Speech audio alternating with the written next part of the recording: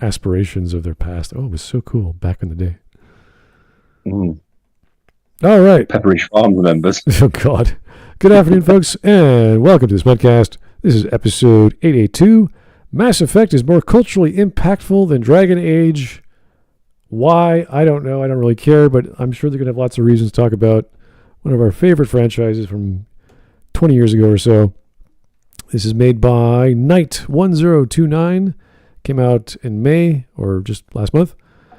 And it's got almost 1.5 thousand views. Good for you, sir. And 76 upvotes by 3 downvotes. So obviously all the geeks and fans and whoever else likes Mass Effect and Dragon Age are going to be talking and watching the show.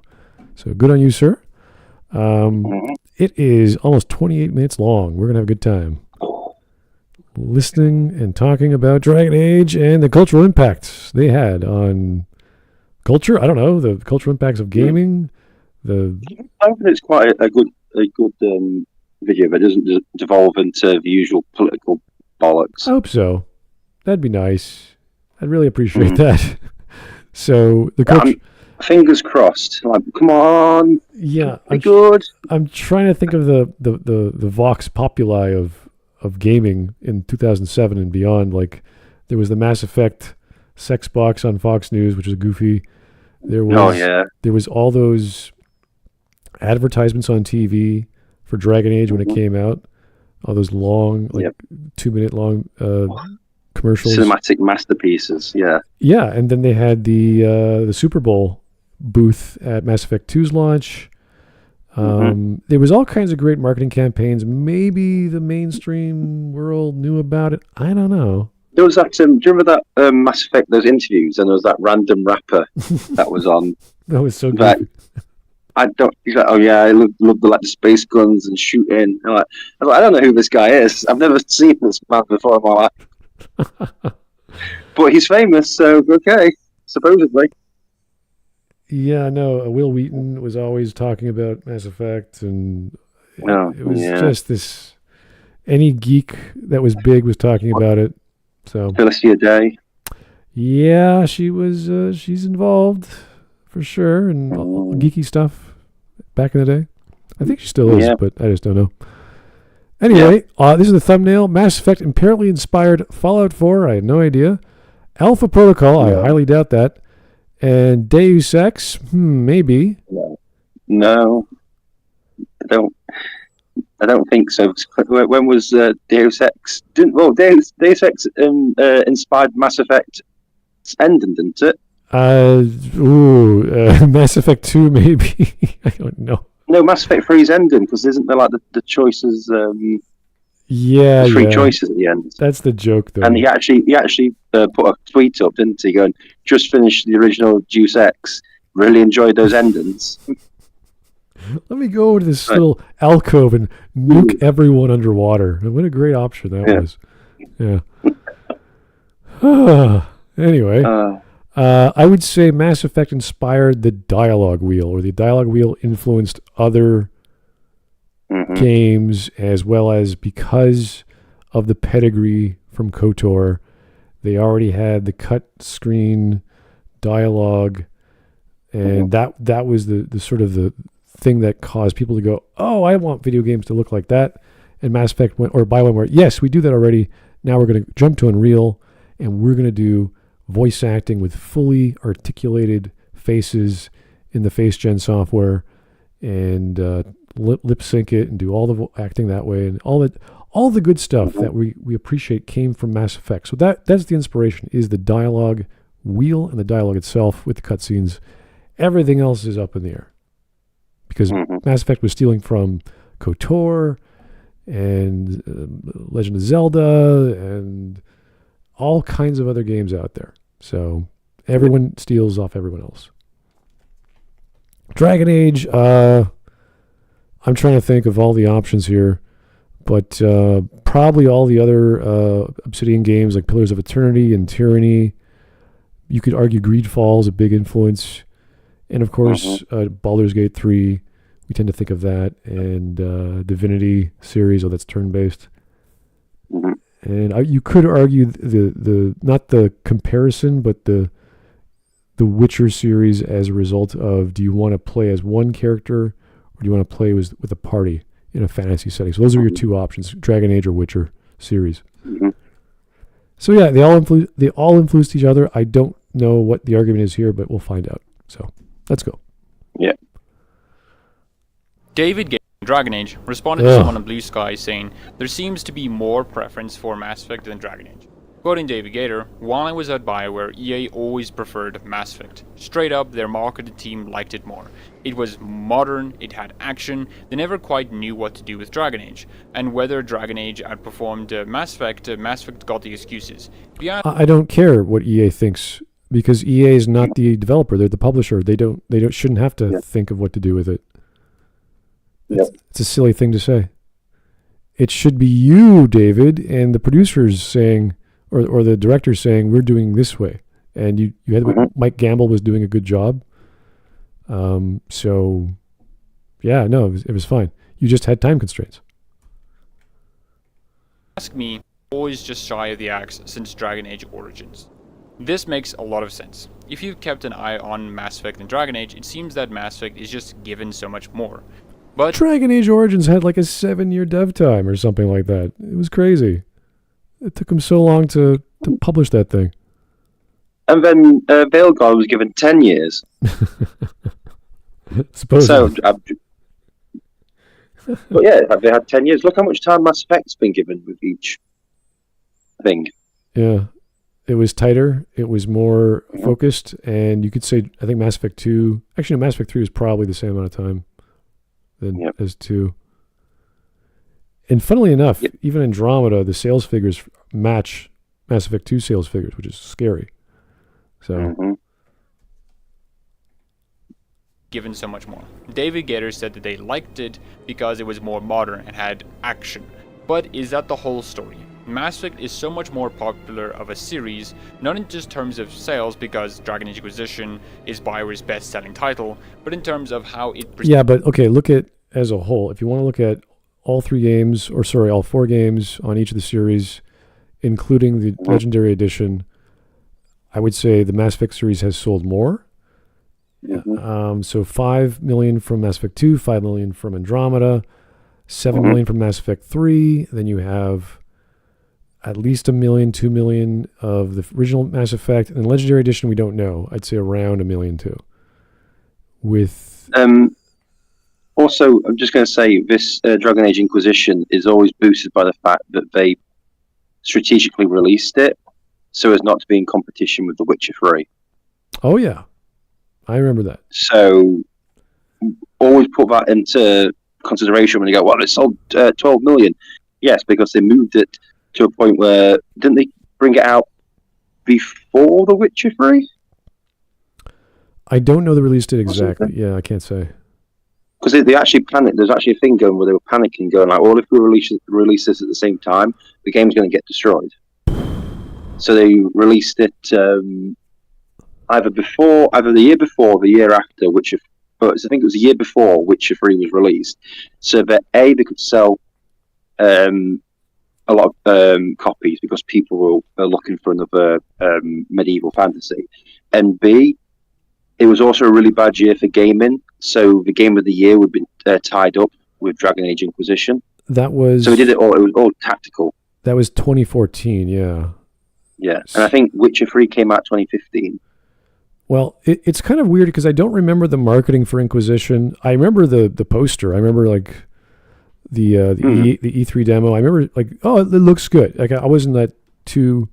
Like you didn't know what to expect kind of thing. It was kind of hidden. Yeah. They showed off the helmet. Oh, he's doing the whole... Bethesda, the character has a helmet on. We don't know what he looks like. Fine. As opposed to Dragon Age 2, which sold poorly, which is like less than 2 million. And everyone knew Hawk. Like Hawk is the beard. Yeah. He had all those trailers. He had what's-her-face voicing them. And you're like, all right.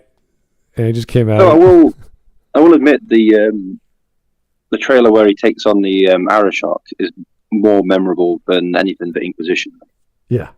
And you're like, oh, is that a mage and he's meleeing? Like, what the hell? How does that work? How maybe that you could do that with your mage and you couldn't, unfortunately. In the game. Yeah. turned a really exciting trailer into a Benny Hill episode. To answer the precise climate, the games you said were never going to win Game of the Year in 2014. Dragon Age Inquisition was the big AAA game of 2014. I clearly remember it being like the tactic of them going. They just come through, obviously, the rubbish with Mass Effect 3 and Dragon Age 2 debacles, and so they needed something big. So they properly planned everything out to give them the biggest win they could get. So they released Inquisition out earlier than they should have, so it could get into the category for Game of the Year for 2014, not be up against The Witcher, and also so that they wouldn't be fighting against Witcher for sales, because they knew that Witcher 3 was going to absolutely beat the crap out of them. That's why with the 12 million sales, you see that's 12 million over 10 years as well. Yeah. But you see a massive decline after Witcher 3 is released from Dragon Age Inquisition sales. Well, yeah, it's the same with Veilguard. Like, it got reportedly 1.5 million the first few months, and then after that, nothing. Like, it's not selling. So I think at this point in time, I think it still hasn't sold as many as Dragon Age 2 has. Dragon Age 2 is at least 2 million, yeah. Yeah. And that was 2, but Dragon Age 2's numbers are 2 million in its original run, not all time. I'm not even sure about that, but I know Dragon Age Origins was over 3. So Dragon Age Origins, because of the popularity of Mass Effect, and because of the marketing, they had so many great Blur. I think they were called Blur Studios that did all the videos. It was like, wow, this is going to look awesome. And obviously, it's not exactly the same as the game depicts it, but you still got that level of storytelling with all the characters that you saw in the trailer. Yeah. A little toned down. We've got the two main trailers are the Sacred Ashes trailer, which everyone remembers, and then the trailer that has Marilyn Manson at the end, which is really weird. It's like a proper almost Tolkien-esque trailer, ending with Marilyn Manson's "This Is the New Shit" playing over him slaughtering Darkspawn, and you're like, oh, okay. I guess we're going down that route. Yeah, there's also the "This Is War" music video. Yes. They licensed for one of their. They put so much money into marketing Dragon Age, and for good reason. Yeah. So, anyway, back to the video. And how culturally impactful it is, even to this day. Mass Effect is more culturally impactful than Dragon Age. Mass Effect's influence on RPGs and gaming can still be felt even today. I just want to know exactly what you general, and then it's gaming. So gaming, all right. So more influence with Mass Effect than Dragon Age on gaming. All right. RPG after it became a lot more cinematic, to how every RPG got a voiced protagonist. Even Obsidian has made a Mass Effect-like game with Alpha Protocol. The most obvious. Yeah, but that's if you talk to they're still around. The interviews with Chris Avallone and the two other devs, they didn't mention Mass Effect at all. They mentioned the Jason Bourne series. They mentioned Bond, and I can't remember the other one. But the series they were inspired by most was the Burn Notice, because that's the idea of Michael Thornton. He's a burned agent and he's on the run, and they wanted to have that sort of tension throughout the story. So not a Shepard-like character. One, which just shows how influential Mass Effect was, is the dialogue wheel, which is there to indicate to the player that they want to think this is a Mass Effect-like game. It has wormed its way into many games, both big and small, of Orcs and Men, Deus Ex Human Revolution, Mankind Divided, Alpha Protocol, and even today with Assassin's Creed Shadows, which is particularly odd because the prior RPG Assassin's Creed games used a list format. And the biggest example on how Mass Effect influenced an RPG so heavily is with Fallout 4. Emil Pagliarulo. Really? I don't know. Maybe. Fallout 4 was kind of a mixed bag for dialogue choices, and there's very little dialogue choices. Yeah, when I think of... You end up making the same character constantly. When I think of what did the original Mass Effect influence, I would say Dragon Age 2 pops to mind the most. Yeah. Because the original Dragon Age was the style of interplay games, or the Baldur's Gate style games with the list.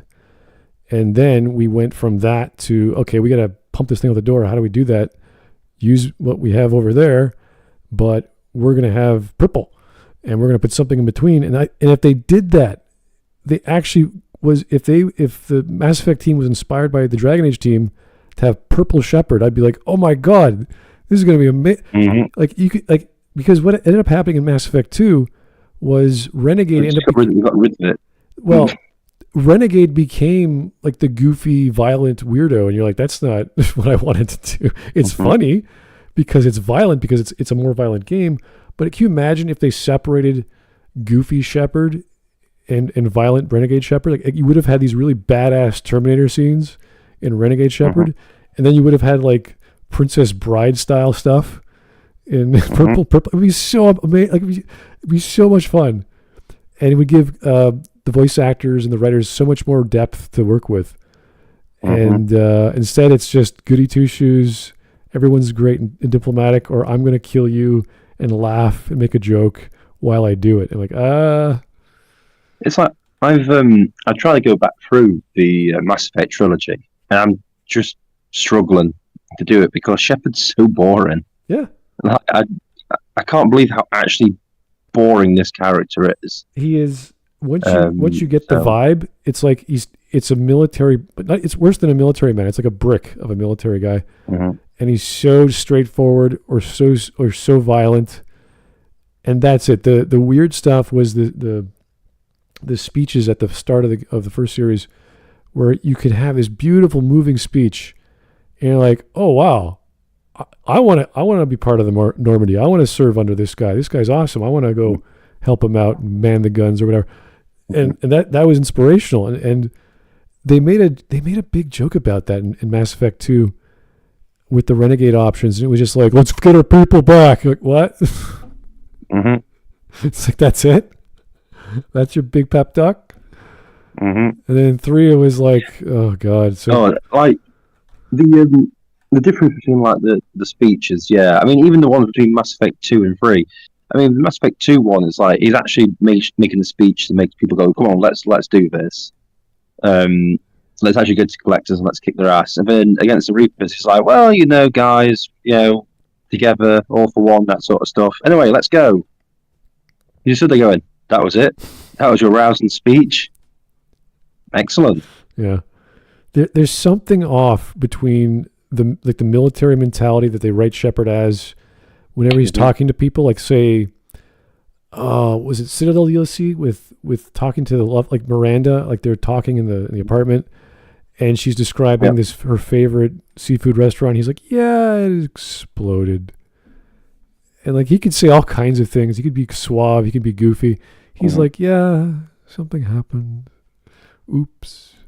Like, see, that's the thing. It's like Shepard's so straight laced with stuff that when you just start saying the goofy Marvel dialogue, it comes across as really weird, and you're like, it doesn't sound right coming from you.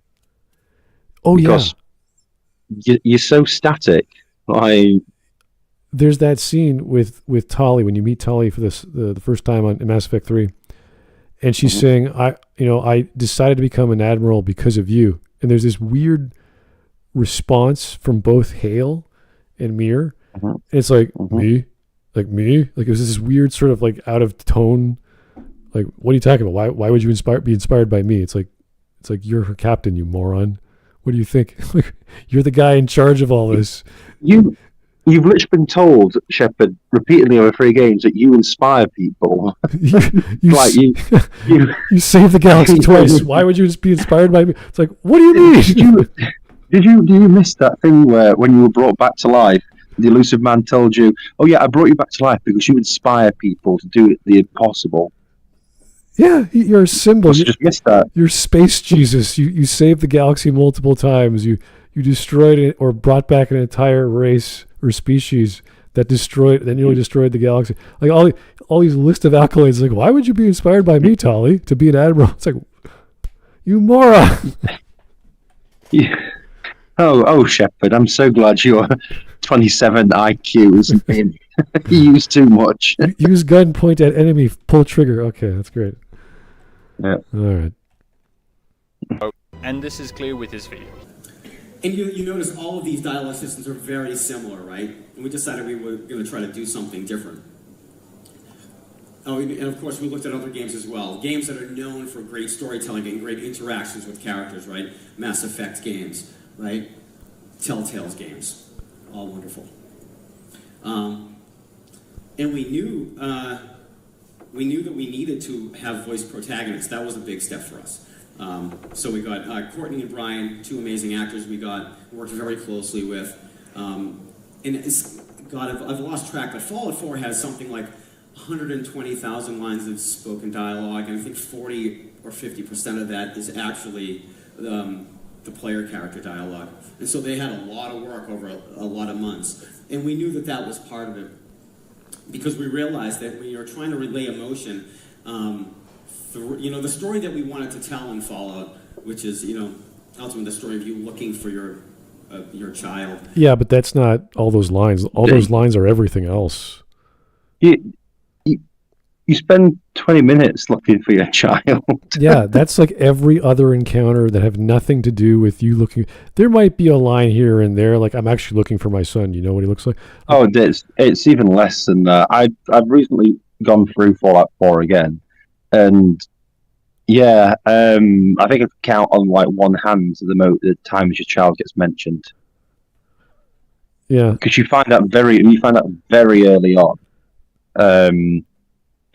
Okay, spoilers by the way for anyone who's not played Fallout 4, but your child is actually an adult man who's in charge of the institute. So I think you find out literally after like 7 missions. You're like, oh great, okay. So you're not even looking for your kid anymore. Yeah, but to say it's inspired other games, and I think the system in Fallout 4 is based off your specials. So if you have certain points in your skills or your special stats, you can say certain dialogue choices. I can't remember. What, in Fallout 4? Yeah. No, it's just you can do whatever you like. Yeah, you can just be. There's. So usually it's yes, no, question, sarcastic response. And sarcastic's just him being, the character being really stupid. And I was like, oh, this is no fun at all. I'm going to stick to yes. Just say yes to everything. Yeah. I wiped out so many poor settlements just saying yes to everybody. Oh, dear. Kill those people. Yes. Poison that water supply. Yes. Anyway. We knew that we needed 2 actors who could relay that sort of emotion, and we needed a voice protagonist to do that. It was a very controversial choice within the studio. It's the first time we had ever done that. And there's something to be said for the silent protagonist, right? So you can have the voice in your head. But we knew that in order to tell the story the way we wanted to, we were going to have to voice them. He believes that Fallout 4 needed a voice protagonist and needed a similar dialogue system to be able to tell the emotional story they wanted to tell. A story about a parent looking for a child, and so he looked to other games to see how they told their stories. Mass Effect is one of them. Now, this isn't about if... Yeah, but the Fallout 4 is made more like Dragon Age 2. Yeah, it depends on how you gauge it. It's it's literally a sarcastic option. That's what it's called, the sarcastic option. Uh-huh. I wasn't making a joke. It's literally called sarcastic. Like, there's no angry option or paragon option. It's like, as I said, yes, no, and sarcastic. As soon as I saw it, I was like, oh, this is very Dragon Age-esque. And I thought, that's why I thought, oh, I'll play it that way. And then, like I said, it just turned into him being just really silly. Whereas in say Dragon Age 2, Hawk uses it to like get the better of people and is quite witty in some of them. This guy was just like talking stupid sometimes. So I don't know, but yeah, it's literally called the sarcastic option. So I'd definitely say it's more Dragon Age than Mass Effect. All right.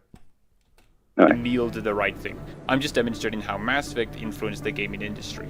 It resonated with Emil enough for him to want to make something similar, to change a series that was about player agency above all and make it into a story that restricts the player's agency in favor of narrative.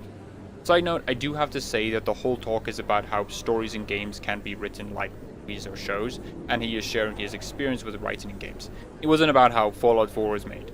It doesn't change my point because it is showing how Mass Effect influenced the gaming industry, just needed to clarify that. Though the fact that he expresses his disappointment that he can't write a game like a movie or a TV show does demonstrate that he wants to make games like that, at least at the time this talk was made.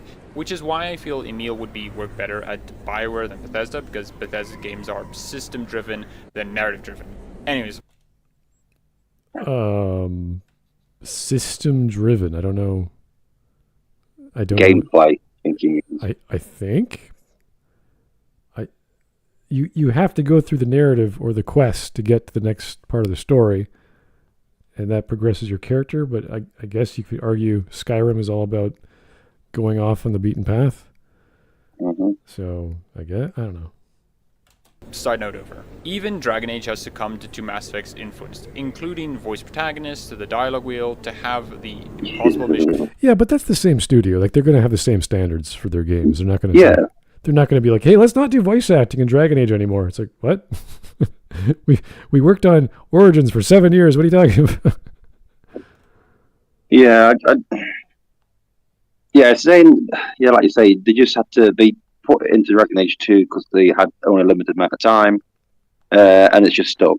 So yeah, can you imagine if they did not do the same level of quality, or rather the same level of attention to detail than they did previously? It's like, hey, we're not going to do cutscenes, we're not going to do voice acting, we're not going to have real time with pauses. Like, what's left? Like, what are you doing? Also, I'm going to be brutally honest, especially with Mass Effect and obviously Dragon Age.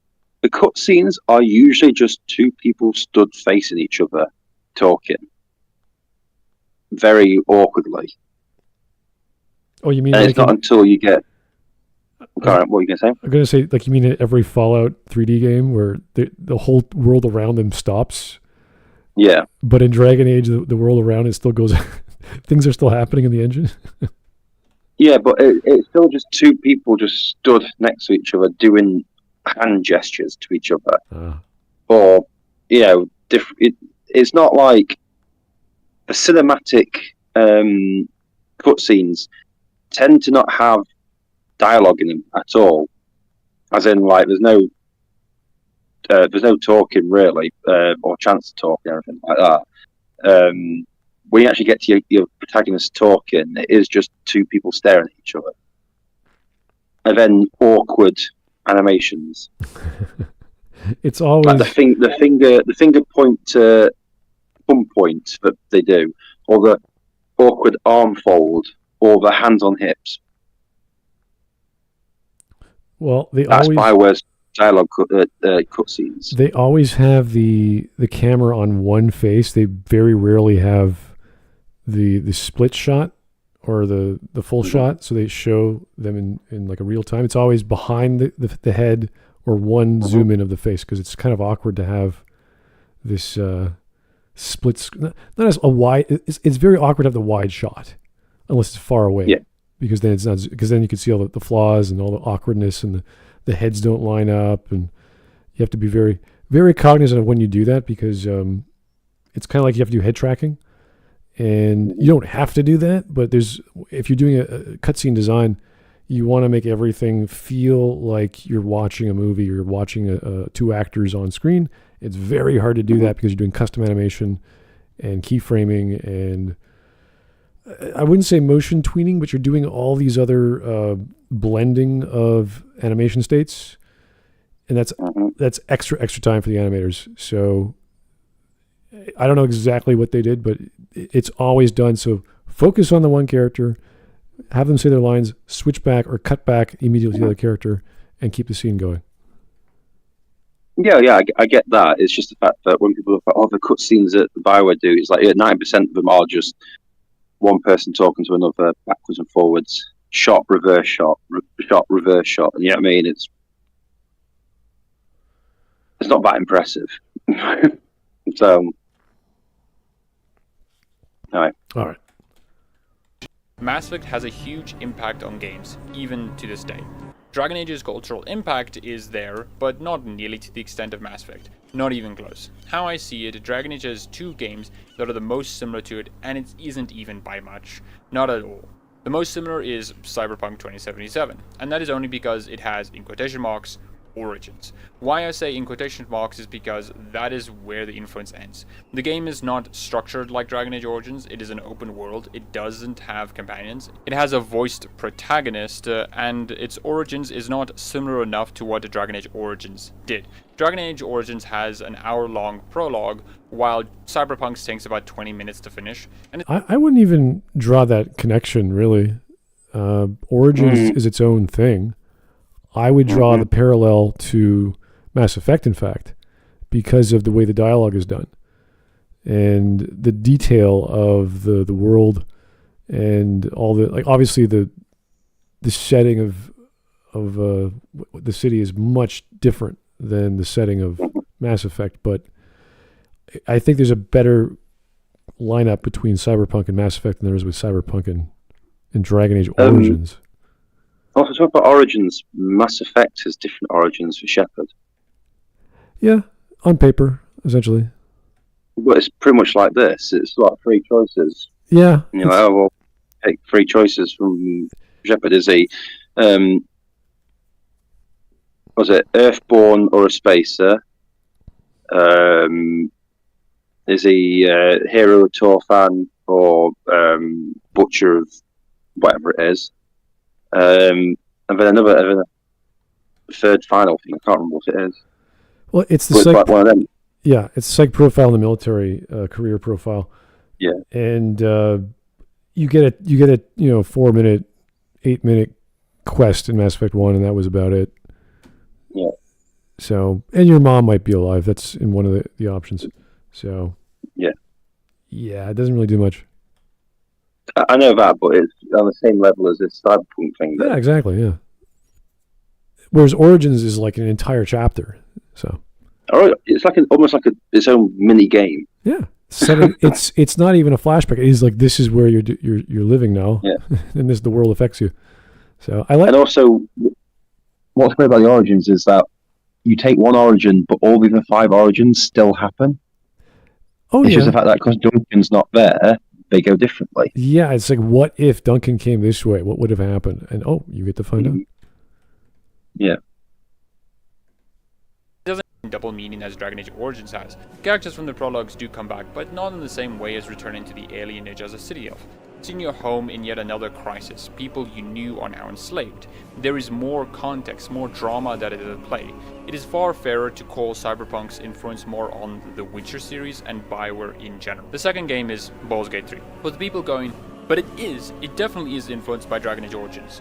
And I have to ask, how? How is Baldur's Gate 3 influenced by Dragon Age Origins? You really?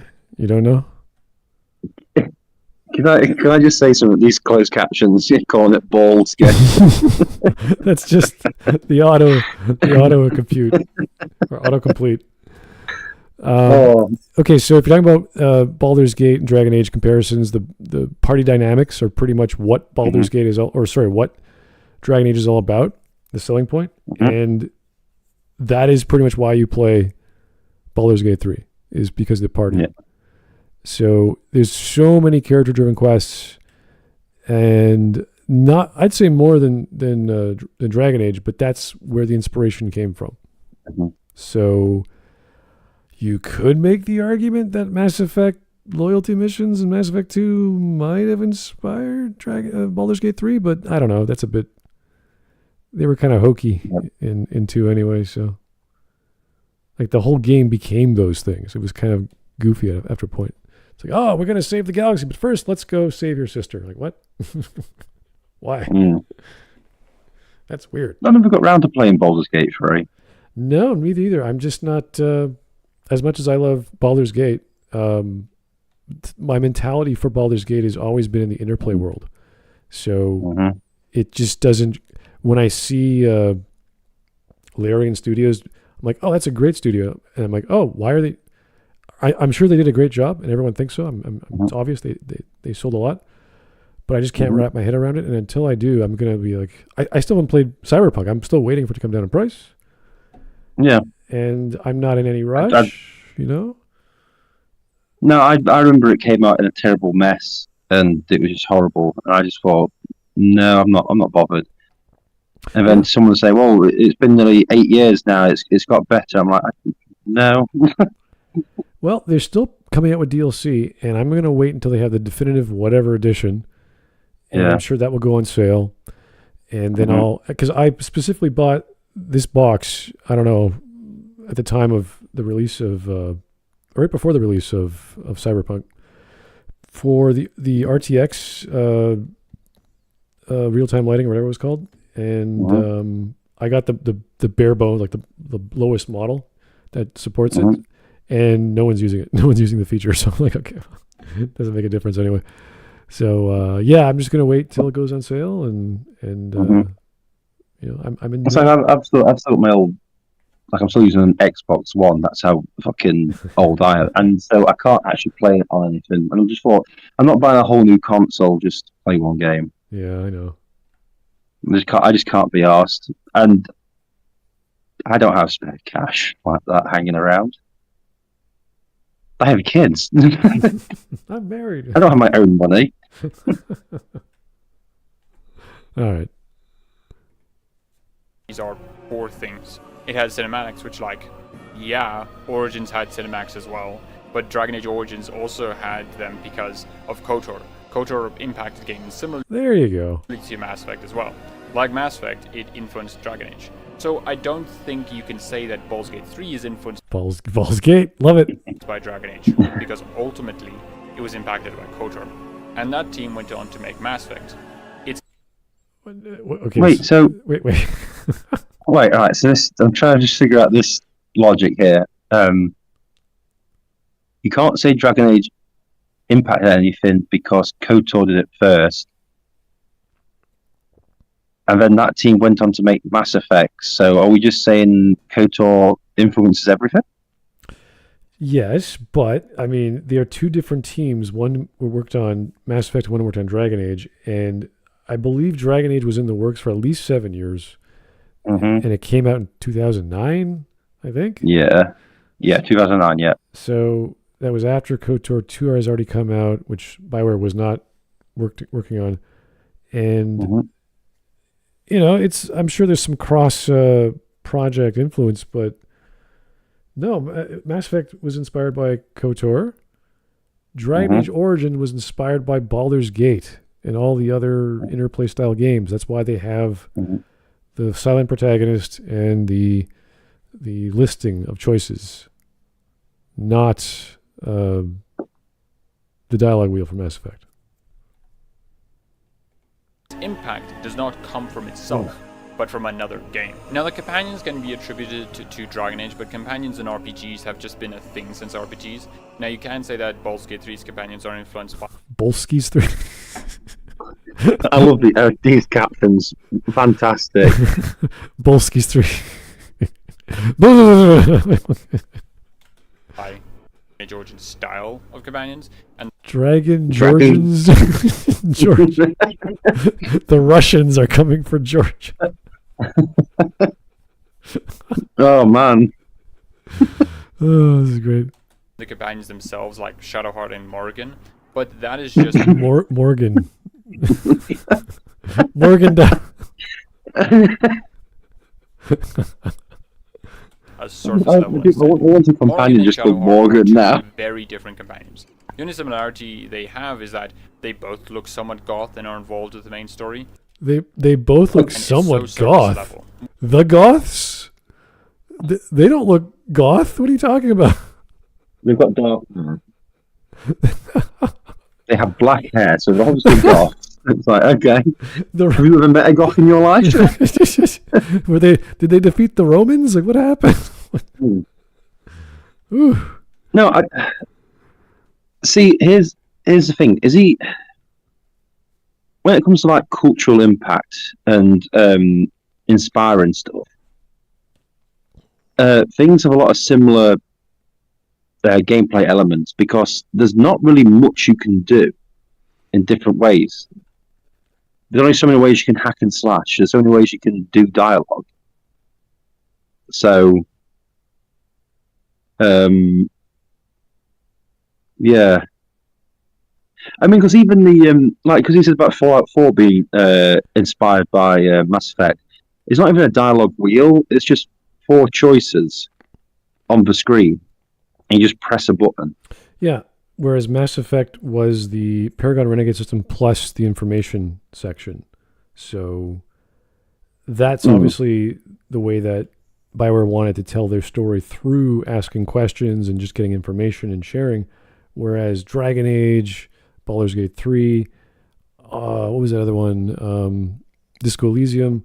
It's all it's more than just here's all the information to click on. It's basically you're going through a branch and you're stuck to that branch. There's no going back as much as you want, especially with Disco Elysium, because you could fail dialogue checks, and that's kind of the point at times.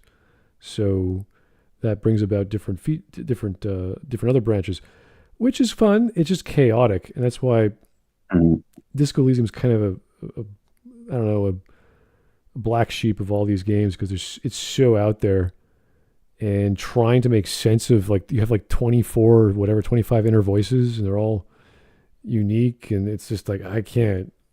It's too much is going on. Just to talk to someone, just to have your drunken detective who's forgetful try to ask like, what happened when I went blackout drunk last night? Can anyone tell me? It's like, who the hell are you? I don't know. Please tell me. Morgan opens up a path to save the player character from dying, while Shadowheart is a delivery girl of the main plot item. She isn't even relevant to the main story as Morgan is. After Shadowheart... I don't know very much about Baldur's Gate 3, but Shadowheart is very important to the main plot. She has this thing called the box, which you need to progress the plot. So, yeah, she's kind of important. Makes the delivery, she no longer is needed. Not that she has a purpose whatsoever, but the role she plays is different from the role Morgan plays. They serve very different roles. They are also very different people. Morgan is, frankly, a bitch, but that is the point. She's very rough around the edges and is always working to her own ends. What Morgan approves of is telling of what she values. She values prioritizing the self above all others. In a D&D alignment chart, she is a neutral evil character. She won't actively do harm, but she will betray or use others to her own ends if it furthers her own power or goals. Shadowheart is a good person deep down. Her story is about abuse and manipulation, and what direction she can... Yeah, sorry about abuse and manipulation. What, like, Morgan's was with Flemeth? Yeah, they're very similar. Because Flemeth abused and manipulated her. Also, Morgan is actually a good person, considering the fact she actually went out of the way to help to stop the blight. And, yeah. So why are we comparing these two characters solely because they both have black hair? The romance options? I don't know. I assume so, but yes, I can tell they're different characters, because the only thing you've said is similar is they're both goths. I'm like, okay. The goths. Ah, boy.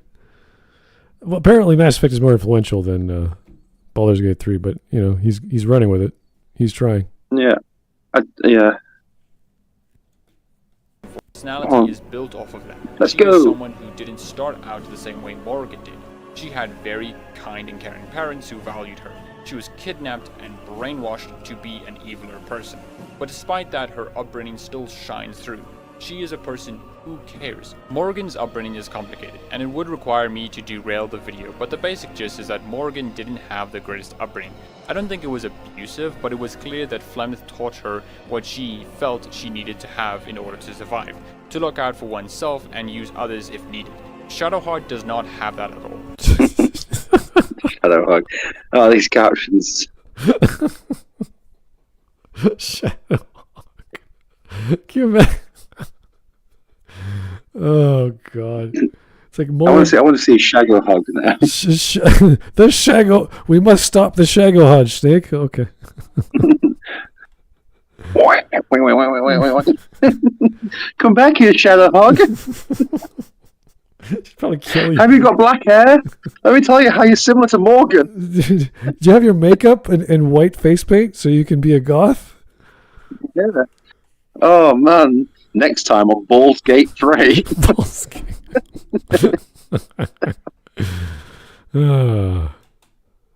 She's skeptical and secretive due to the circumstances of her upbringing, but she is a kind person deep down. Yeah, okay. She approves of the player character helping the tieflings, while Morgan... The tieflings? The teens? These captions are not helping them out here. I don't know. Yeah, I'm not exactly sure what he said. Has no such care. If placed in a similar position, Morgan would have sided with the Absolute because they bring promise of power. The same is true with every companion. And the companion story is progressed very differently as well. Dragon Age's companions are progressed linearly. If you do not have enough approval for a companion, you just can't finish their quest. You will go past Goldana's house multiple times in Denerim, yet you can never enter there. You can meet Dwayne with the Sten, and he will never mention Sten's sword. With the Sten? It sounds like you meet a guy and you put a gun to his head. The Sten. Yeah. Here's my old grandfather's Sten in the closet. Let me pull it out. Oh. Yeah, see, the issue here is, as well, we're talking about a game from 2009 versus a game from 22? When Baldur's Gate 3 came out? Yeah, around there. Yeah, that's over a decade. Nearly 15 years out of advancements. They can do different stuff. Yeah, they had a lot more time, and I'm trying to remember, their early access was almost 3.5 years or something crazy like that. Mm-hmm. So also, I just want to point out as well, there's these things called gifts in Dragon Age Origins, and you could literally just keep spamming them until every single companion loves you, and you can complete their quests. Yeah, even if they don't like the gift is not like attuned to their likes, it still gives them a +1. Still counts as 1. Yeah. So there's so many of them. There's a thing called a little cake, and you can just keep giving them, and it's like +10. Yeah, I think Morgan likes mirrors. Yes. And shiny baubles, and Liliana likes I don't know, shoes. Yeah, I guess I can't remember what it was. It's shoes and clothing. Oh, okay. Alistair likes trinkets. Sten likes paintings and artwork. Wynn likes books. Ogren likes ale. Zevran likes leather and gold, which is very weird. Dog likes bones. And who else is there? Shale likes other rocks.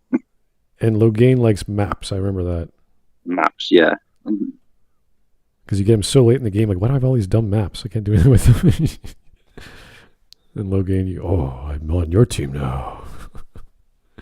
I guess I'm an improvement from the other guy. It's like, yes, you are. The appropriate moment of approval is gained, and the quest is followed as is. It's built in up a story. While in Baldur's Gate 3, you can progress all companion Brotherhood of Steel 3, okay. Stories non-linearly. You can barely talk to the companions, yet finish all their quests without ever speaking to them. Baldur's Gate 3 is far more non-linear. Oh, look at that. It went BG3. That's amazing. It sounded exactly the same as the previous statement. department that Dragon Age never was or intended to be. In Dragon Age Origins, you can choose what order to do the main quest in, but you can never choose to skip any of them. While Baldur's Gate 3, you can just skip everything. Additionally, companions are playable.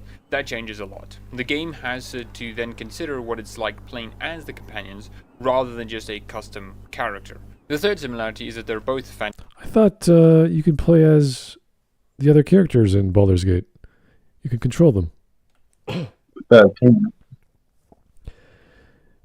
know. I think you can. You can control Morrigan, and she's in the back casting spells. You can switch over to Sten, and in Dragon Age Origins. Yeah, you can play. Yeah, you can switch. Yeah, you can swap over. Yeah. Yeah. What's he talking about? Yeah. Was he saying that you can't do that in Dragon Age? He's implying it. Well, you can do that in all the Dragon Ages apart from Veilguard. Yeah. Okay. This game. That is so surface level that it's hard to see how anyone can think this makes them related. One is an original IP that is deliberately made to be different from D&D. David Gator said this on a live stream for their, at the time, new game, Stray Gods. The transcript should appear now, and the link to the transcript is in the description. And the other is just D&D with no focus on world building. The last is that...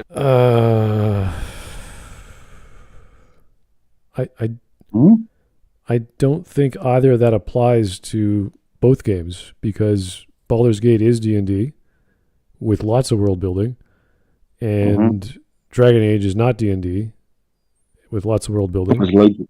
Yeah, lots of world building. So they both have world building, and the rule set is obviously different in both games. So, Baldur's Gate 3 has, in quotation marks, origins. It is similar in name only. You don't have an hour-long prologue that sets up the world, characters, and story and themes. The only double meaning you have is seeing characters from the origin backgrounds, but that is muted because you don't have any context behind them. Seeing Karlach's old friend is cool, but means nothing because the player couldn't develop a relationship with them prior to meeting them. There wasn't anything as meaningful as seeing Shawnee, Gorham, or Lesky. The things that made Origins special aren't in Baldur's Gate 3. You don't get to customize a character with a background. You don't get to have an hour-long prologue, or get to have that double meaning. Nor do you get to have that sense your character belongs to the world. Baldur's Gate 3 isn't influenced by Dragon Age or Origins. It's just too different for that to be the case. Baldur's Gate 3... okay, but I would argue any game that was produced post Baldur's Gate series, like Origins, Inquisition, will be taking ideas from all of them. And Larian Studios is no slouch when it comes to making polished games, or at least releasing a polished game. Obviously, the glitches and the bugs throughout early access were hilarious, and did not shine a very good light on their production methods. But that was all cleaned up on release for the most part. So yeah, hang on. For some reason, I've been kicked out of the watch together. Don't know why, but okay. Yeah. So hang on. Jesus. God damn this technology. Come on, join back in so I can keep watching about Baldur's Gate. Or BSK 3. Yeah, no, it's really weird that he's saying the same stuff, and then the captions just keep saying different things. Yeah, it's like the captions are deliberately not like he says the same thing the same way. I'm like, okay. It's like this: Dragon Age or Origins. It's like, no, he clearly said Dragon Age Origins or B-Gate. What? I feel like I'm catching a plane now. Gate 3, Baldur. Baldur. Is there a Baldur at Gate 3? 3. I see we're there at B-Gate. All right. You're back. Back, let's go. Let's go. By BioWare broadly. And in the way influenced is by BioWare's cinematic style and not their ways of making games. From how they make RPGs to what they prioritize as important, it is very surface level. Baldur's Gate 3 is more of a Larian game. You think BioWare is very surface level how they make games? Well, now they are, yes. But back then they weren't. They made entire engines just for their game. Yeah. Dragon Age game, or a BioWare game. Baldur's Gate 3's true inspiration lie with Ultima 7, as Sven says in this interview. Wow, okay. Dragon Age has had so little impact on the gaming industry, no games have earnestly tried to be like it. From Dragon Age Origins to Dragon Age Veilguard. Now, Dragon Age Veilguard is understandable, since it's released recently at the time of making this video, and its influences are just, again, Mass Effect. Now, that doesn't... Cool. How was a 10-year-long game inspired by Mass Effect by the same studio? Like, what are you talking about? Where's what are you talking about when the team influenced the ending of Veilguard that was from Mass Effect? Like, that's a literal influence. Oh, yeah. Is it influenced because it made it you could only control the main character? So yeah, but that's, as we know, that was not done because it was a design feature. They just turned it off because they didn't know. They had to push this thing out the door. They didn't have time to balance everything. Yeah. That's why probably still didn't balance. It's a weird thing to say. I would not say Veilguard was influenced by Mass Effect. I'd have to actually know more about the game, but also, I'm going to be honest here as well. If he's made this video, obviously this May, he must know that Veilguard is not going to influence anything, considering the fact it failed miserably. Yeah, well, that's another issue. The cultural impact. The entire studio down. Yeah, it's it's like what not to do when you make a Dragon Age game. Yeah. Oh. What not to do if you want to make any form of media. Yeah, that from a beloved franchise that sold 12 million in the prior run. Yeah.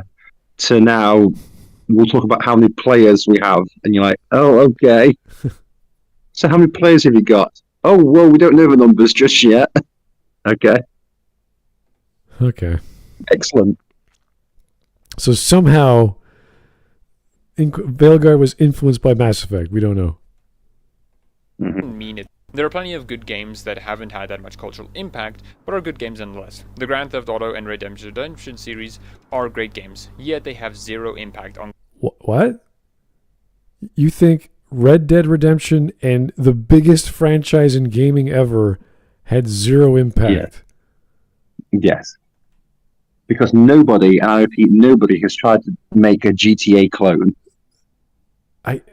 What are we talking about now? There's literally a subgenre of games that are called GTA clones. The most famous of these are Saints Row. Cyberpunk. I mean, what? What are we talking about right now? GTA has no cultural impact on anything ever at all. Gaming. Ladies and gentlemen, I want to point out that GTA 5, the most sold game in history. A game that was released in 2013, and they still haven't updates today. There are children who were born when GTA 5 was released who are now insulting people on GTA Online. I hope he clarifies this. I'm awestruck. Wow, that's a crazy. Also, Red Dead Redemption 2 literally is like a Goliath of things, to the point where you've got Jack Black in interviews talking about how he would love to make a movie about it, or a TV show, and there's like numerous people talking, we could do this, do that. That's, if I don't show you the cultural impact. If they were to do the same way, not the same way, obviously, but if Netflix were to take Red Dead Redemption as opposed to the Last of Us or whatever, they would have a much easier time writing a script with those characters write themselves. You just set those up and they're pulling a heist, they're robbing a train. And the thing is, you've got 6 seasons easily. Oh yeah.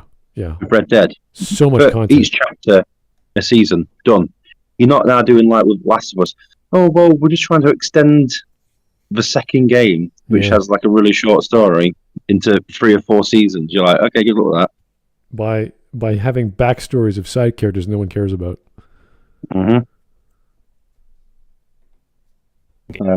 No games have tried to be like them. What? Some take elements here and there. I've just the Saints Row series. Cyberpunk, one of the biggest releases of all time. You oh my god! You literally look up a list and just type in to Google GTA clones, and it'll give you a list of all the games that try to be like GTA. I'm not saying multi-$100 million productions are common, but it's influenced everything for the past 20 years. Open world city games. Yeah. So you've got the Saints Row series, Sleeping Dogs, the Mafia series, the Watch Dogs series, Scarface, The World Is Yours. Obviously, Bully, it's from Rockstar, but it's like the school version. The Getaway, Cyberpunk 2077. Just Cause. Yeah.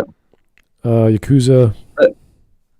GTA clone belongs to a subgenre of open-world action-adventure video games characterized by the likeness to Grand Theft Auto in either gameplay, overall design, and others. So, yeah, there's so many, like... L.A. Noire, I like. That examples, yeah. So, I don't know what he's on about there, but no one's ever tried to copy GTA. Okay. Even Red Dead. Red Dead is GTA, but in the West. Well, yeah, I would argue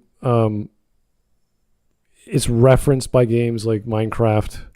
Like, it's so culturally influential. Like, everyone, like Tom Clancy has it in their games. I think Spider-Man as well. Mm-hmm. It's all over the place. So it's kind of like the name Mario is so culturally known because of Nintendo. Yeah. Like, it's that level of well, it's like the top five is, if you always ask someone about a video game, you've got Mario, GTA, Halo, what else do you have? Sonic, and there's usually like a fifth one or something, but those are like the ones where, if you said to anybody, name a video game, it's one of them they're going to be named. Right, it's always Donkey Kong, Mario, yes, Samus Aran, Link, Zelda, Sonic, all the big ones. Probably, Zelda, it's going to be Zelda, even though it's Link, but everyone calls it Zelda. But, do you know what I mean? It's like, those are the things, like, people call, like, obviously, Master Chief the Halo guy. So Halo guy, Doom guy. Yeah, but it's like, but if you ask, like, a boomer, like, a video game, it's one of them. So I don't know where he's getting like, oh well, GTA's done nothing. Yes, okay. I hope he means gaming as a whole, because then you could say, well, it's so big, no one can try to remake it. But yes, that's true. But then it's like, but then people have tried to like copy it. Like I just said, I've given a short list of games that copied GTA. Right, but it has its own subgenre.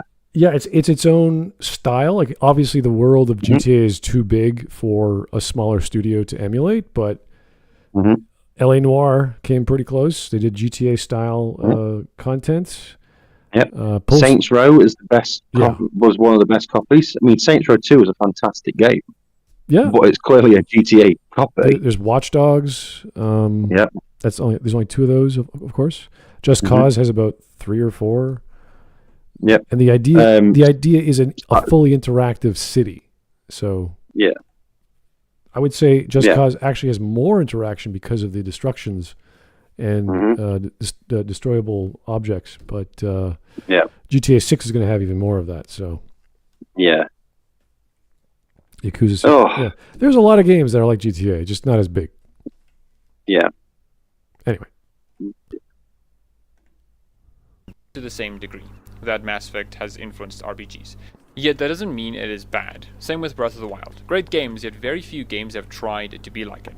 The only one I can name is Eternal Strands, a 2025 game, one game since Breath of the Wild's launch in 2017. The next question I have to ask is, why? Why is Mass Effect so much more culturally impactful and popular than Dragon Age? It can't be because Dragon Age is bad and Mass Effect's good, there's more to it.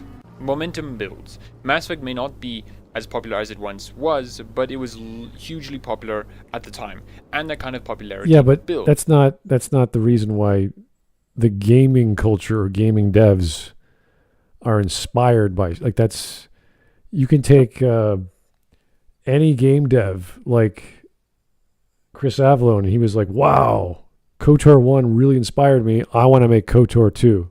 You know, he's not trying to do his own thing. He's trying to just reinvent the wheel. He wants to take the old wheel and just make it new.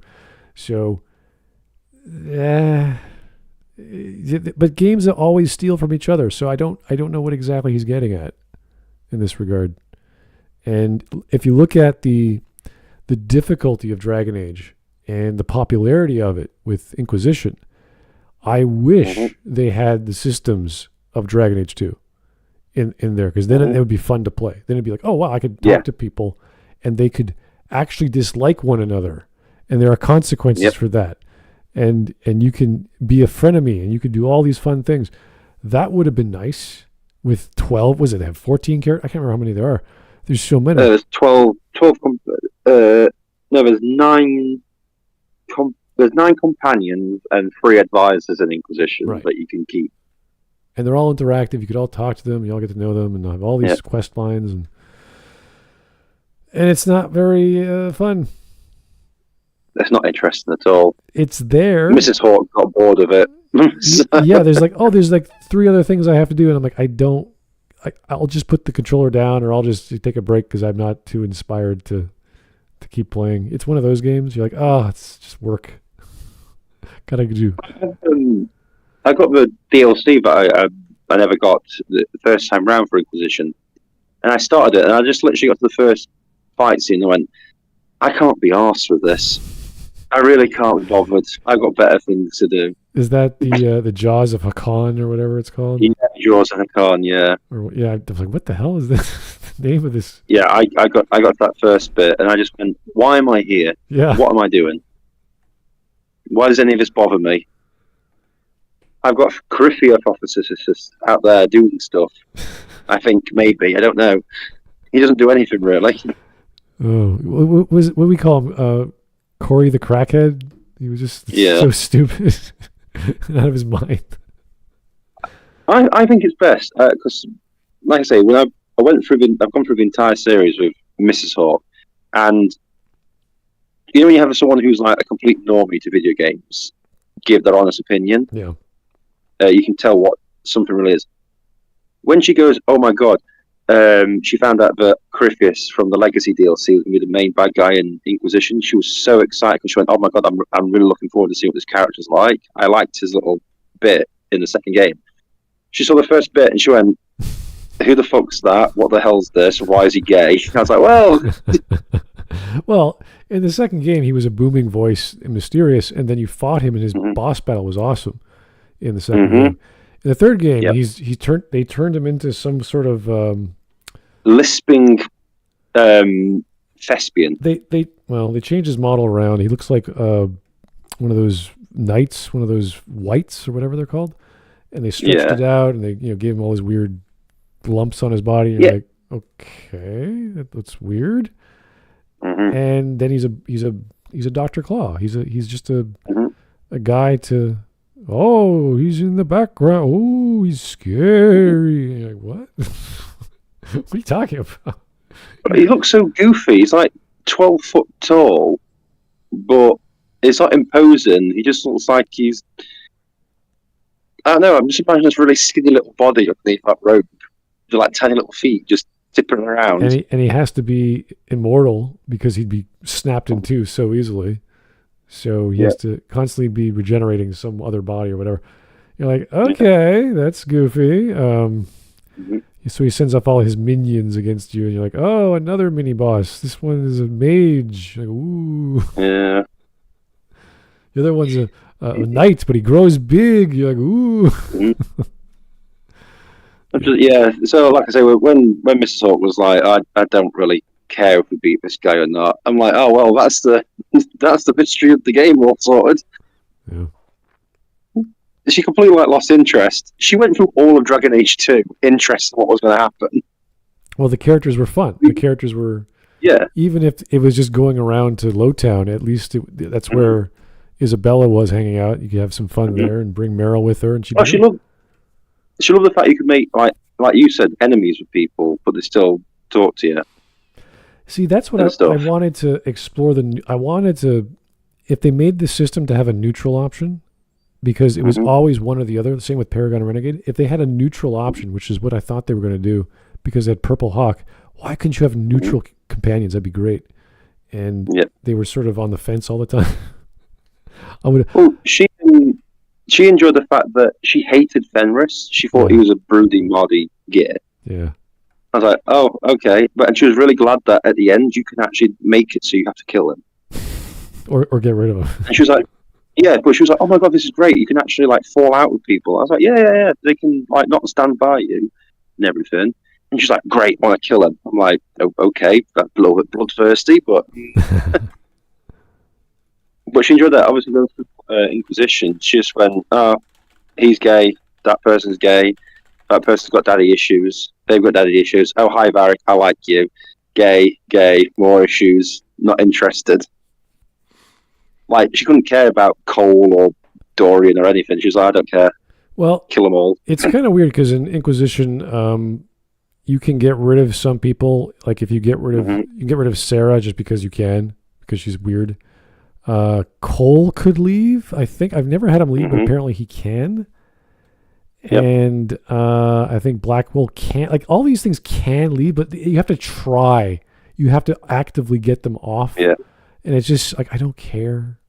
Is that when Blackwell got found out? I said, "Oh, you can end up having them executed." And my missus was like, "Oh yeah, kill him." I'm like, "No, we need a sword and shield guy." She's like, "No, we can just kill him." I'm like, "No, we need we can't just kill everybody." She's like, "Why not?" I'm like, because we do need some companions. She's like, "Oh, okay." Yeah. She really got bloodthirsty with Inquisition. She really was like, "Oh, everyone's going to live, aren't they?" I'm like, "Yeah." She's like, "Great." I've never seen her want the entire cast to die. They do irk you a bit. I think Cassandra is relatively entertaining. She's okay as a character. She should be way more involved, but she's not. Yep. She's just sort of, I'm going to resign to being a foot soldier. Like, why? Why would you? You're a dragon slayer. You're amazing. No, I'm going to just follow you. It's like, what? One of the funny things, obviously, with the romance options, I was saying, "Oh, this is what can happen." She went, "Okay, so where's the good-looking ones?" Yeah. I went, "Oh, what do you mean?" She went, "Well, where's the good-looking girls I could like?" Because she was like we played a male mage, and she was like, "Oh, where's the good-looking women I can sleep with?" I was like, "Well, there's Cassandra." She went, "Okay, where's the good-looking one?" I went, "Oh, there's Josephine." She went, "Again, where's the good-looking one?" I was like, "Well, yeah, that's all we got to choose from." She went, "Fine, Cassandra. Okay, whatever." Oh, that was dear me. Yeah, the others are all men or homosexuals. Yeah, it's like, all right. But it's just so funny because obviously we've gone through obviously the Morrigan romance to begin with. Then we did in the second game. Who did we do?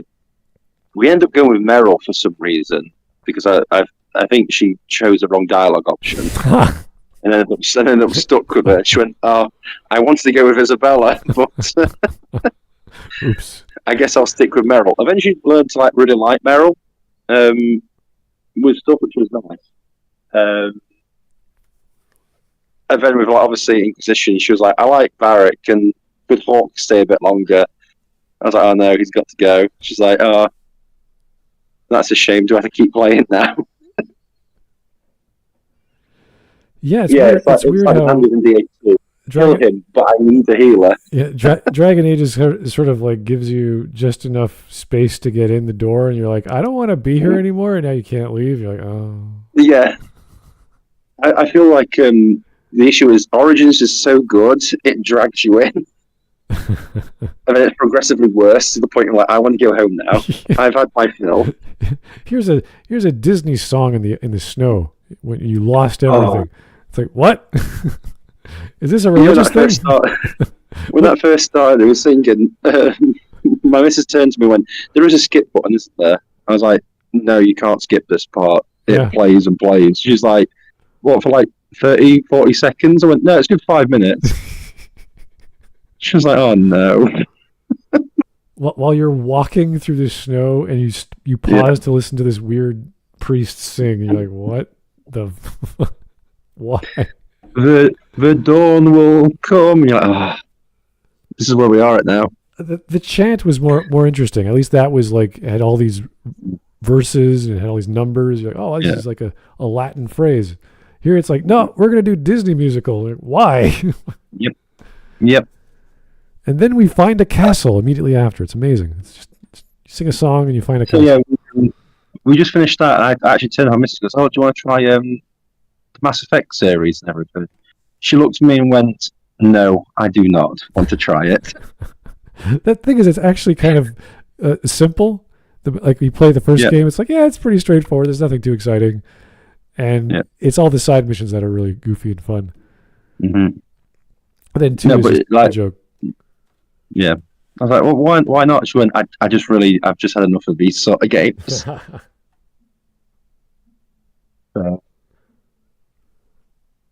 All right. Yeah, Mrs. Hawker's very. I'll say she's very right wing with stuff as well. So. No, you mean she's correct? Oh, I don't like saying women are correct, but yes, she's very close to being. Get enough beer in her and she'll be fine. Yeah, she wasn't very happy with certain things. She hates what they did with the Kunari, because she loved Sten, and she also loved the Arashock in Dragon Age 2. She thought they were great, and then she saw Iron Bull, and she was like, "Who the hell's this guy?" Again, why is he gay? Why is his horns the size of your arms? Like, I don't know. Yeah. They changed them again. Anyway, let's continue. Yep. I struggle a lot in the video finding out the reasons why Mass Effect is more popular and culturally impactful. It's not an easy question to find out, as I will discuss why it is difficult when I get to it. So to help me at least get to the correct direction, I asked my community for their thoughts on the topic. So thank you for everyone who responded to the post. I appreciate your contributions to this video and the channel. Link to the community post in the description. So let's get to it. The reasons are comprised of what my community said and my own thoughts about it. It's sci-fi, it's novel, it's more marketable. Mass Effect being sci-fi was one of the reasons I dismissed. I did this because I wasn't thinking about the context Mass Effect was in. I was thinking about sci-fi games in the context of today and what it was like when Mass Effect was released. The commenters of the community post helped me realize though that in context Mass Effect being a sci-fi is what made it so popular. If you look at all the games being made before and around... Yeah, but that's more of a male thing. There's a lot of women and men in fantasy as well, but in the fantasy... what do you want to call it? The fan fiction, the fan art, the fandom is sort of its own beast with fantasy genre. And I don't know. I still don't know why Inquisition was so popular. I can't say what the market. Yeah, it is literally because it was in that spot between Skyrim and Witcher 3, where Skyrim had been out for 3 or 4 years. It lost its shine. People were looking for something new. And Witcher 3 hadn't come out yet. Oh. I don't think a list containing balloons and Bejeweled is helpful here. No. So sci-fi, you've got obviously Assassin's Creed, it was sci-fi-ish with the modern stuff. Yeah. BioShock is a little bit there. I'm just trying to look now what's down there. Borderlands is sci-fi. Okay. Okay. I'll see what his point is in a minute, but yeah, a lot of different things. I would say it's on demographics, and science fiction appeals more to males, but it has to be. It has to be something that it's like, oh, that's there's all kinds of science fiction I don't want to read or watch. So it has to be very specific, and because it is like a Star Trek-like game. Oh, okay, that would appeal to many, many people for all kinds of reasons. Whereas Dragon Age is just, when it came out, you're like, I'm not sure what to make of it. It looks kind of hokey and dirty and very not like Tolkien or Martin, but its own weird, dirty, dark, bloody. I'm like, that's when this is like post HBO tits and gore shows were coming out, so it's like, I've seen it all. It's no big deal. Whereas sci-fi, you can, there's all kinds of exploration you could do. There's all kinds of cool laser guns. There's all kinds of cool aliens. Whereas fantasy, you know what to expect. Yeah. Mass Effect. Fantasy a lot was, of them are either fantasy games or games set in modern settings. There were very few sci-fi games, the most notable being Halo. Mass Effect was coming into a game industry that had very few sci-fi games, and especially sci-fi. Yeah, but that's an argument against it, though. Yeah, but then you also had, like, Dead Space came out in 2008, which is just after it, so it's still in the same development period. You had Gears of War, which was sci-fi. Yeah, exactly. And that was huge. That was massive. I think people forget how big and that series actually was. That influenced Mass Effect too. Everyone knows that. So, but the cover shooter. Well, yeah, that's what created the cover shooter. Well, that was popularized it, I would say. But But the people who helped develop Mass Effect 2 wanted to be as much of Gears of War as possible, as well as reinventing the entire lore of Mass Effect guns, because they liked the shotgun reload animation so much. Yeah, they wanted to have that in Mass Effect just for that.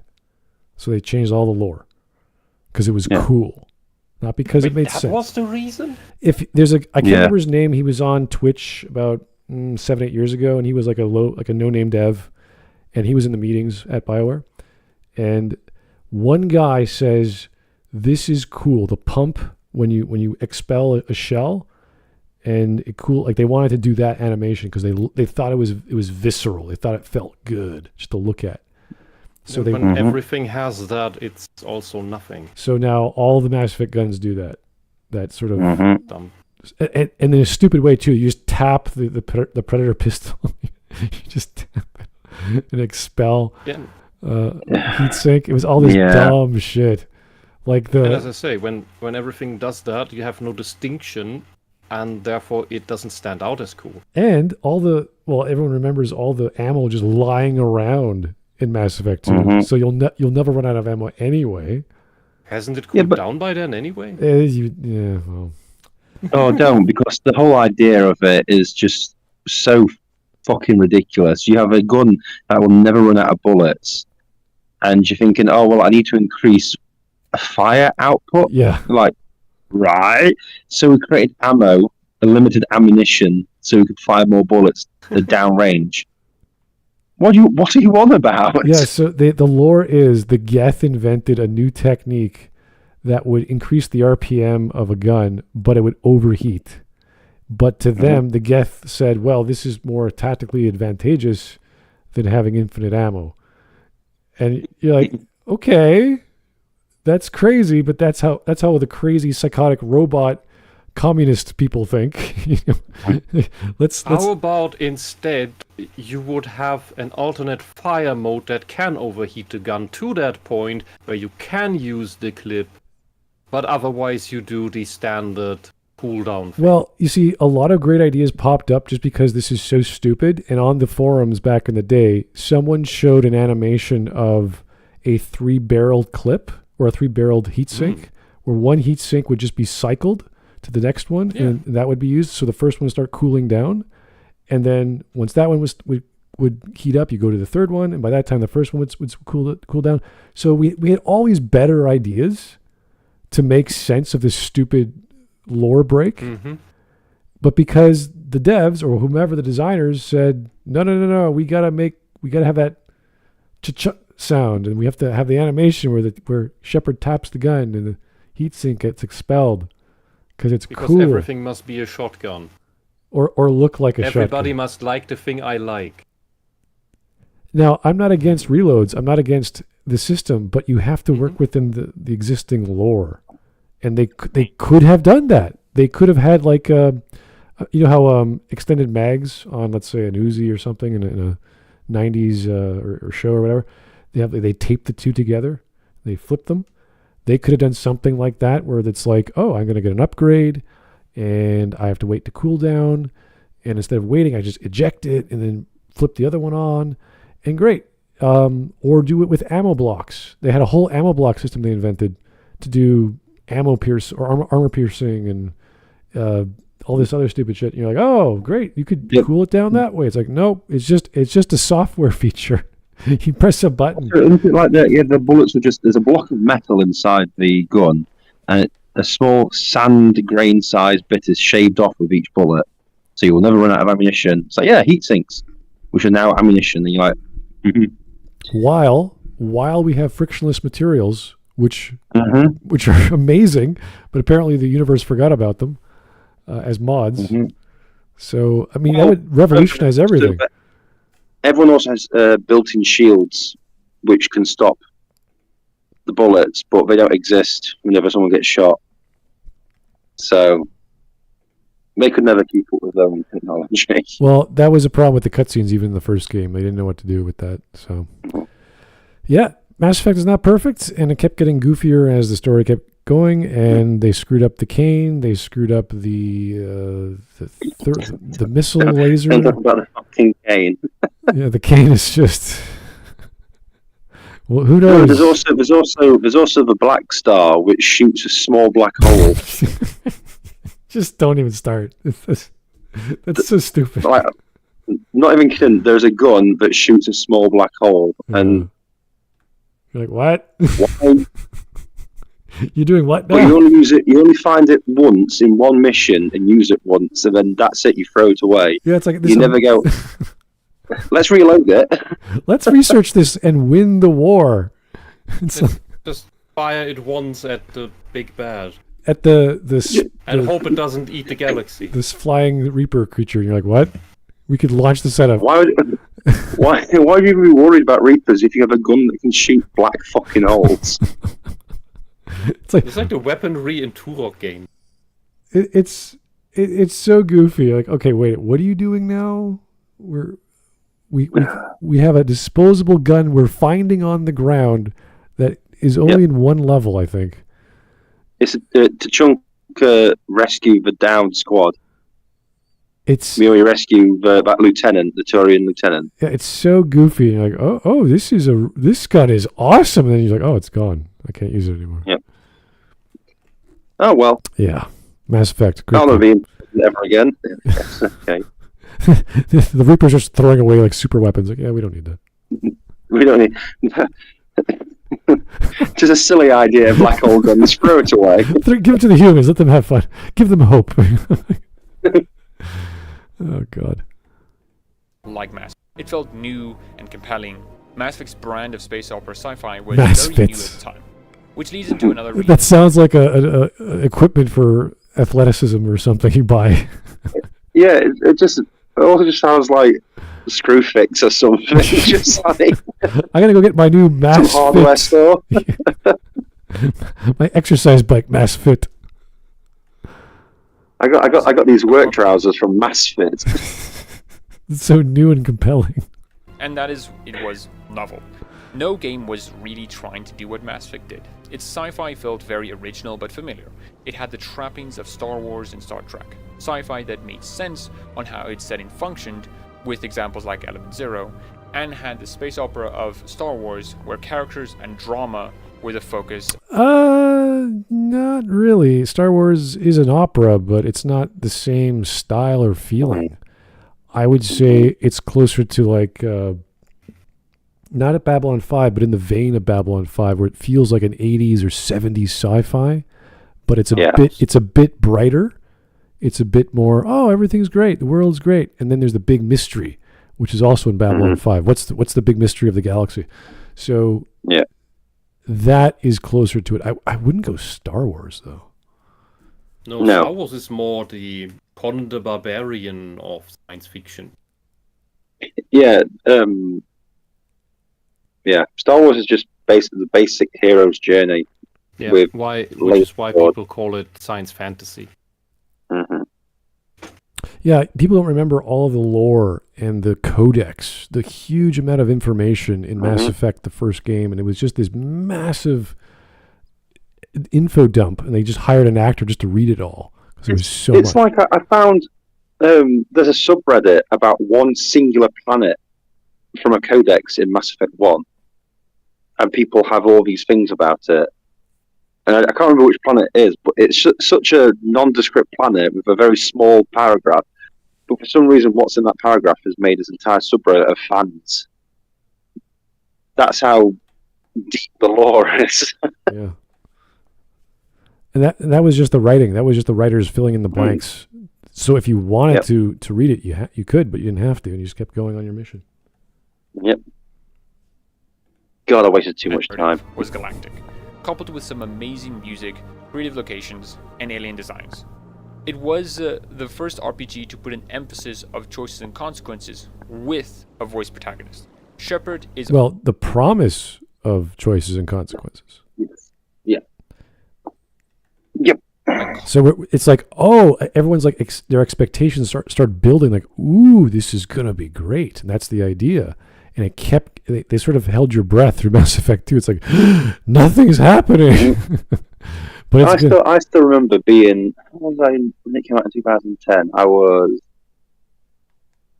16 when it came out, and I still remember playing that game like religiously through that entire year, getting so excited for Mass Effect 3, thinking, oh God, this is amazing, this is wonderful, this is great, I'm really enjoying this, I'm really looking forward to all these consequences and choices.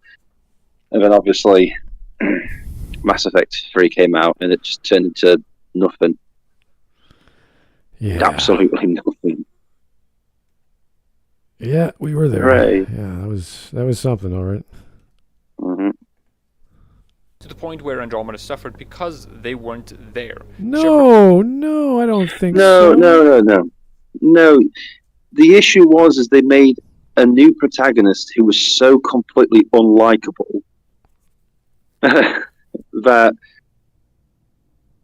I don't know. There's loads of problems with Andromeda beyond the protagonist. Yeah, the forced drama of the father dying, which we were all interested. We were all into the older man who's got this cool thing in his head, and he's an experienced N7. You're like, well, this guy's like Shepard, but more. He's got kids. It's like, oh, this is if Shepard had kids. Well, that's cool. And he's exploring. And he's voiced by Clancy Brown. Oh my God.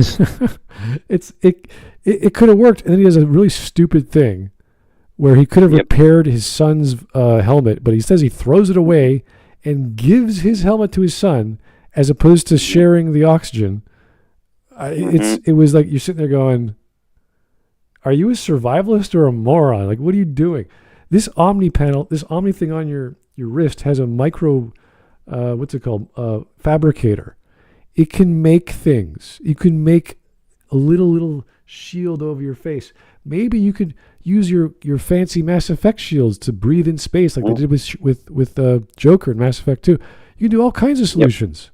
You could turn your arm into a face mask. All kinds. Use the Earth. I don't care. All kinds of things they could have done, but no, they had to kill him off just to have a younger male or female hero called Ryder, who's a pathfinder who finds the path. Yes, I understand what that word means. And unfortunately, the rest of the world was boring. There wasn't much to find. It turns out that settling a new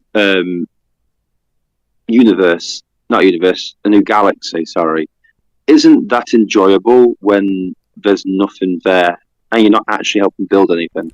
Yeah, it would have been a lot better. But you have Splatoon Squid.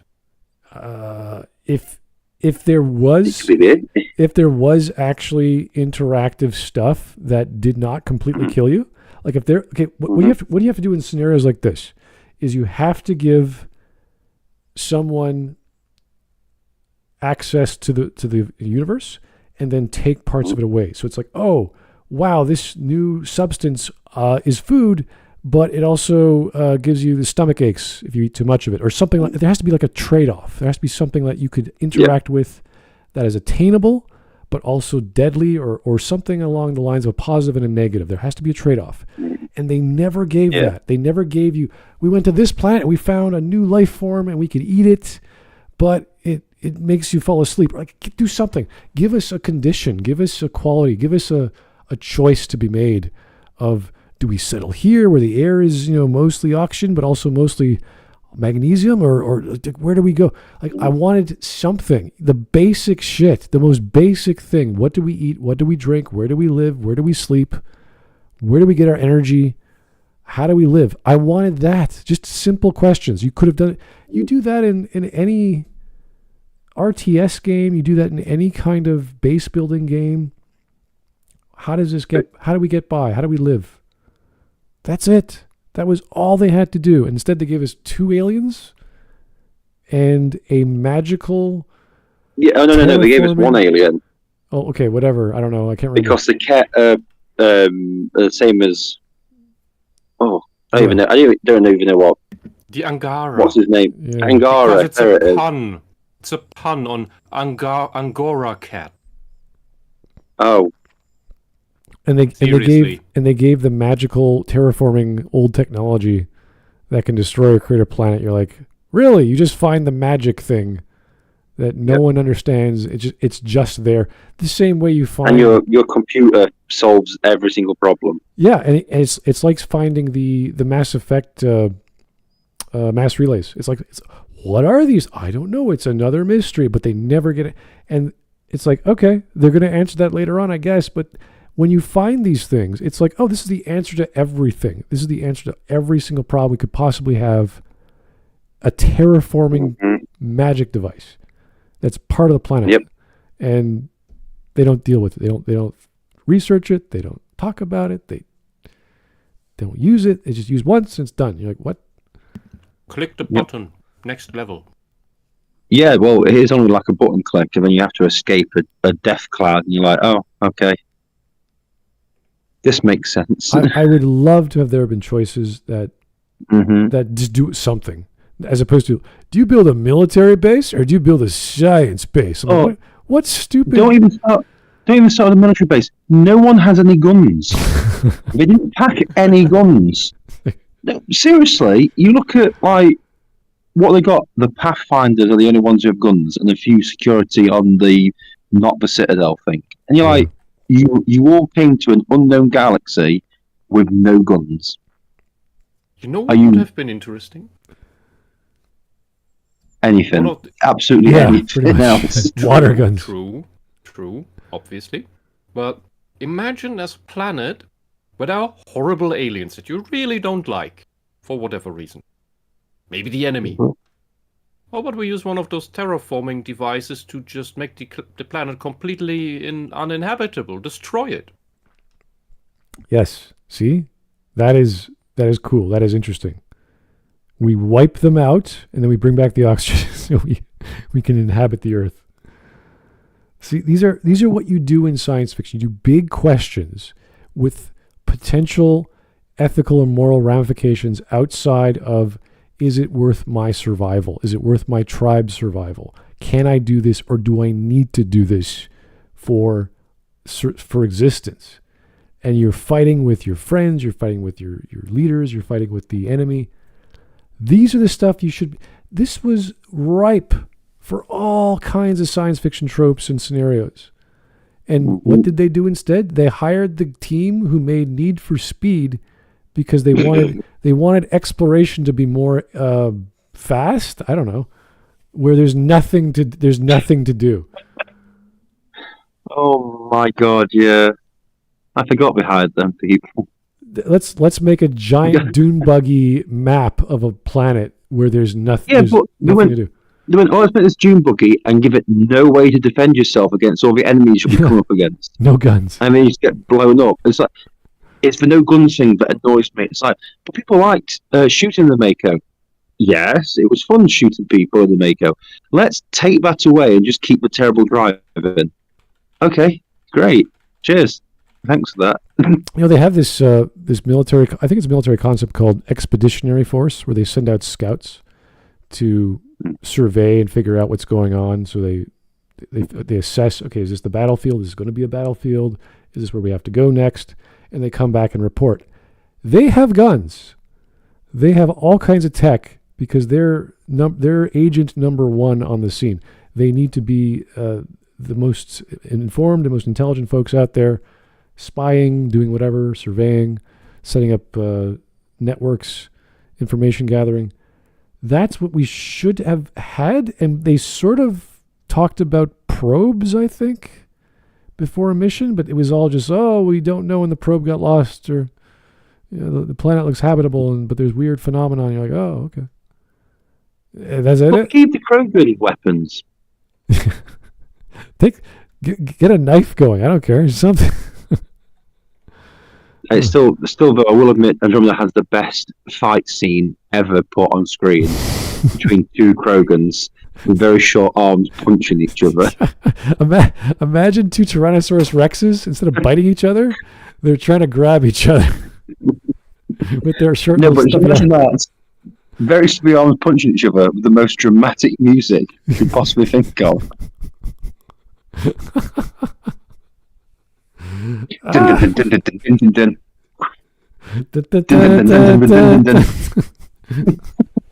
It's like it's worse than watching that. I don't know. It's worse than watching that Gorn fight with Kirk on the original Star Trek. Yeah, but at least they throw punches at each other and rocks and. These two are just slight taps to each other's heads.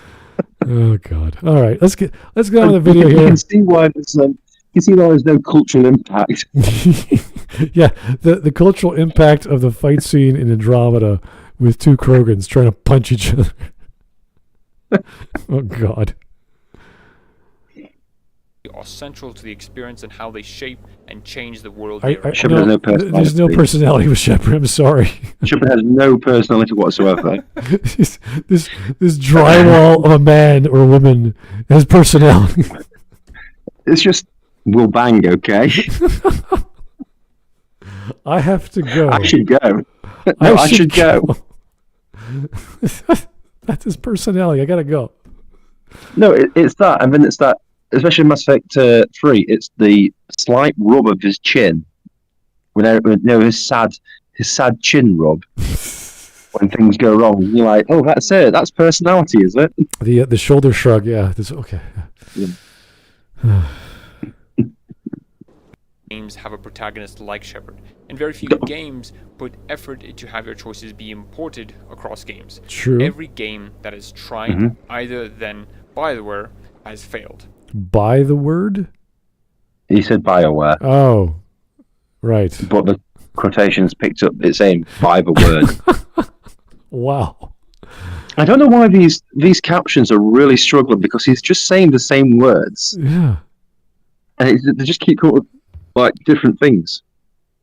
It's got to be his language that he's English. But I can understand him perfectly fine. I just don't understand why the captions are struggling so much. Interesting. Yeah. These captions are not his friend.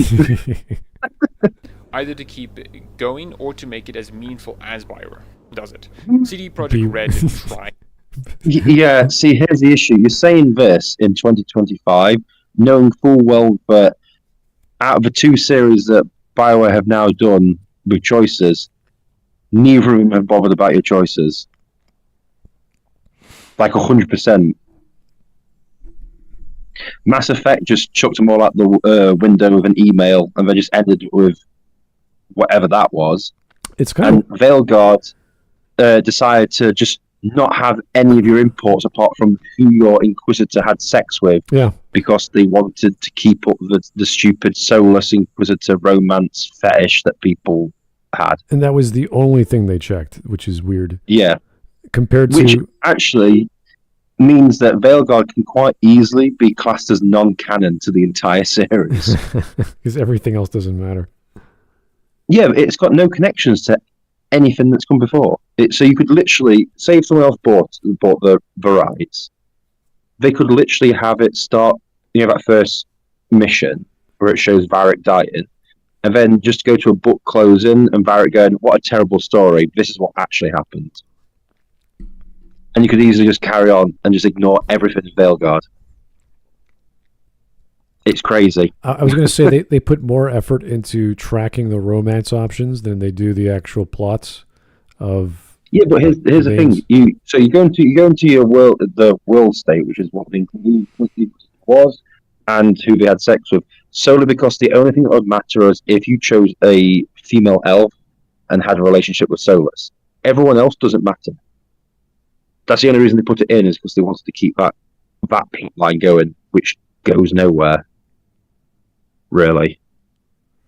Because Inquisitor's only in 2 scenes. Oh, yeah, great. Yeah. All right. Aren't you glad that they completely destroyed Ferelden, Kirkwall, Orlais, Orzammar, and everyone else? Just like killed everybody. Yeah, Redcliffe, everything's gone. Redcliffe just killed everybody. Just so that they could have that silly kiss scene between Solus and whatever her name was in the female elf Inquisitor, so that Tumblr teenagers could draw their fetish porn. And it had to be female elf. You couldn't have any other option. No. Yeah. If you said, "Oh, my Inquisitor was male," it was like, "Oh, well, you've got 2 scenes. Good luck." Yeah. Then he disappears from the story. Because Solus doesn't care about anything except for female elves. Yeah. No, that's it. It just disappears from the story. Yeah. So choices literally didn't matter at all. So he's now saying this after Veilguard proved your choices don't matter. If you kill the past that way, nobody can go back to it and build from what has been destroyed. You can imagine that the influence would be different if Veilguard never came out and we just look at Inquisition. Mm-hmm. You'd be like, "Oh, okay, well, Inquisition was pretty stupid, but there was a lot. There are choices. A lot was going on. Inquisition disbands essentially at the end, and you could have made someone the Pope. You could have made someone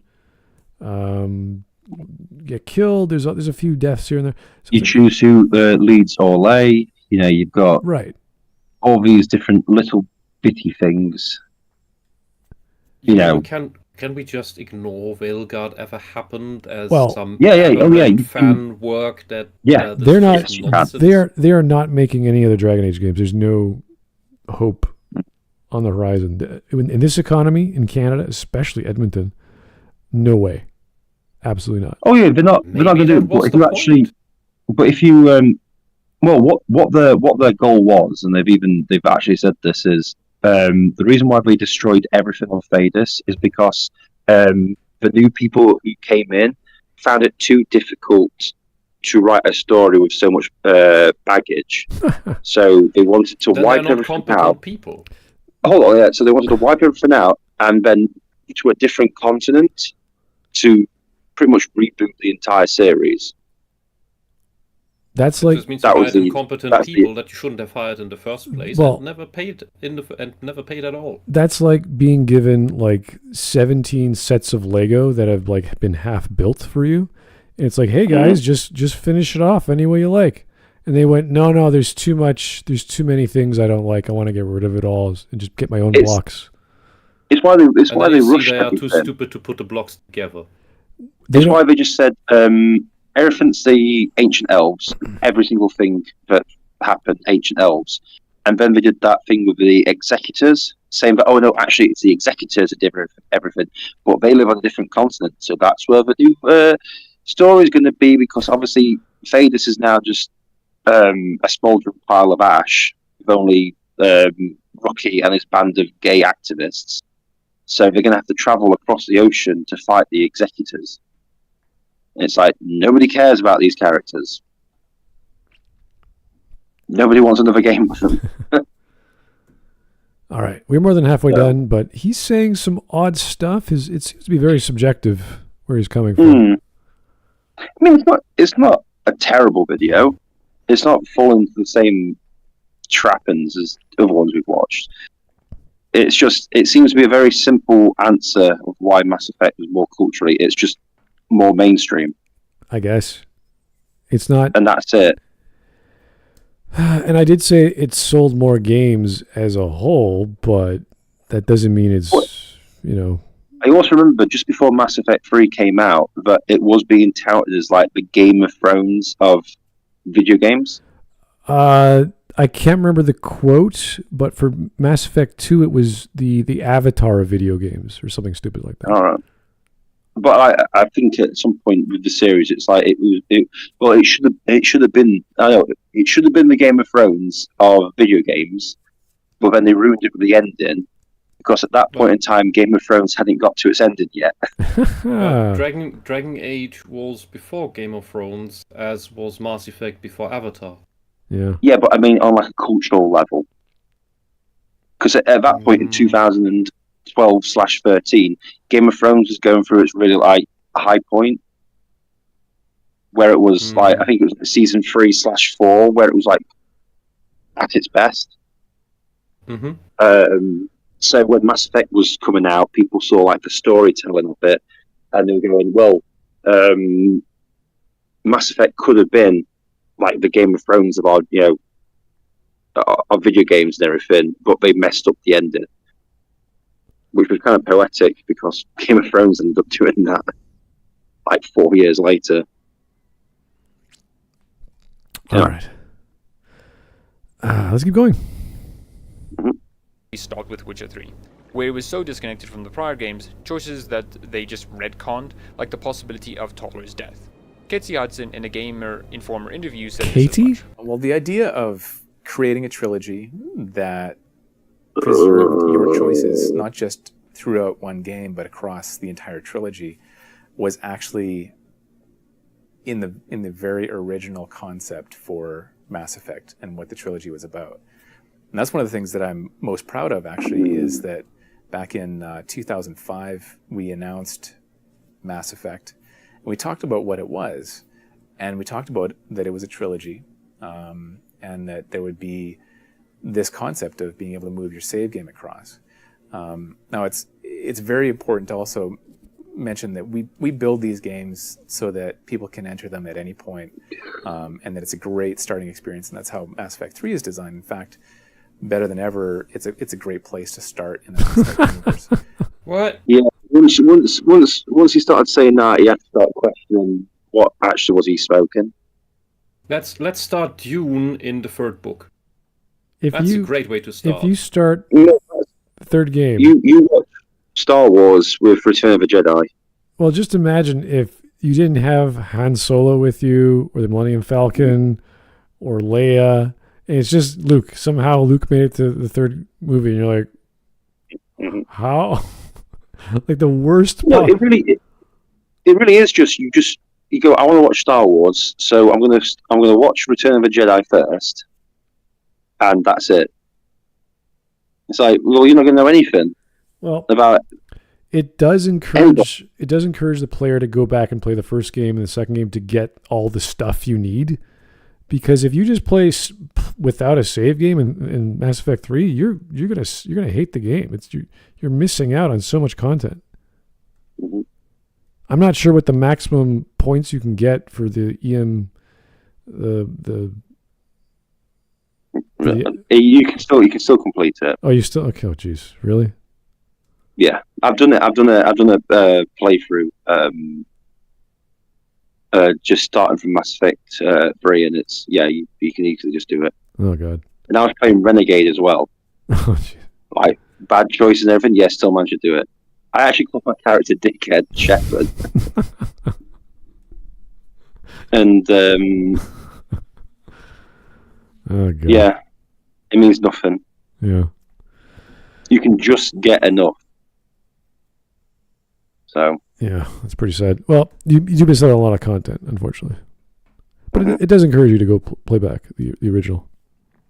Yeah, but it's always the start of a good place to jump in. It's like, no, you should be saying to people, no, you got to really jump in at number one. Yeah, it's like sell watching those older games.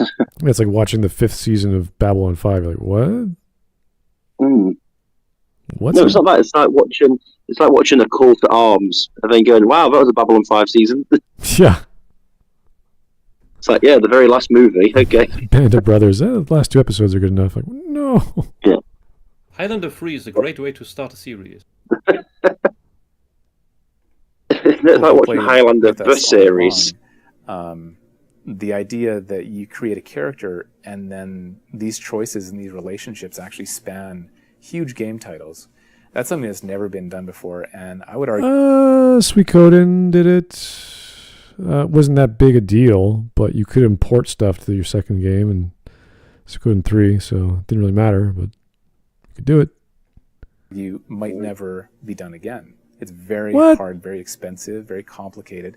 And even the idea of saying that you're going to do a trilogy, you have to plan that you're going to do that, but to be able to do that and know that it's going to have to span recessions, it's going to have to span changes in the industry and the way people consume games, the way people play them. It's been a huge victory for us just to do 3 games, let alone being able to also do this save game we do. It was a huge commitment, but it clearly had so many benefits. Mass Effect doing this makes it unique among all games. It's only rivaled by Dragon Age. Mass Effect was pushing boundaries on what sci-fi and an RPG could be. Dragon Age never rivaled Mass Effect's choices. Mass Effect was a series of flags that was properly tracked. Dragon Age was the writers going, no, we're not going to do that. Yeah, but the thing that gets me, though, is even with Mass Effect's choices, it boiled down to you got an email in Mass Effect 2 about loads of things. Oh god, yeah. Or a very short cutscene. Whereas even in Dragon Age 2, you got missions. You got things to do. It's like, oh, did you choose what's his name? What's the Prince Balin? Say you chose Prince Balin as king in Orzammar. There's a mission in Dragon Age 2 where you help Harriman's last remaining relative escape Kirkwall. Did you help the werewolves and with the elves in Origins? Well, there's a mission. We can either talk people down, or it ends in like violence, and it just depends on your personality and stuff. So in Dragon Age 2, there was still like actual proper repercussions for like choices in Origins and Awakenings and all this sort of stuff. It's only back in like Inquisition where it's a letter. Oh, it's a letter here, it's a letter there. And then Veilguard, nothing, because they're not interested. So as you can see, it's gone from actual choices to background things that don't really matter and you'll never notice if you're not looking. So anyone can do this. Yeah, if it's a popular idea, it'll fuel your second game, or your sequel at least. I'm sure there's tons of like developers out there who'd love to do that. Like, oh, we'll carry on this we'll carry on this story with stuff. It's just obviously funding, whether that company succeeds, whether that game succeeds. Is, like you said, there's loads of different things. It's just the fact that BioWare was on the up, and they could make these grand suggestions. Yeah, and they combined. Even then, they struggled. They struggled to get through it. Like, this is the thing: they planned the whole trilogy and still struggled to do it. Yeah, and they couldn't plan ahead. They changed the writers all the time. They changed the well, they didn't change most of the designers, but they changed the cutscene designer, which he is replaceable, but you get a very different vibe in the second game than from the first. And it's just they changed publishers. They changed. The engine was still Unreal, so that was fine. Because Mass Effect 1's Microsoft, and then Mass Effect 2 and 3 is EA. Yeah. So. Yeah, a lot of stuff. Listen to Casey Hudson talk about it. It's just that you can tell he's lying through his teeth about everything. And you're just like, God, just talking bullshit. You are talking such bullshit here. He's being more of a bit not an entrepreneur, but like a business guy than he executive. Than he is as a developer, because he can code. He does know how to code and stuff, but because he was pitching the idea, he has to act as a producer, and it's not quite the same if Preston or some of the other programmers were to talk about it. They're very like, oh, this is going to be such a big idea, and we're using all this cool technology, and it's so hard. And like, yeah, that sounds interesting to me. If the programmers have to learn things and figure problems out, that's good. I like that. Like when he was talking about Mass Effect 2's mining system, like the planet, it's like a mini game. Like you have to spin the globe, and I think that's kind of cool. That's a cool idea. But you have to learn when you play it. Yeah, but like this is what happens in brainstorming for game design. This happened a lot at school. The initial concept sounds like compelling. Oh, I want to play that. I want to spin the world around or rotate the world and look at it and see what I find. But you have to give us something to find. You have to give us, what is that little dot? What does that do? You have to give us different kinds of dots. You have to give us different kinds of GIFs. You have to give us compelling, like you have to dig into the sandbox and go, ooh, what do I find? You have to give us something. And all you gave us was little waves, a waveform, making noise like you're picking up stuff on a Geiger counter or something. Or you got to pick up metals and minerals. Come on, Smud. It's an exciting gameplay. I would rather take my grandfather's old metal detector and go on the beach. That would be more fun. this is something that always got me as well. Because obviously Dragon Age 2 got complained at with the lack of environments. When you actually go back through the Mass Effect series, there's a massive lack of actual environments. Apart from singular levels you'll never go back to again. Oh yeah, all the planets are empty. Everything's the same. The even in Mass Effect 2 and Mass Effect 3, it's very limited with stuff. Oh yeah, the prefab buildings and all the planets that you might encounter. It's either going to be a bunch of worms that pop out of the ground. It's going to be Geth, or I can't remember the other species you fight. But that's all it is in Mass Effect 1. Until you find that building, and then you go inside, and then there's like another crime syndicate. It's the exact same building, yeah. Yeah. But then even in Mass Effect 2, it's like the missions are like so you'll go on a mission and it'll be obviously a bespoke level, but then you're just stuck on like 3 or 4 same maps. Go around. You've got the Citadel, the Normandy, and then Omega, and they're very small maps as well. Of just the same stuff, and you're going backwards and forwards between those 3 locations for most of the stuff. So, it wasn't very. When I look back at it, it's not as grand as it could have been. No, there's a lot of little mini quests that they designed specific levels for, and that's pretty much what all the DLC was. It was just a slightly larger series of those maps, or just a bigger number of those maps. So the N7 missions did provide some uniqueness, but there's a lot of stuff of just going up and down those fucking levels in the Citadel. Yeah. To the point where you're like, I'm fed up with this place now. I want to go somewhere else. All right. Could have a sense that Star Trek had, but the narrative scope and characters of Star Wars. That it could have a voice protagonist in an RPG and make choices feel impactful, and doing so in a setting that felt creative, new, and familiar, from the locations, music, and to the aliens we interact with. Dragon Age, by comparison, is much, much safer looking. It's a celebration of CRPGs.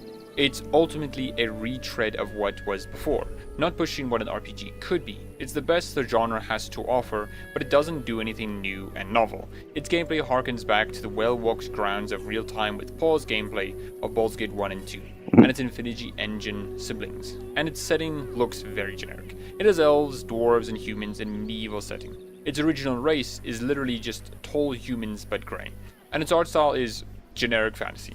Now, Dragon Age isn't generic in its setting or lore as it might seem. It's very deep and does things with those common fantasy ideas that hasn't been done before or since. But on the surface, it looks very safe and plain when compared to That was a weird statement. the Mass Effect. It is a fantasy game with no real unique identity coming into a space where Okay, it's generic. So it does unique things, but it's not unique. I don't know. Fantasy games were a dime a dozen, and having gameplay that was not mainstream. Which leads me to the next reason, which is... What do you mean fantasy games were dime a dozen in 2009? That is not mainstream. I looked at that list. What were the fantasy games? Bloons. I saw The Witcher. The Witcher was not very good. It was mediocre at best. Mm-hmm. Witcher 2, like there was so many bugs, I had to stop playing it. I paused my game so many times. Witcher 2 is when things picked up. That's when they got smart. They cleared up their bugs and they made a script. And oh my God, everything was clicking. And that's like 2011, is it? I think Witcher 2. Around there, yeah. Was it King Killer? What the hell is the name? The side killer? Assassins of Kings. Yeah. Very, very interesting narrative, and the choices you make actually matter. I thought that was very cool. You can you can just say, no, I'm not gonna fight you, last boss dude. Mm-hmm. It was like there's so many good things in that game that they did very well, which you wanted from an RPG with choices. So I would say that would be the more polished, the more well developed. They learned their lessons from the first game for sure, and they use the lore a little bit more as well. I'm now just thinking of what else was a fantasy game. Yeah, what was that action RPG with the armor swap with Mass Effect? What the hell was that called?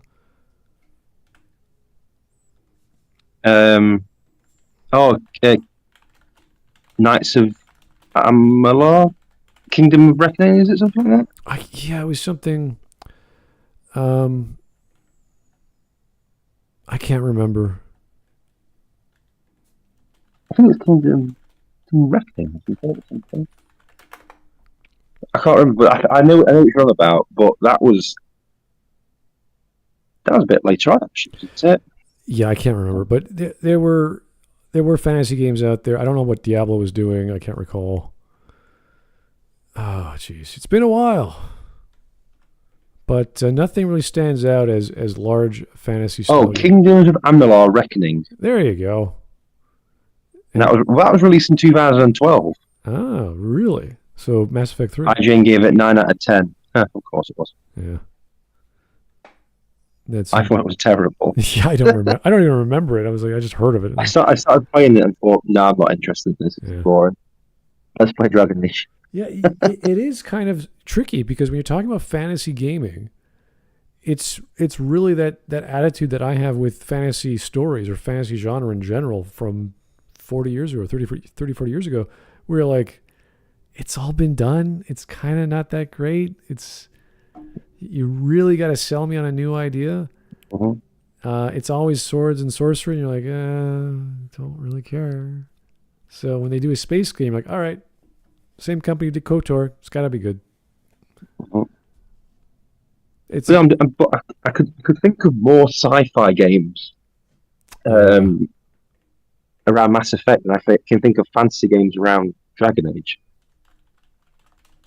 So it's like Dragon Age was more of the original idea. Oh, let's try and actually do a fantasy game that's interesting. Yeah, I mean, compared to here's another sci-fi game. Yeah, I still have Pillars of Eternity. When did Original Sin come out? I can't remember. Yeah, it's been a while. I played Original Sin too, but that was well after the fact. But I can't recall. So there weren't too many. Deadfire came out much later. Baldur's Gate 1 and 2 was way before, of course. That was inspiration. Same with Planescape. Maybe the Shadowrun games. I can't remember when it was because they had Kickstarters for both Dragonfall and Hong Kong. What was the other one? Tyranny, of course. Oh, the Wasteland. I mean, when was Oblivion originally released? Was it 2006? Yes. Yeah, so that's probably the only one because that was a fantasy game. But that's still 3 years before Origins. So Neverwinter maybe, but that's again way before all this. Yeah. 2007 with Mass Effect having like sci-fi stuff. You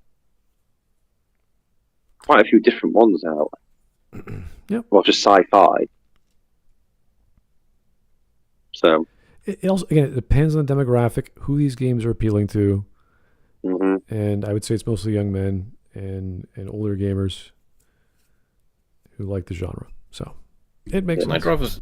The simple truth is Dragon Age is not the generic fantasy. Not just because he noted all of those unique elements. So how can it have all those unique elements and have a niche as a target audience and then be just some standard bog of the mill, or however you say that thing. Run of the mill. It's probably the mill is probably in a bog. Mm-hmm. While But the third one stands. Bog standard, that was the word. The bog standard fantasy. Oh right, okay. Yeah. So a completely it's a bog different standard mill. phrase. Mm-hmm. Yeah. Yeah, but while the bog standard fantasy you see in, I call it Asian slop fantasy. Oh, okay. Where we really have just the standard elf, the standard dwarf, the standard demon, and they're all the same. It's the every time. The Lineage 2. They have no depth, no personality. Yeah. How long has Lineage 2 been going on for? It's got to be at least a decade or two. At least they had dark elves. Yeah. Now it's just generic fantasy, like free-to-play downloads, gacha games from South Korea. Comes out a new one every 2 months. Basically everything that's built off of Monster Girls is the absolute most basic version of any of these fantasy things now. It has been a while, so I'm not too cognizant of what's coming out these days. Most of my games, believe it or not, are free on Epic, and I haven't installed them yet. I just got Civ 6 for free a few days ago. Do you get to keep them? Yeah, they're free. You can just download them. Okay, then download them all while you can. I know. Because Epic will be dead soon. Oh, really? Sure. Everything dies. Kill it if you have to. Okay. 18 minutes. Got 10 minutes to go. Mass Effect marketable. Far, far more marketable than Dragon Age ever could be. As David Gator put. No, look at the trailers. Again, the trailers for Origins were amazing. It sold... Dragon Age Origins sold 3.2 million. The first Mass Effect sold 1.8 maybe. And that was an Xbox exclusive, I think. Yeah. So, marketing really does make a difference. And those Blur Studio trailers are amazing. We got a 40-second Mass Effect ad, as well as they cut it down to 15, I think. Several choices. All of them. What's that? It's incoming message from, what's it called? Calliston. Yeah. No, going to Novario. And everyone's like, ooh. Yeah. And then they're falling down in the Mako, and Shepard's got the sun glaring. He's like, looking at the sun, and he says there's made different choices to be made along the way. And it's like, cool. Yeah, and that was it. And that was You're like, that sounds interesting, but that was it. There's nothing else we know. So, and I think Ash was wearing her pink white outfit. Yeah. It was like, okay, that looks sci-fi-ish. That was it. We had no other advertisements. Mm-hmm. No posters, nothing. It's like I went out and got Dragon Age Origins when I was a kid. Back then, you could easily just get it. They didn't care if you were 18 or whatever. Yeah. And I got Dragon Age Origins before I got Mass Effect, because I got Mass Effect solely because my younger brother had gone out with his friends into town, bought it, brought it back, tried it once, didn't like it, and I played it, and I just kept it. I still have that same copy in my bookshelf. And you saw the box art for it, which wasn't bad. Mm-hmm. But then you saw the box art for the Japanese version. I was like, "Whoa, this is an awesome epic of a science fiction novel." Like, it's just marketing. It's all it is. And if they just spent a little bit more budget, or any budget, it would have sold better. That's why. Again, I don't know why Inquisition sold so well. I don't remember it being marketed.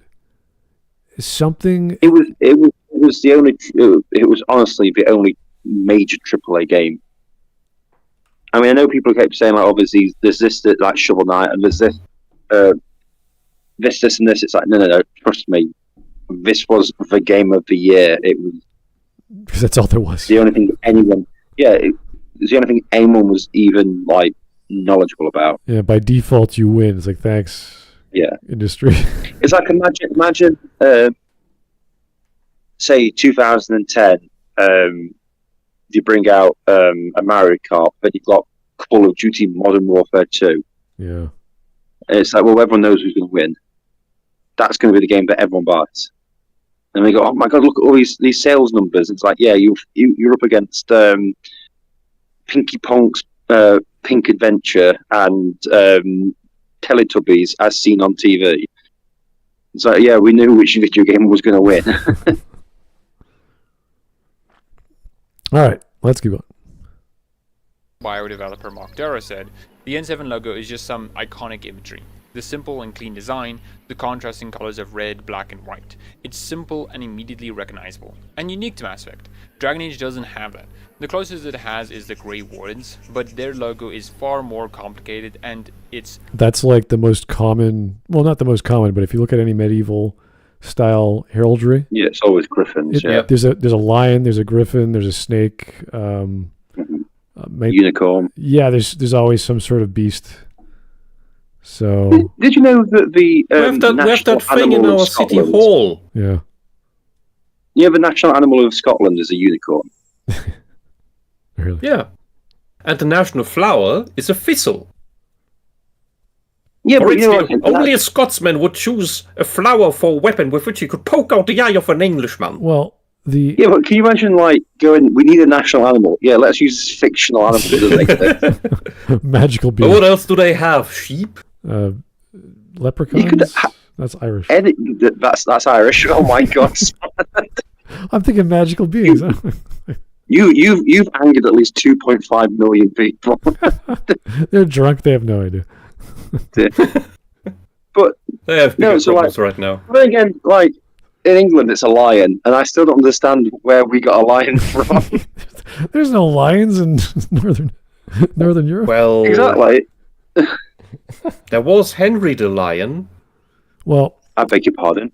I beg your pardon. The logo Whisp. of N7. Who was it? Heinrich der Löwe. Okay. With the Richard the Lionheart started anyway. That's another one. Anyway, with the logo for N7, that came from really like lion. A Swiss or Swedish ski company that was on there. That's quite the difference between Swiss and Sweden. I don't know the exact name or country of origin, but that's what inspired the colors and this design. It's literally this. They just stole it from that and just made it their own. So there's nothing. I don't know why they did that. They thought they liked the look of it. So okay. What are N1 through 6? Those are the actual tests. Levels. The tests that the cadets go on to pass. And they say even if you pass one of them, you're amazing. So to do all of them is like you're just this amazing Superman. dude. Yeah, you're this Superman who can do any job in the military, and you should be doing command because that's where they need you. So cool. Our guy is a super duper dude, and then he becomes a super stealthy, secretive agent man in space, and you feel all warm and fuzzy when you do that. And I think it's in Novaria where they're like, haha, you're not super duper spy guy. We're going to shoot you. And you're like, oh, you better not shoot us. We're going to shoot you. It's like, okay. This is great. I'm glad we're having this conversation. Yeah, I'm trying to dumb it down. Like, why is it so good? I don't know. It just makes sense. Yeah. I'm super awesome, amazing man. Yeah. How are you? N7. Oh my God, you are. Anyway, I'm still going to try and kill you. Not only that, I am a magical mystery spy man. Like, no, you're not. That's impossible. No, really, I am. No, it's not. I know it was broadcast on every single Citadel TV station just 2 weeks ago. Well, that can't be you. I'm super secretive, but everyone knows my name. Why don't you? Yeah, they broadcast it everywhere. There's people watching it on the Citadel and on like TVs. And it's like, now you got to be super secret and go to these places. It's like, what? And then you get there and everyone goes, we know you're a Spectre. Yes, but I'm a super secret one. It's like, no, we know you're a Spectre. Oh, God. I love that no one takes my gun. Like, whatever the line was, it's like, okay. Yeah, nobody takes our guns. They do it again. Okay. Yeah, they do it again in Mass Effect 2. Like, oh, all right. Where do you want it? Okay. Anyway. Generic. A griffin symbol is something that is just... I just thought as well, though. He says the Wardens are generic, yet the Wardens have a phrase that, like, the fan base, everyone, like, knows. What's the N7 like? Yeah, there's no slogan. Quote? There's no slogan. There's no slogan or any secret. N7. We're better than 1 to 6. Go team! Yay! And you could decorate. This is the dumbest thing. You could decorate your equipment any way you like because you're an N7. I'm like, wow. Thanks. What a perk. You can turn your armor yellow. Thank you for that. I'm so happy that we're doing this. That's like being a Delta Force agent. You could put Delta Force anywhere on your body. It's like, what? Yeah. Why would I do that? Oh, don't, because what is it that James Vega has N7 tattooed onto him? Yeah, it's so stupid. Because he's passed the last test. Did he pass it? Did he actually pass it? No, he's in training, isn't he, for it? So he's got the They put him through to N7. He doesn't have the 7. 7. He's not passed it yet. Isn't that stolen valor? Yeah. No. The last test is actual combat. I think in a combat zone. So him being with Shepard is pretty much passing it, and Shepard can grant it to him because he's also an N7. So he gets it tattooed on his back. Do you have to have the bullets flying around you, or is it enough to be a combat adjacent? Like you're on a cliff and there's the battle going on down there, but nobody sees you. No one knows exactly what the tests are. We have no idea. It's just a super awesome, amazing guy passing 7 tests. All right. There was that female who was a Vanguard, so she had bio powers that she used, but she wasn't doing anything in that one mission. So, yeah. I got the conversation just then. I missed everything, but please continue. Yeah. So there's only a very few of these people running around the galaxy for the humans.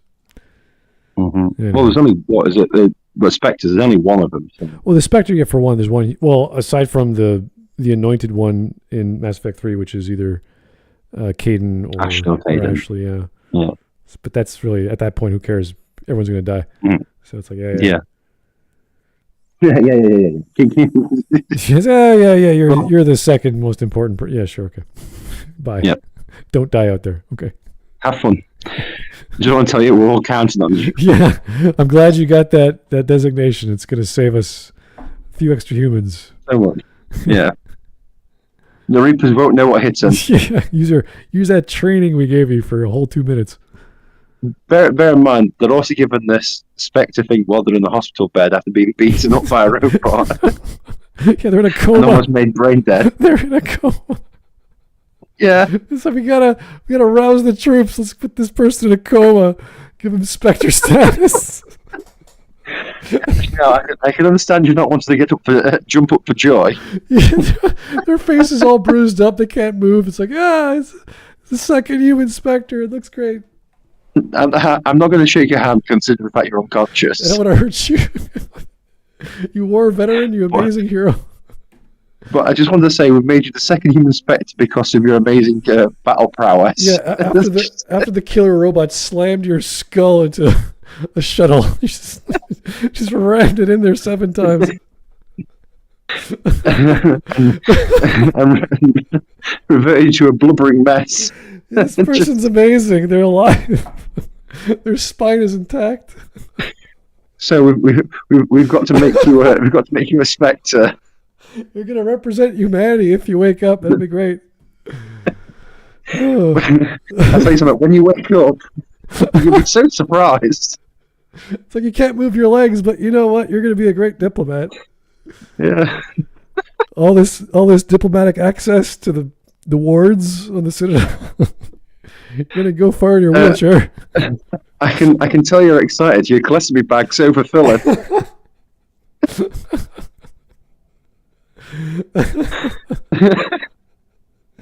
What a great scene!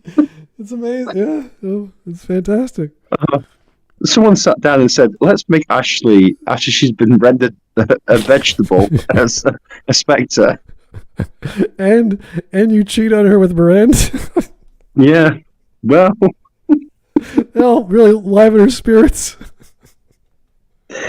You've got to pull through. all that rage. All the good things. All that rage wants her to kill Shepard. This is why I'm still alive, Shepard. Just think of the happy times, like when we were still together, when you could still walk. And now I have all this armament from the Spectres. Yeah. Anyway, I'm going to go off and bang my incredibly hot girlfriend. You enjoy this hospital bed. Yeah, the newly appointed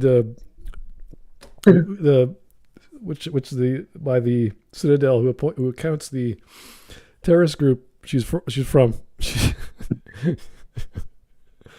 I'm going to bang the person who used to be number 2 in Cerberus. Oh man! What a great story. Anyway, very memorable story. Let's keep going.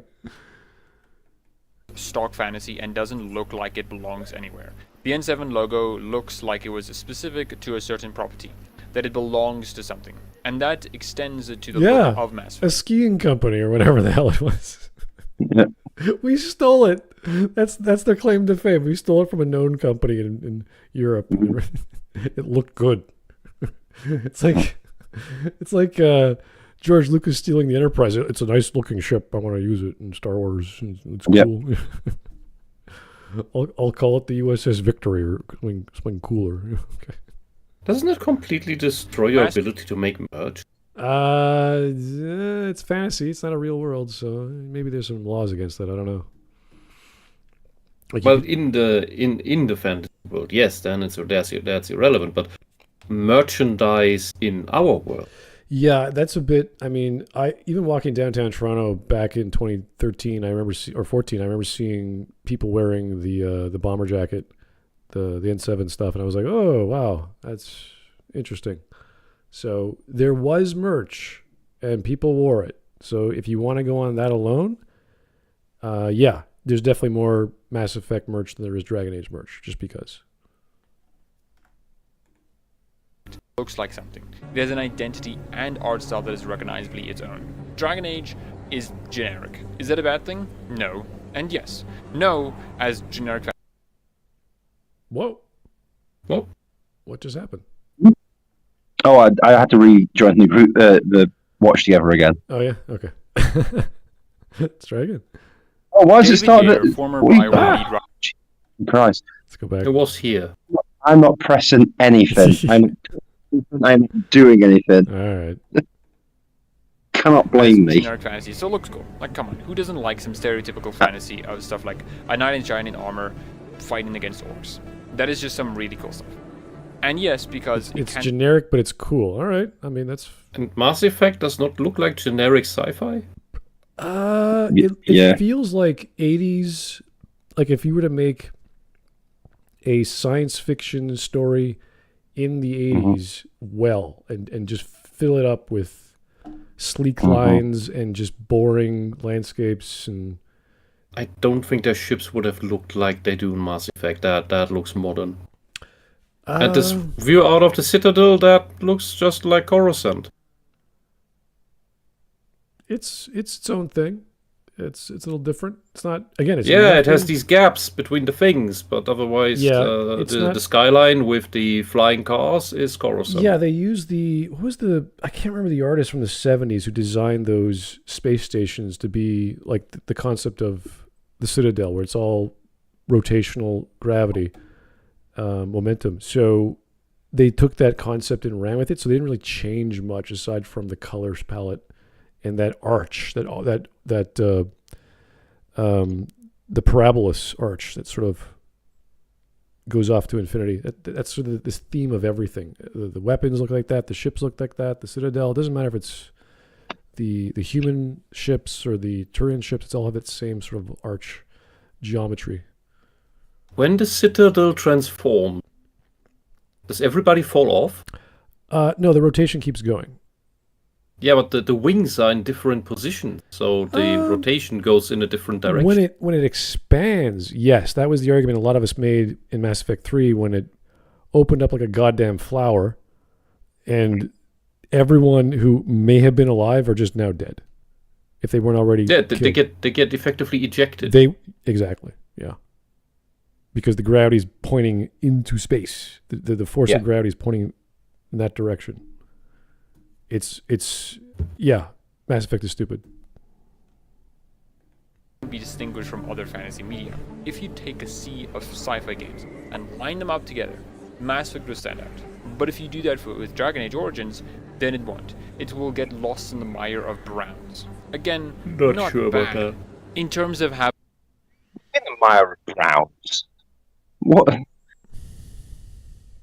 Because it's That's brown. racist. Well, World of Warcraft was a brighter color palette. I'll argue that, but I mean that's just the color palette. It's not necessarily the game itself. It's an RTS. The game Warcraft 3 and World of Warcraft do look like bright cartoony stuff. Yeah. For Warcraft 3, that has a reason in visual design for an RTS, but any cutscenes and any lore, any drawings by Metzen for Warcraft were hyper realistic and dark, and that's a dichotomy there. So Warcraft originally stood out in how dark and gritty it was, and while the third game onwards stood out in how brightly cartoonish it looked at the same time.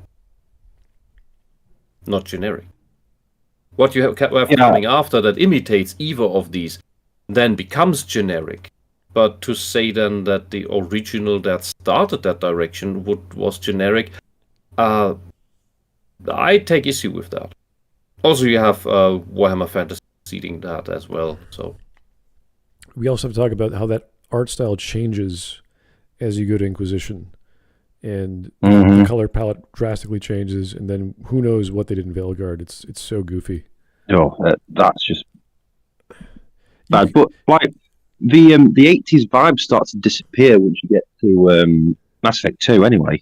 Oh yeah, it becomes that goes full blown into the 90s, doesn't it? It's as if they changed engines or they got the upgrade for their technology for Unreal.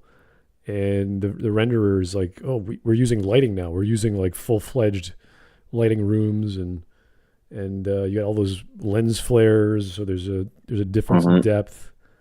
So yeah, no, they spend the time and make things look a lot better.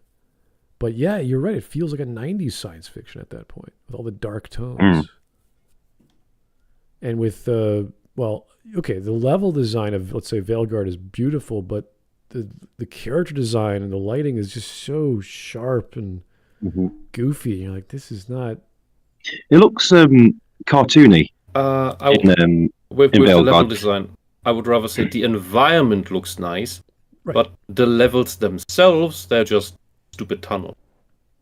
Yeah, it feels like Dragon Age Origins and 2 have their own set style.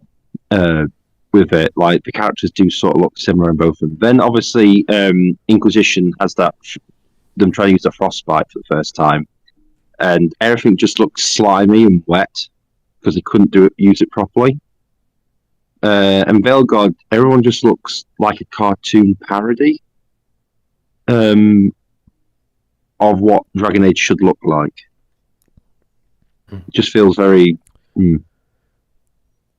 I generally noticed a shift in art style around when the 2010s started. Before you had this Magic the Gathering is a great example for how to track this. The art of the cards look distinct and something like graspable, if for lack of a better word. It's like you could tell every card apart from afar. And in the 2010s, things changed to, which at first looked like, oh, it's new, it's modern, everything. The what every Final Fantasy game after 10 looks like. And where everything is this sleek, semi-colored, but modern, almost sci-fi looking, flowy shape thing. And if you look at the cards, they're just a wash of two or three gradients, and from afar they all look the same. And the white cards are basically a tinge of beige, orange, and brown, just in different orders. And you are too far away from it, and they all look like mush. And I think Space Junk put it best about with a little tiny bit difference with the new booster pack art for the new Pokemon edition. I would say the same thing about this kind of art style since the 2010s. It looks like what elevator music sounds like. For fantasy art. Fantasy and science fiction. They basically look the same now. Interesting. Something about obviously the greens and browns on the Void Blade medieval setting. There's even a throwaway comment in Dragon Age 2 about Hawk missing Ferelden because it's not brown enough. Kirkall's not brown enough for him. Which, yeah.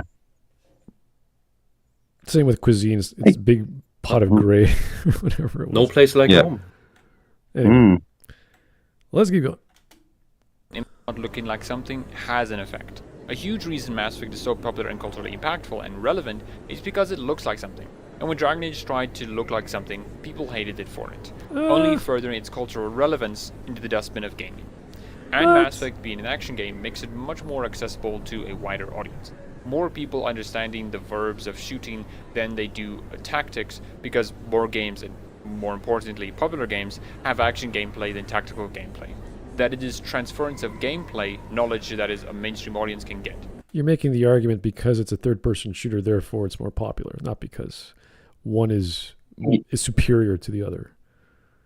Yeah, but third-person shooters are the most accessible game outside of sports games. Yeah. That doesn't mean real-time with pause is bad. Not quite the contrary. But also, like you say, 12 million people bought Dragon Age Inquisition. Yeah, so something was working, yeah. Yep. It's just easier to understand. You point a gun and shoot. Whereas with a tactical game, you have to put a lot of effort into understanding the systems and gameplay to really get something out of it. Understanding all the abilities and how to best use them in combination with your party. It's the same with Mass Effect. You have to figure out what all your skills are. Yeah. So, is it streamlined since 2? Yeah, it's simpler, but that doesn't make it better. All this is and resistances you and an enemy has, and not only that, but since it has so much more systems, it is harder to understand. 3 has more systems than 2. You could prime things. Yeah. You have to bring along certain companions for certain missions, because if you go up against, say, Geth without, say, Garrus or Tali, with Tactical Overlord, you can get, like, swarmed quickly high levels. Yeah, so there is still complexity in all of them. And, yeah, it's not that much more complex, but there's still shields, there's still armor. And they have still health systems, and they have that in Dragon Age as well. Like, biotics is pretty much the magic of Mass Effect. Yep. So yeah, no, this is. I mean, both systems have their own. The difference would be the Dragon Age skill trees and all that is a lot more diverse, and you have the 3 options for build paths, whereas with 2 and 3, it's very streamlined, so it's very simple. You can do it, but when compared to the simplicity of Mass Effect, there's no wonder why it's easy to get into. To be fair... Yeah, but that just means you're dumbing it down. It doesn't mean it's better. It's just simpler. To Dragon Age Origins, it is probably the most accessible CRPG out there. I, a person whose Pillars of Eternity gameplay comprises of me looking at my abilities going, can understand what the Dragon Age Origins abilities do and what they are for. What? I mean, the people doing Pillars of Eternity had a whole armor system. So if you had plate mail versus chain mail and they were using bows against you, that would have different damage outputs. So they did a lot of different things. I would guess some of the skills, I can't remember the skills personally, but they weren't that complicated. So I want to know what he's talking about, because in Pillars 1 and 2, they had guns, they had magic, they had obviously melee. So you had a lot of options, and the combat was fast. It wasn't slow. It was much faster than Origins. So, yeah, I think what he's saying is he enjoys playing Pillars of Eternity too, but even he's a bit like, I don't understand what half this stuff is doing. So when I go to Origins, I'm able to understand what everything means. Oh. So he's saying it's so accessible because it's so easy to understand. Yeah, but compared it's a lot to something like Pillars of... Yeah, it's a lot slower though. It's noticeably slower, even on whatever difficulty you put it on. So yeah, Pillars. I like the thing is I like the slow pace of Origins. Yeah, and Pillars of 2 is more fun just because there's more to do and the pacing is faster. So plus you have like 5 or 6 guys with you, so there's a lot of options for gameplay. But the most accessible isn't enough for many people. And the next reason why Mass Effect is more popular is because EA is better at marketing action gameplay than tactical games. They have I guess I don't remember the marketing for Inquisition. I kind of remember one trailer, and that was all. I remember that really quick trailer where they're like fighting all the things, and you get that flaming sword, and that's about it. Yeah, I mostly remember the demo, the E3, because that's what sold me. It's like, oh, if they're doing that, if they're doing real-time, time-based choices where you're on a huge map and you can only go in one direction, or else there's no time to go the other direction, like that's what I wanted. I wanted, because that's the same formula of choices matter, only things are happening simultaneously and you can only be in one place at once. That to me is a choice. That's great. Like, if you're doing that, I don't care if it sucks, so long as you give me the choice. Great. And they threw it out. The one thing I wanted to see that they showed if it's in a demo format, I'm thinking it has to be functional. They like it. They put it in there. They're showing it off. It must be good. And they ripped it out. Yep. Hooray! And instead, what they gave was real-time clock data from your Xbox to finish war table quests. Oh, don't start with that. Wow. 24 hours to collect 6 gold. Cheers, thanks. Yeah. Fantastic.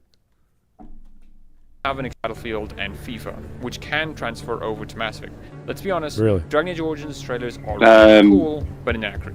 You don't fight in these cool action set pieces against hordes of zombie orcs. You do fight, and sometimes in big groups, but it's presented less as an epic battle, and more like a series of tactical choices. The most epic battle is the Battle of Ostagar and Denerim, but that is it.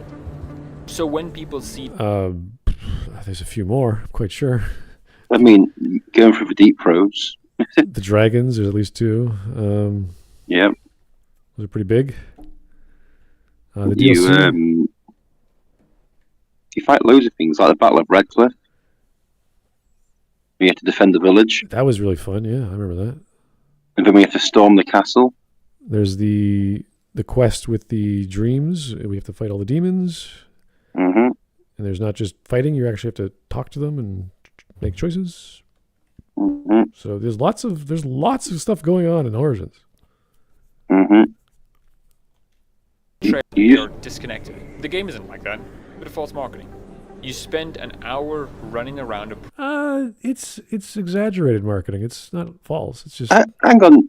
Well, you do show the action for that, obviously. In the Human Origin, you have to fight your way out of the castle yeah. against an invading army. Cool. What do you mean just running around the prologue? Yeah, Sacred Ashes is a series of puzzles, a series of battles, a series of choices. Mm-hmm. Lots going on. Oh yeah, you got to climb. You climb up the hill. First, you take on a cult of batshit insane people. Fight a dragon. Then you get into Then you fight dragalings, and you're like, oh my god, there's like baby dragons you got to fight and kill, along with insane cultists. Then you get up to the top of the hill.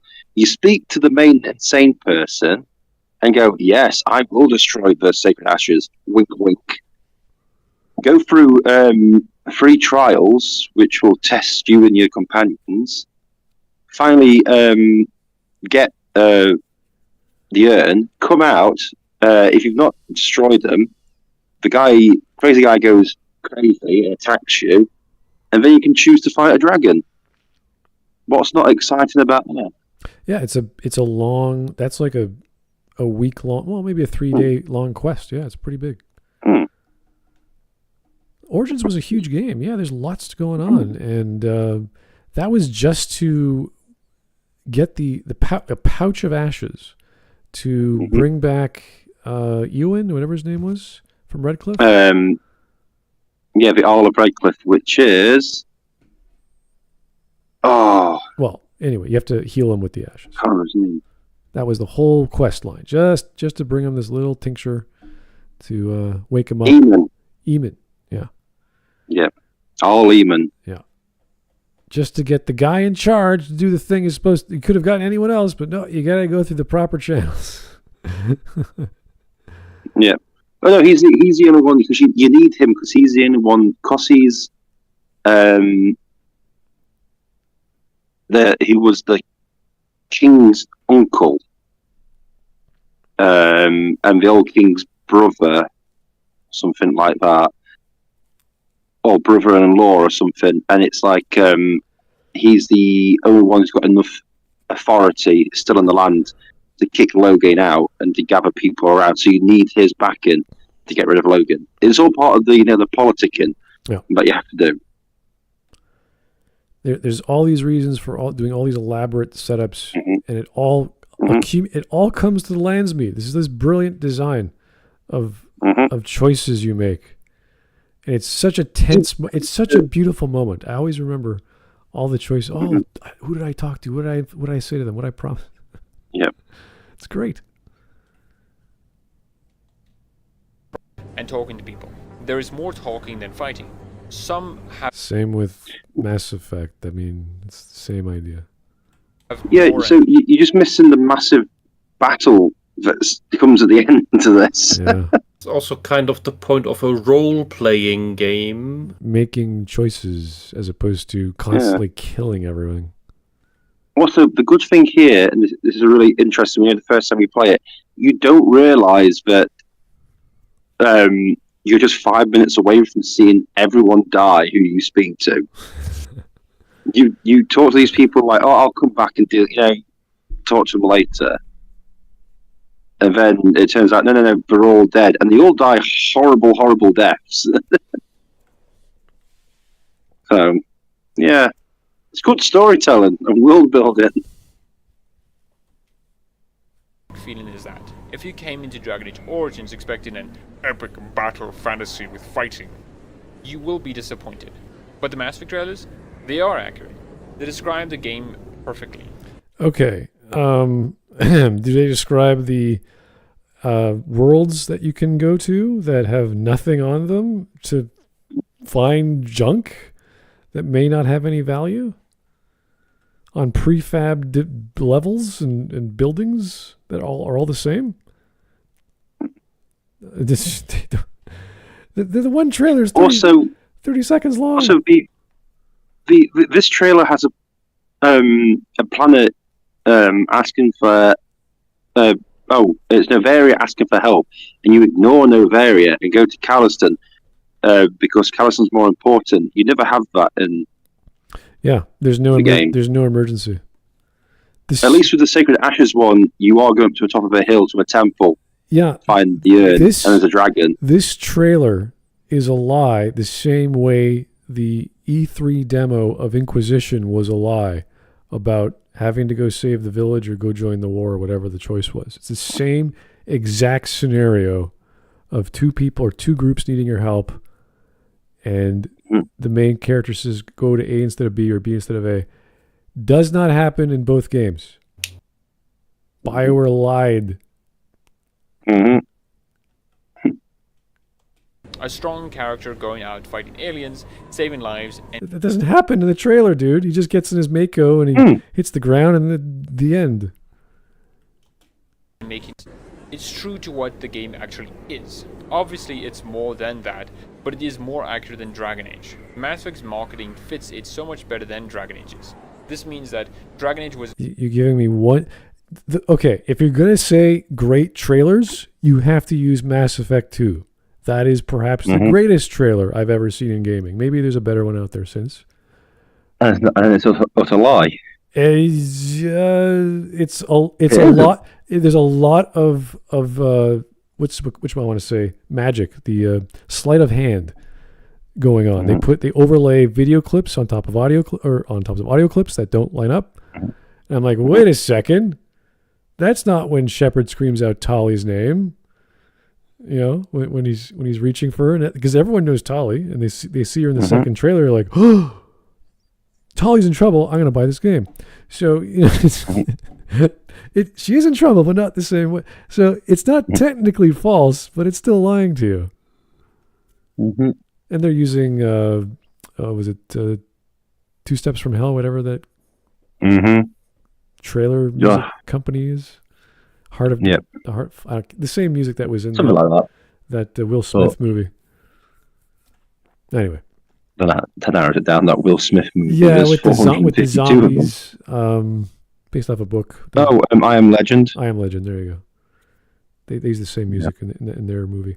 So it really gets you, because as a fan of Mass Effect, you see Tali, you see Shepard, you see Miranda. You're like, oh my god, who are these people? And it's selling you on the point that Shepard's the only guy to do the job, which I like. And also, there's no fighting in this trailer. Right. How am I supposed to know it's a sci-fi action shooter? Who knows? But it's dark.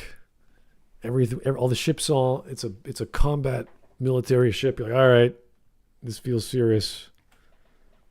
The way it's supposed to be. Not like the bridge of the Enterprise where everything's clean and bright and cushy chairs. They have a nice carpet. Yeah, a nice carpet, nice overhead lighting. Yep. Everyone's here dark and serious, like, oh. But still clean. Yeah. And even the little touch of whenever you get on the Normandy and Mass Effect 1, they change the pressure. Oh yeah, you got to adapt to the pressure of the inside cabin. You're like, yeah, of course you do. Oh, they do that. Wow, what a nice touch. It also allows us to have the loading of the level pop up, so it gives us an excuse. Same with the elevators. So nice little touch. Not like in Mass Effect 3 where you have to go through that security checker. Yeah, we got to scan you on your own ship. Just to get to the bridge. You're like, why? Okay. Why? What are we doing here? What does this room do? Like, what? Gun check? Like, what are you doing here? Oh, we've got to be careful. Collectors boarded it, and there's no security. Yes, and I'm sure you two who are having your coffee right now are going to defend the entire ship with a scanner if we get boarded. It ensures that you are properly armed. Yeah. It's funny. You're not allowed to have a gun on your own ship. scanning. You can't have the main scanning. character not be armed, and it's just trying to remind you that you are. Can you imagine? Shepard, we're going to take your gun. What did you say? On my ship. Oh, no. I'm going to throw you out the airlocks. You're fired. Yeah, but the best thing about it is the collectors attack because everyone of importance is off the ship. When everyone of importance is on the ship, there's no attack because they have all the best killers in the world. Off the ship. In a magical shuttle. That fits that 9 people. 12 people. That fits 9 people. They're all gone. Yes, because you go to this planet that is never mentioned, do a mission that is never mentioned, and you need to pick your team on the shuttle that's never mentioned. It's like, what? This is new. Yeah, sure. I could bring my whole team with me on this magical mission that no one's heard of. Wow, in the middle of nowhere. Excellent. So we've got on the shuttle, and why are we still watching Joker? Yeah. Oh God, Mass Effect 2, you horrible, horrible game. Oh no. Now I'm thinking of imagine you had 6 guys trying to save Tali on a recruitment mission. You know how awesome that would have been? Just charge. You just run. You just go straight. Just charge in. Your shields are dead. Who cares? Just go. Grunt, kill. Yeah, just run. You're just Garrus sniping everything as he's running. You just send grunt in, and then just wait 15 seconds. And if the gunfight's still going, you send Zaid in next. Just keep sending your insane crazy people just first. Well, even sending Shepard in when he had those, that's when Sentinel was an actual class where you could turn yourself into a super tank, and almost nothing could stop you. You would just run through everything anyway. Don't even use cover. You can kill everything. Just go in. Yeah. You got Samara by this point. Just go in. Yeah, she can just throw people around. Yeah. Yeah. Yeah. So at that point, you'd have Samara, Zaid, Grunt, Fane. And you're fighting the armature. But imagine 6 guys just attacking and it just blows up instantly. Yeah. It's just bow. Just the armature just looking and going, oh my God, I'm screwed here, commit suicide. There's 2 Vanguard charges, just explodes, just kaboom. Zaid just kill it with one of his stories. He's he has a fire. He starts launching his fire. Why are you, Zaid? What are you doing? Yeah. I got heavy ammo, Shepard. No, we don't need it. Well, Shepard. Back in my day, we would kill all. I used to kill these things for fun. Whenever what's her name would jam, I had to use the flamethrower. This is a good time. Yeah. Jesse's dead forever, Shepard. I'm always using fire. Oh, okay. Anyway. Oh man, so much fun you could have had. Yeah, but you can't. but you got a grenade launcher instead, and it's only 2 other guys with you. And yep, that's how it goes. And that was a good design for the level of killing the armature. But there's 3 paths, but there's really only one. You could take the other 2, but there's no need. You just run up there. Mm-hmm. So they give you the illusion of choice. I always like that. It's the illusion. Makes you feel good. Yeah. That's BioWare, the illusion of choice.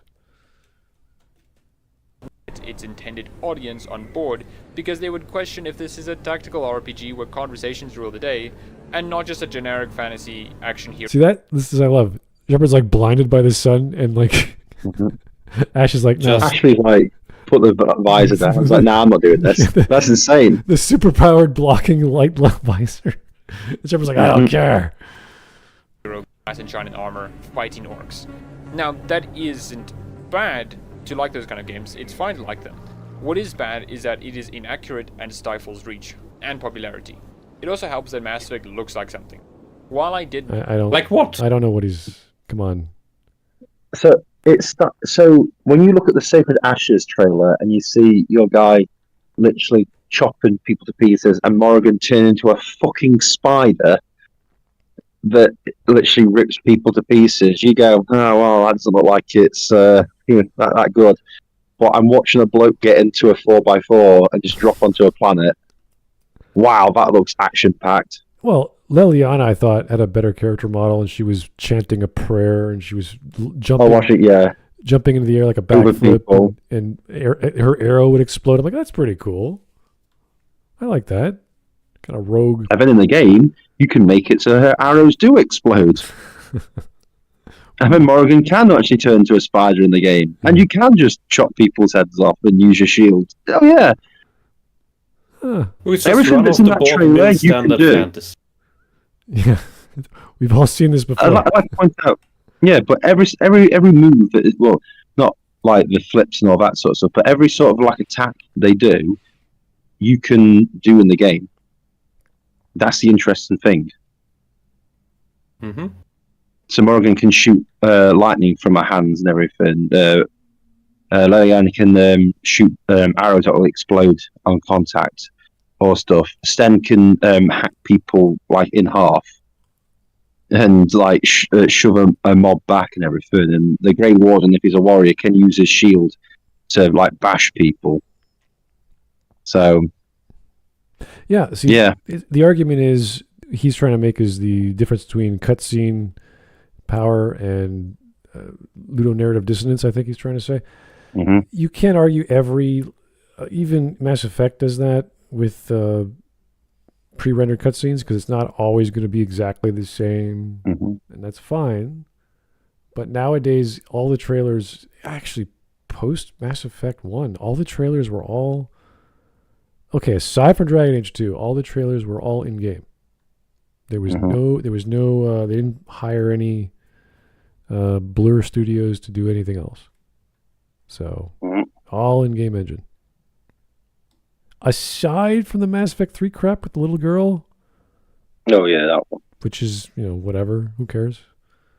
Take back Earth. Yeah, okay, sure, mate. Because the little girl is precious, and you gotta save the little girl. Or it is crucial in marketing that your game looks like something. Mass Effect has a distinct art style. Oh, and I would say Hawk Fish and Chips did have the I can't remember the name of the rifle, but it's a triple shot, and he was doing a single shot. That was wrong. Like, you can't do that. Okay, fine, fair. They screwed that up. And iconography. The N7 logo is just some iconic symbol, and a location such as the Citadel and ships like the Normandy is just free marketing. Dragon Age doesn't have that. What makes ships like the Normandy is just free marketing? What does that mean? The Normandy is an iconic ship, but the name. Whenever someone thinks of a Normandy, they think of the SR2. I thought not the SR1. I thought he was referring to World War II. I know the ship's called the Normandy. No, I realize, but what is just free marketing then? What is free? Well, it's so amazing that it markets itself. Is what you mean? Yeah, it markets itself. Yeah. You just slap the Normandy up there, and people will go, "Oh my god, that's Mass Effect." But I thought it was because of World War II, because people know the name, but they know the meaning of the name. Like, okay, I guess. That's like most people who've not played the game and just heard from Mass Effect do not know what the Citadel looks like. Yeah, I don't know what this. If you have no idea of the lore of Mass Effect, that's not free marketing. That's just a mystery. Yeah. Dragon Age different from other fantasy games? A lot, but looking at the surface level, it just doesn't really feel like there's any difference. It's portrayed as any other generic fantasy game. So the blood splatter, the dragons. Is he repeating himself now? Yeah, the issue is this argument is just Mass Effect is more accessible. It's simpler. It's cleaner. It's better. Yeah. I don't know. He keeps showing this shot of the Citadel. I'm like, this is not. Well, Dragon Age has yeah, go on. Sorry, we're talking about obviously stuff that's iconic and everything like that. In Veilguard, one of the few things they actually added into the game was the Champion of Kirkwall mage armor, and that was still playing it, one of the most popular things to get hold of. So that must have made an impact on people, like N7 did. I mean, it's not the same thing, but if he's going by that, it's just free marketing. they put that in the hopes of getting more people to buy it. Is that like the N7 gear in Andromeda? Is that the same idea? Yeah, pretty much. Yeah. Is that what he means? That's weird. That's a silly thing to say. It's not marketing. The guy's already bought the product. The exchange has been made. Yeah, it's like you've got to be a fan of Mass Effect to know what N7 means. Yeah, but this is silly. If the game has already been bought, that's not marketing. It's post marketing. But yeah, you can't just say, well,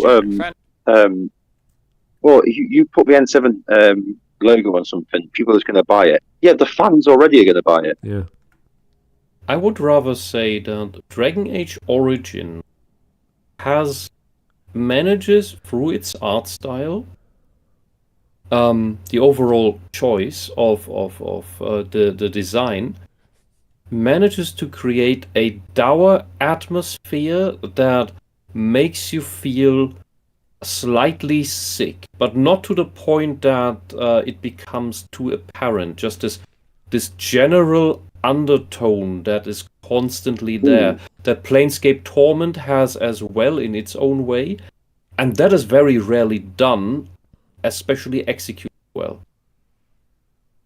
It's more of a ongoing theme, not just an art style with Planescape. It's always this morbid, sad. And it fits right in. I would say The Witcher, while by story it would perfectly fit to have this constant feeling within it, it doesn't have that.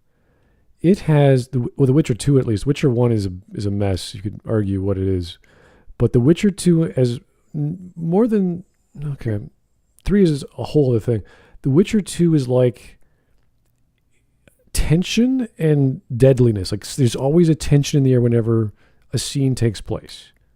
Yeah, that's okay. That's okay. But what I mean is Dragon Age Origins gives you this feeling that the entire world is somehow sick, makes you sick, but it's not throwing it in your face directly. It's not. It's just this general ickiness just out of sight. It's not a happy setting, but because whenever you enter a new place or like a new town and you have your companions with you, Zevran will crack a joke, Alistair will try to be funny or cute, Morgan will be demeaning, and Liliana will always be religious or happy as well. She's trying to be nice. Ogren, he's Ogren, he's going to do his weird stuff. Shale is awesome, and Sten doesn't care. So they brighten the mood, even if it's a dour setting or a dour journey. That is what makes the games fun for me, and what makes the game or the journey keep going. I want to know how we react to like when you get to the anvil. That was a big thing. How is the dwarf what is Ogren going to say when we get there? What's Shale going to say when we get there? Like, that's a big deal for them. That's what I like to see, these big stories that come to a point. And what are we going to do are we going to make more of these warriors encased in stone, or are we going to destroy this thing? So these are the choices we want to see. It all builds up to something. And we're trying to save the world because no matter how crazy the politics are or what's happened before, we know it's coming. We're the herald of all this destruction. So we got to set these things up. We got to get people motivated, and we're the last of our kind. So it's kind of an important self-imposed job, and that's what I kind of like. It's kind of similar to Alpha Protocol, where you're the burned spy, and no one's on your side except your small little group of people that are far away from the danger, and the occasional friend you meet along the way, and you got to look out for yourself, trying to save the world. Same idea. So, these are great stories. These are fun stories. And I don't think the art style stopped me, even if it looked a little brown and gray. With like in generic fantasy, in both art style or otherwise, the issue is that it doesn't look like anything. And when marketing anything, it helps that it looks like something. And an important thing to note is that Mass Effect was just liked by EA more, as according to David Gator. They just don't listen to David Gator. Just do not. He's a writer trying to. First off, David never worked on Mass Effect to my knowledge, and you could argue, yes, EA may have liked a game series more than the other, or a team more than the other. They gave just as much time, if not more time, and resources for Dragon Age, in case you want to count the years, excluding Dragon Age 2. Because they forced them to finish the game within a very small amount of time. So, yeah, no, it's... They gave them plenty of time, which is millions of dollars per year, to keep working on a game that they don't know is going to pay off. Just more for the reasons I listed. And as such, when EA changed leadership, they just ended up liking it more. That bit of info can be found on Mark Darrow's video, link in the description. And so with Mass Effect's popularity, meant it could have impacted games more. Popular games, whether they are good... That doesn't mean it's going to do well or the next game is going to be more popular. That's silly. Good or bad, tend to influence the games around them. The only reasons why some games can't really influence is because what they are doing can't be replicated, like with GTA. Mass Effect, though, can be replicated without costing an arm and a leg to... You could argue the budget for Mass Effect to produce is not that big in comparison to GTA, but nothing is as big as GTA. Mm-hmm. So if you're talking about features, every game that's going to be coming out in the future is always going to be ripping off another game or a series of games. That's without a question.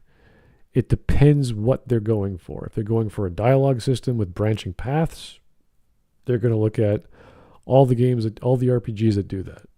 What were the paths people liked? What were the choices people liked? Did it involve death? Did we have to hire a bunch of voice actors on top of that? Do we have to replace them to get the scenes in the future to occur again, like they did with Wix and Morden in Mass Effect 3? So, yeah, there's a trade-off. Like, how much money do they want to spend on this choice, and how much time is that going to take to work out the way they want? So, I can't think of too many games that do choices that matter over the years. So, it's a tough sell to a publisher. Having to spend years trying to make it. The dialogue wheel is just a different dialogue interface, so that isn't hard to replicate. Companions were always a thing, it just needs to be done in the style of Mass Effect, which provides an easy template to follow. Companions represent some aspect of the world. Companions have the themes of games incorporated into them. Companions have the themes of games. I don't think so. I don't know what that means. They have storytelling themes, potentially. Like Tali could be the recluse, shut-in, who wants to save her people. Trope, I guess. Not a theme. Well, what's the actual theme, the themes of Mass Effect? Man versus machine, man versus nature, man versus fate, I guess you could argue. The universe against you. What else? So really, it's just man versus everything. Yeah, pretty much. So, okay, let's look at what the companions have to represent that. Tali represents the conflict between the Geth Man and machine. Man and machine, specifically because her race created the Geth and they're at war with the Geth. So that is a very narrow element, a minor theme. So, like, but when I think of Garrus, like he's just a guy. Like he's a Turian. Like that's it. The same with his thing is about justice, really. He could represent. So his original companion mission in Mass Effect 1 is finding Dr. Solus Heart because he's a murderer and he wants to bring him to justice. You're like, okay. In Mass Effect 2, he's after the guy who betrayed his squad. That's and wants to bring him to justice. Yeah, well, revenge, justice, if you know what I mean, vengeance. In Mass Effect 3, he doesn't have a companion quest apart from his desire to destroy bottles. Yeah, no, I don't. Like, I don't know why characters have to have themes. Like, this is. But I'm just saying. When you actually start looking into it, it's like no, they don't have themes. One or two have some themes, but the vast majority is Mass Effect 2 is just daddy issues. Right.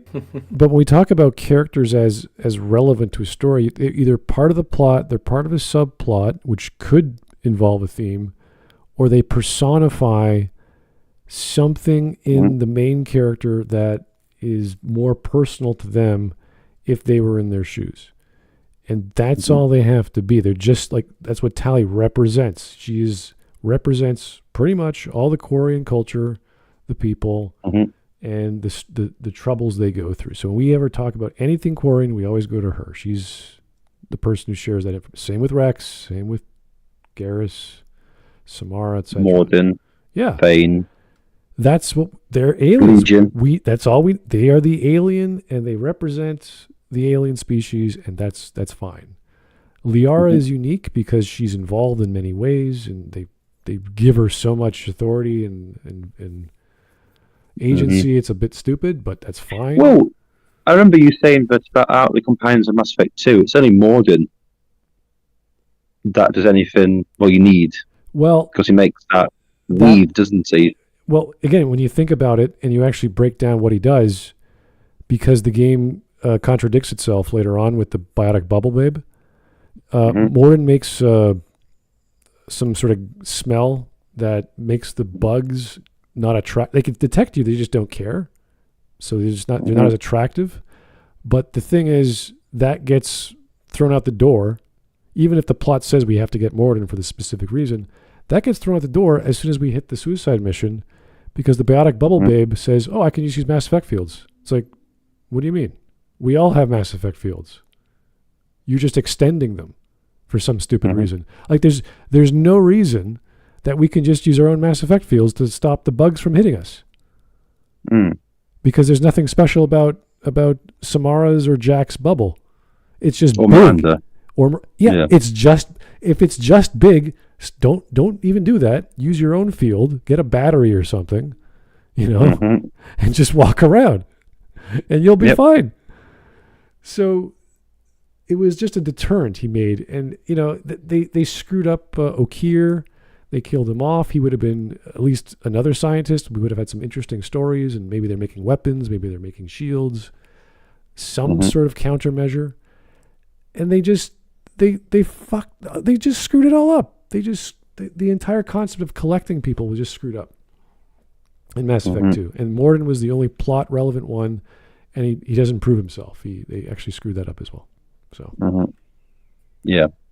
Like, I'm trying to think of the people on the squad who you actually needed, and none of them. No, you don't need any of them, and they all are replaceable. You could have just got 12 nameless grunts. You could have just hired 12 Zaids, really. Well, you didn't even need Shepard.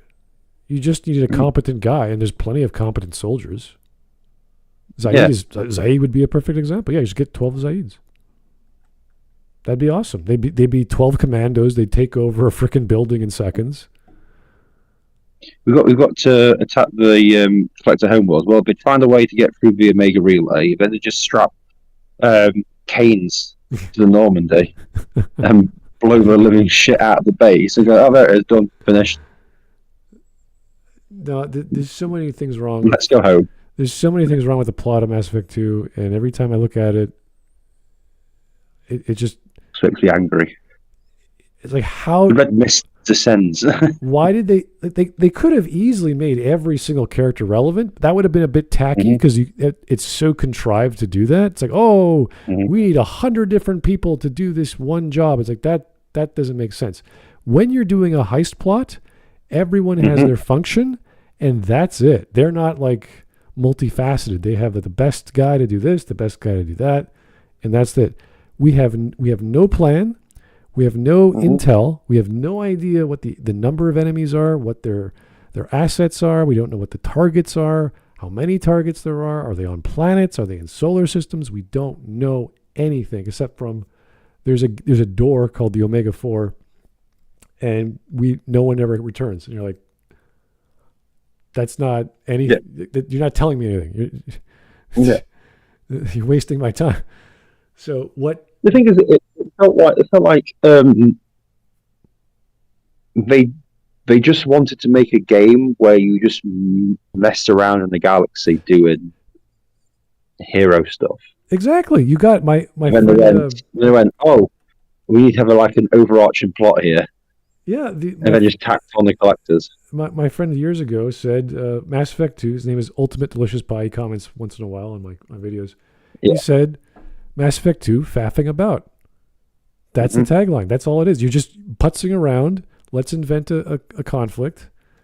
Has nothing to do with your choices from the first game. Has very little to do with the choices on the third game, so there's no influence. There's no bridge. And then they give you bridging DLC. By the way, the game we wanted to make wasn't there. Here's a bridging DLC to connect it to. And even that was pretty stupid. The best thing is, they did that in Mass Effect 2, and then they did the exact same thing for Dragon Age 2. Yes, exactly. They didn't know what to do. They did not have... This is the thing. Casey Hudson is lying. He is lying when they said they planned this out. They may have had a quadrilogy in mind. It doesn't matter. They had no plan because they changed the writers from the first game. They kept changing writers. They kept changing cutscenes and. Yep. You mean like Star Wars? They changed the editors for sure. Yeah, that's a mess. That was. It's a reason why the second or the episode 5 was such a perfect storm. Everything was experimental, and we're not sure what's going to happen, and and all these changes, the script. You're like, wow. Anyway, 24 minutes. Rich and deep backstory, and companions are important or have reason to get involved with the main plot. Yeah, no. Second game, there's no reason. Rich guy wants you to. That's about it. Even the companions in Dragon Age 2 have more of a reason to get involved in the plot. Yeah. Because they're like, well, like Varric says, well, I live in Kirkwall, so I have to deal with this stuff. I don't want my home being destroyed. Yeah, and Hawk is an immigrant, and his familial home is there, and he wants to bring it back, so that makes sense. Yep. Anders wants to free all the mages. Anders, yeah. Yeah, but he's still, has a reason to be involved in the plot. He's like, well, I want to free mages, so I'll, use this really incredibly amazing person at fighting to help me. Yeah, and Meryl wants to bring back her tribe, or restore whatever. Aveline's the guard captain of the entire city, so she has to be there. Yeah, and to make sure things are okay. And Isabella is just an opportunist. Stuck there. Yeah, she lives there too. She can't really leave because there's a certain thing keeping her there. And what's his face is edgy and escaping the Imperial. Fenris. Yeah, he's just wants to get the hell away from the mages.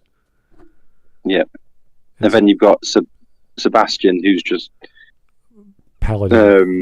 He's a good guy. He's been, and he's like, the Grand Cleric is who I'm sticking with. Yeah, I believe in because I made an oath. The Chantry. Okay. So I gotta protect the. Yeah, exactly. He's a good guy. So there's a reason for everyone to be here. Like you say, Mass Effect 2, what's people's reasons?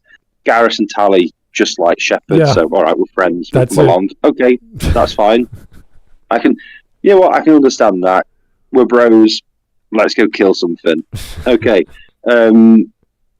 Morden, he's meant to be there because he's a great scientist, and you need him to make a countermeasure. Okay, obviously it gets thrown out the window, but there's still a little bit there. The rest of them, it's like, why do I need you? Yeah, and that's the argument we make with Miranda and Jacob. Miranda is so standoffish. She's so like, I don't like you. I don't trust you. And you don't trust her. She just killed a bunch of guys.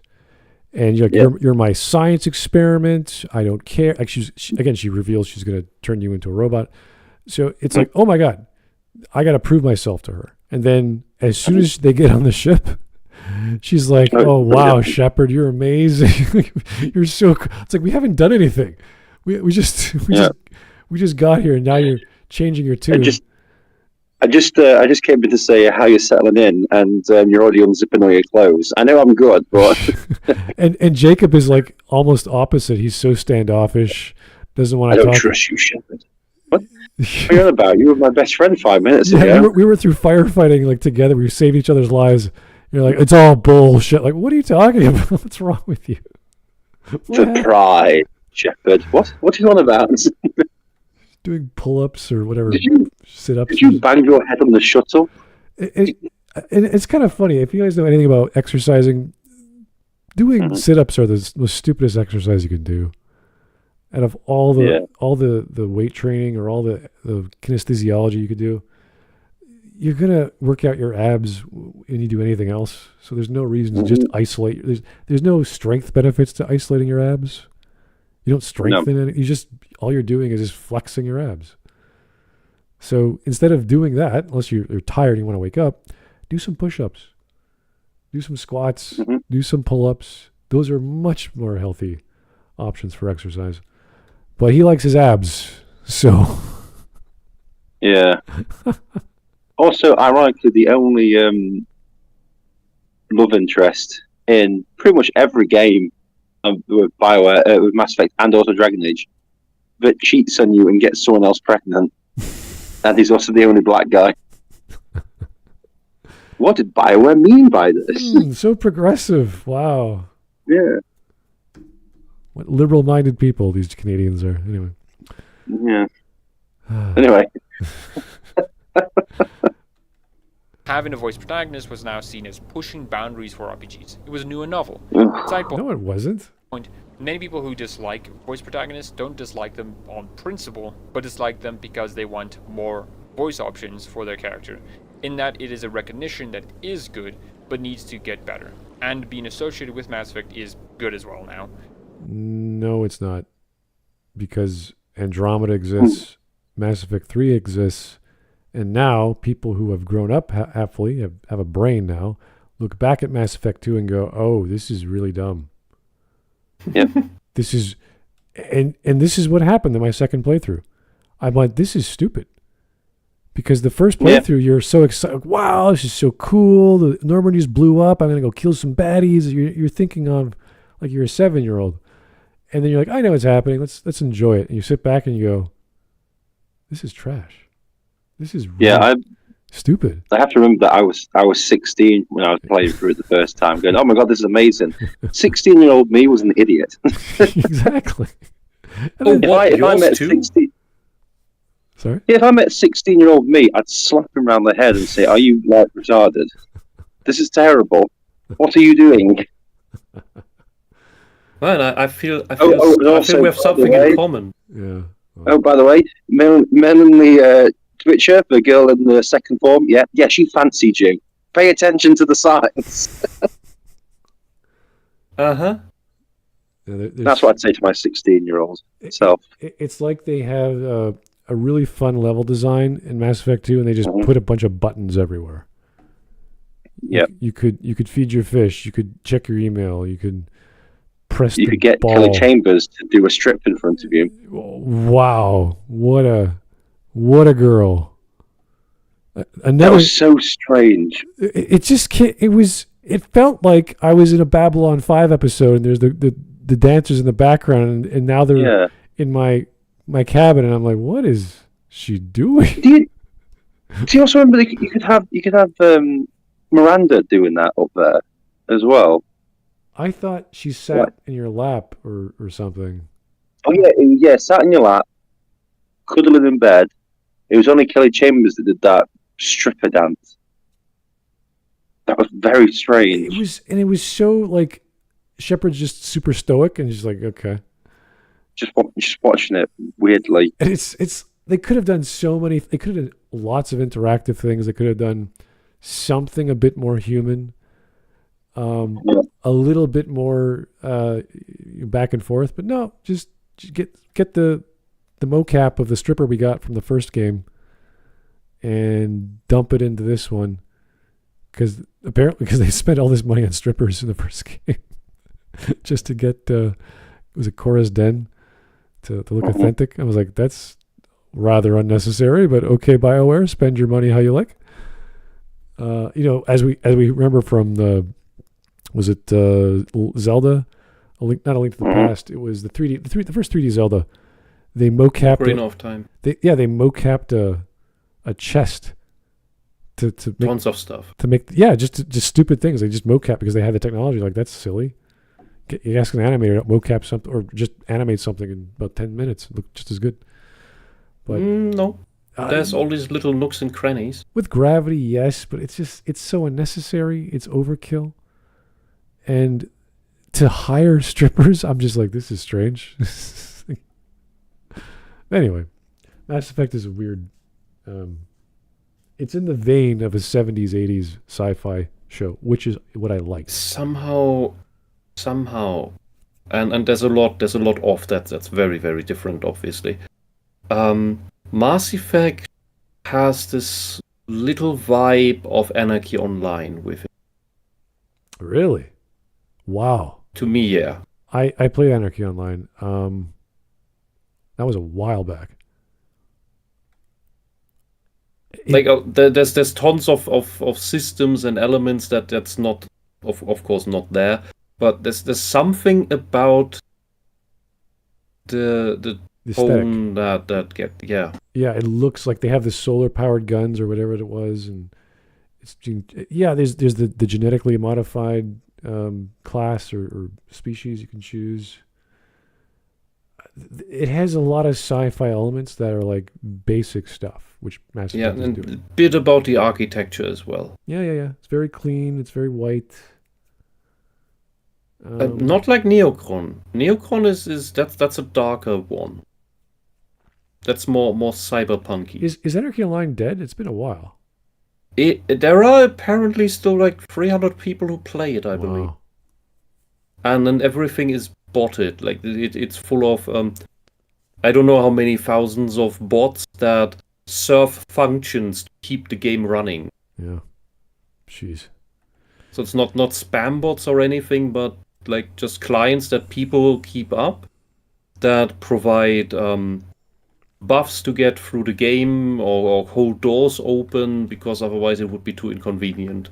I'm trying to remember, was that a Microsoft produced game or? I don't remember. I played the beta. Yeah. I did play it for a few weeks and I was like, all right, this is, it's an MMO. It'll take time to get into. So I ultimately fucking roller rats. Yeah. Whew. Mass Effect had a lot of stuff going for it, and most of it ended up not worth it, unfortunately. Cinematic was also seen as pushing boundaries, especially in RPGs. Second game. All of this means that Mass Effect set a new standard for what an RPG could be. And if a studio wants to... That's a funny thing to say, though, because it's just cinematic. It's just visuals. It's like, well, you can just hire a good guy to do your cinematics. It's the same idea. Yeah. I will always hate the stupid dialogue wheel that doesn't tell me what actually is going to be said and makes me guess something, and my guess is wrong, and then everything is tonally broken. There's a few examples in Mass Effect 1 where it does that, and it's just, this is stupid. This is so dumb. Yeah. That's not the character I wanted to play. Fuck you, game. Like I'll always say about Dragon Age, at least you knew what tone you were going for, with sarcastic, diplomatic, and aggressive. At least you knew if you chose the aggressive option, you were going to be a dickhead. Yeah, no, that's what they should. They should have taken. This is the simplest thing BioWare could have done. Take their best system, make their next game using the best system with upgrades. They did that with Mass Effect 2. Great. They have the interrupt system, which they did in the first game, just didn't implement it because it wasn't enough. It was too hard. Fine. Mm-hmm. They did a variation on in Dragon Age 2. As bad as that game was, the dialogue was better. Great. Use that. Mm-hmm. Bring it back into Mass Effect 3. What happened? They downgraded Mass Effect 3. Oh yeah, you have 2 options, and then maybe a third, investigate. You're like, oh, it's like, what happened? You were going on an upward slope and then down. Because the game that brought all those people in certainly needs to be damped down now, because people who made the game great are dumber now. I don't know. I loved that they had you had the action mode and the story mode. And I played story mode first, then played action mode, and realized they're both exactly the same. So there was no difference. Wow. My main issue is that the dialogue wheel is just dumb, because it basically only allows for tonal choices and not actual roleplay, not actual inquisitiveness. It is the idiot's version of what role-playing game dialogue options were. And the worst example is using a straight-laced, non-emotional dude or girl who's just super diplomatic or super angry when the option arises, and that's everything else is just straightforward, blah, blah, blah. There's barely anything to work with as a character, to the point that the only thing that's emotional about them is their bad dancing. And it's a joke in universe.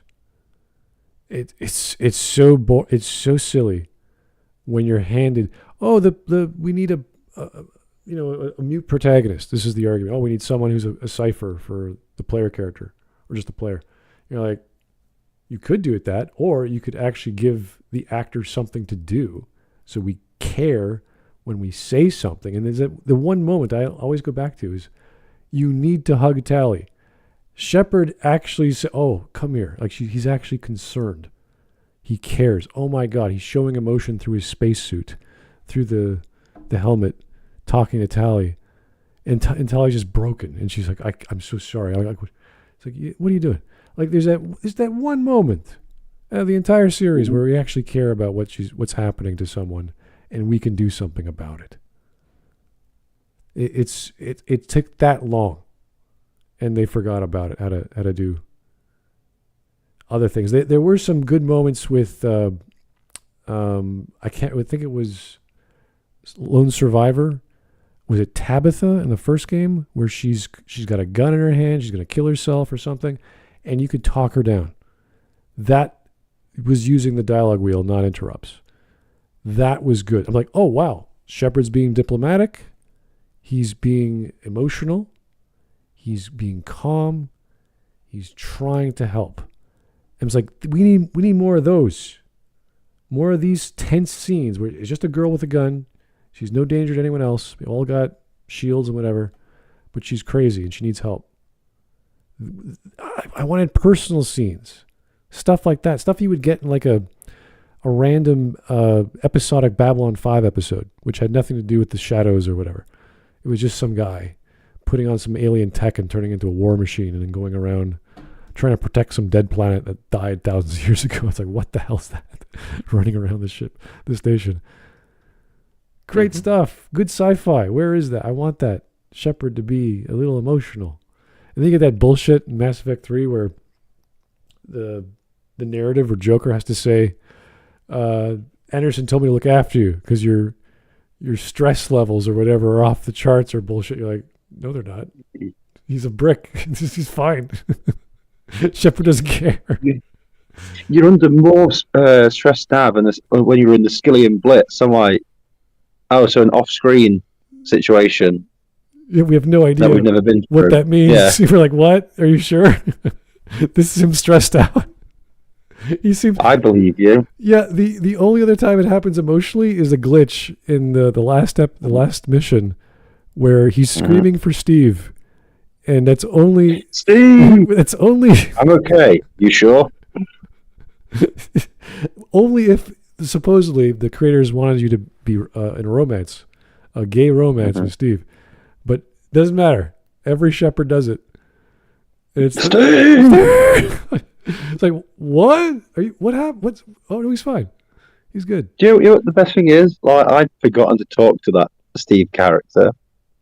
So when my Shepard went, Steve, I'm like, who's the fuck is Steve? Oh my god, the pilot. Oh yeah. I hope he's okay. You need a certain amount of points, and he'll be fine or something. Like the points. Oh my god. Yeah, forget that. That's iconic. Because you have to. You know what's actually scary about that scene about he's under stress. You know they copied it pretty much word for word for Star Trek Into Darkness. Really? With Kirk, yeah. I don't remember that. Scotty goes up to him and goes about his scan, going like, "You're under a lot of stress. It's affecting you," like what Joker says. I was like, God, that's so much Mass Effect 3. That is. I don't think I've ever seen that yet. And ironically, Kirk. No, you've not seen it. All the new start, or not the new, but the. Okay, I'll give you advice. Just watch Wrath of Khan. The original. Yeah, just watch that, and you've seen Into Darkness. What? So the Kelvin timeline, just forget about. Okay. Well, it's set. The Kelvin timeline was set before all that. This is a weaker remake. Yeah. So they just remade Wrath of Khan for the second movie. All right. Only difference is it's Kirk who dies instead of Spock. Yeah. Yeah, I'm not joking. Kirk dies, and then he's brought back to life with magic blood.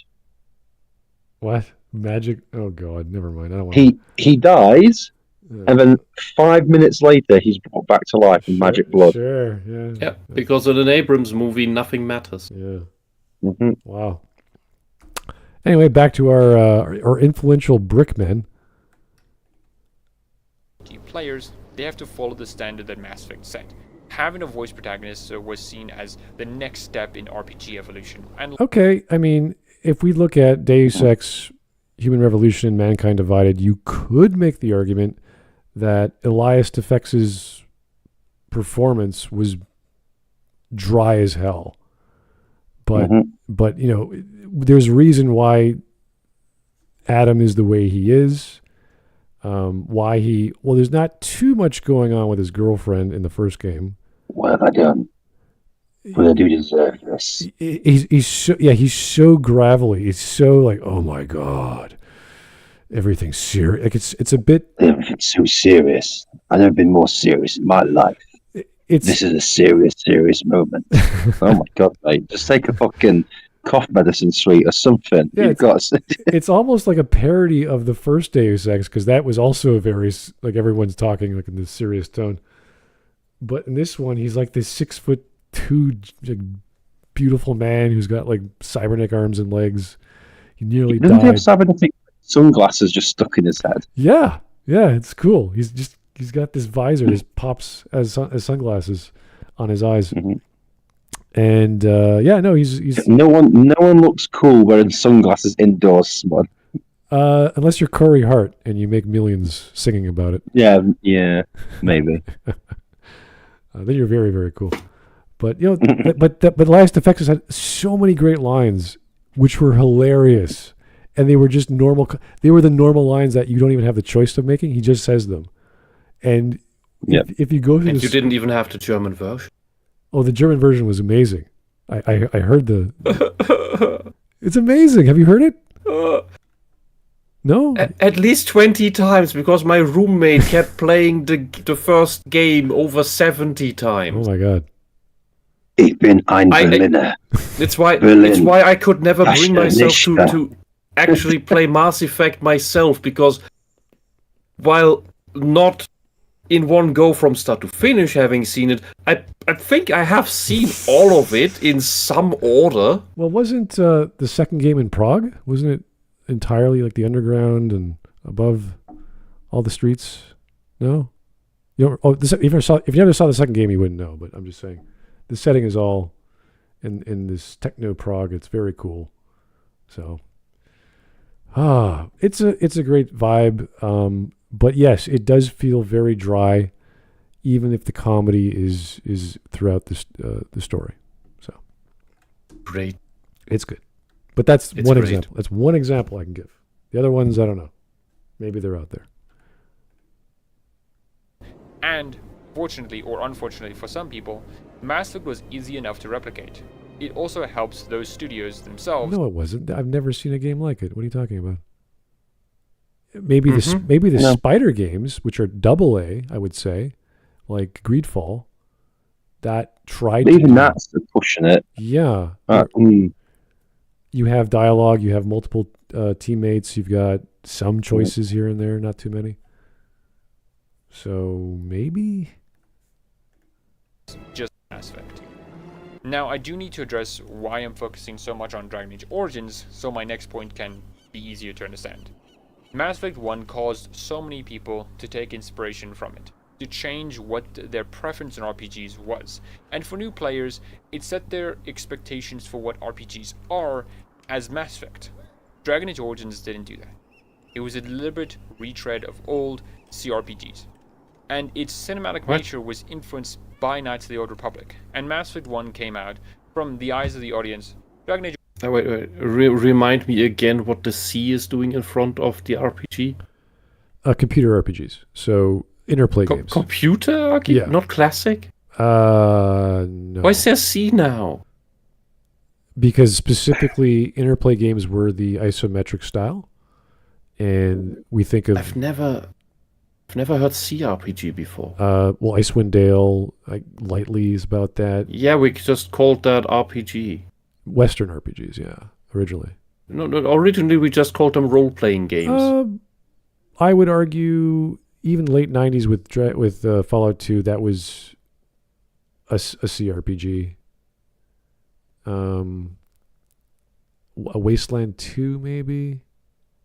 Same vein. Yeah, no, it's just that isometric style. The same with Pillars of Eternity, Tyranny, Pathfinder. I don't know why you'd put a C there. Just because they're not really released on consoles. They existed on the PC. They never existed on. How is that relevant? Because that's a computer. The console is a computer too. You would not buy a console to do your homework. You would not buy... You've angered a hell of a lot of people there with saying a console is a computer. It is a computer. It's just not as versatile because it is specialized for one specific type of purpose. I know, but that's not... I can clearly see the pitchforks and torches coming over that horizon.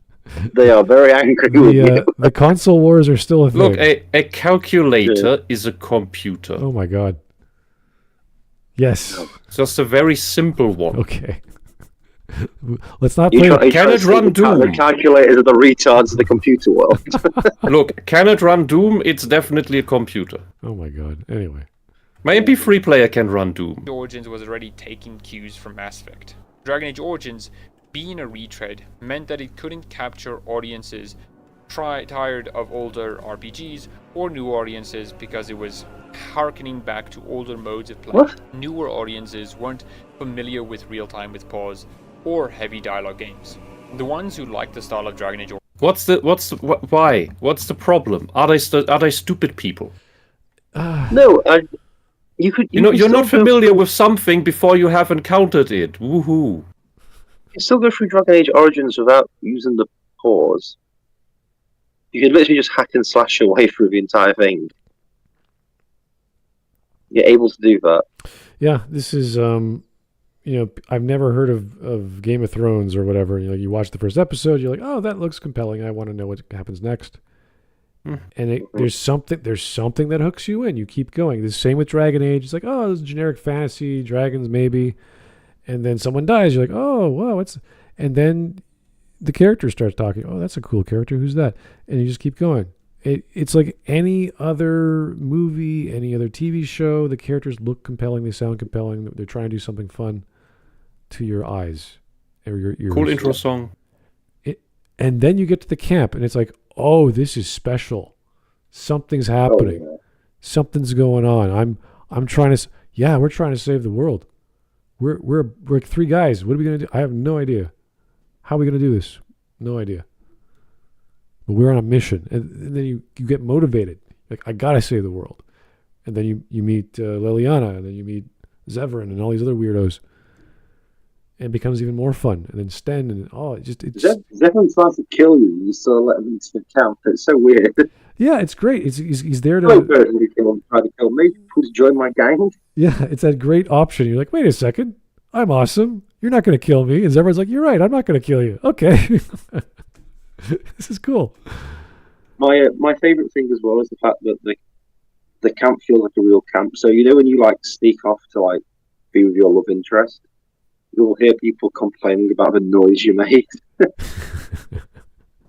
Like if you romance Morrigan and go to a tent, someone will go, "Oh, it's nice," but Morrigan wails like a dying cat, and you tell her to keep it down. See, they're aware of the system they're in, or at least the writers are aware of what they're doing, and those are jokes that work. Once the characters are aware of your other characters or the world around them, then you've got this is what writing is. Just imagine a person in a sandbox bouncing around like a pinball. How would they react? And I think Straczynski said it best. What if your best friend walked into the room and stubbed their toe? What would their reaction be? And if you know like that, you'll know them like the back of your hand, and that's how you write them. And they just keep bouncing around, stumbling on stuff. Unless they're like perfect beings and they can just levitate above everyone. And they're probably trans or something, I don't know. Volons. Yeah, exactly. Even Volons have that. Negatives. They literally float around. Yeah, okay. Board. But Mass Effect captured old and new audiences. People whose first RPG was Mass Effect. I talk about Dragon Age Origins and not the other games because Dragon Age Origins was when the franchise could solidify itself and influence others. But it didn't. Because it wasn't... Yes, it did. Because they... Well, I just realised something as well. You mentioned the Volons. BioWare completely copied that for like how the guests interact with things. Yeah. Because when it says, "Oh, what's your name?" Geff. No, but it was the individual in front of me. We're all Geff. That's literally a word for word from Babylon 5. Mm-hmm. Yeah, you're right. My name, Kosh. No, but what's the individual in front of me called? We're all Kosh. Yeah. But he's like an evil Kosh. Yeah. He's the replacement Kosh. Yeah. Yeah, he's a pissed off Kosh who didn't want to come. Yeah, he's like, why am I here? I hate you. When I was younger and everything, I was playing the game, and my uncle, because I was living with my grandparents at the time, and my uncle lived there as well. He's a huge sci-fi nerd. He's the one who got me into everything.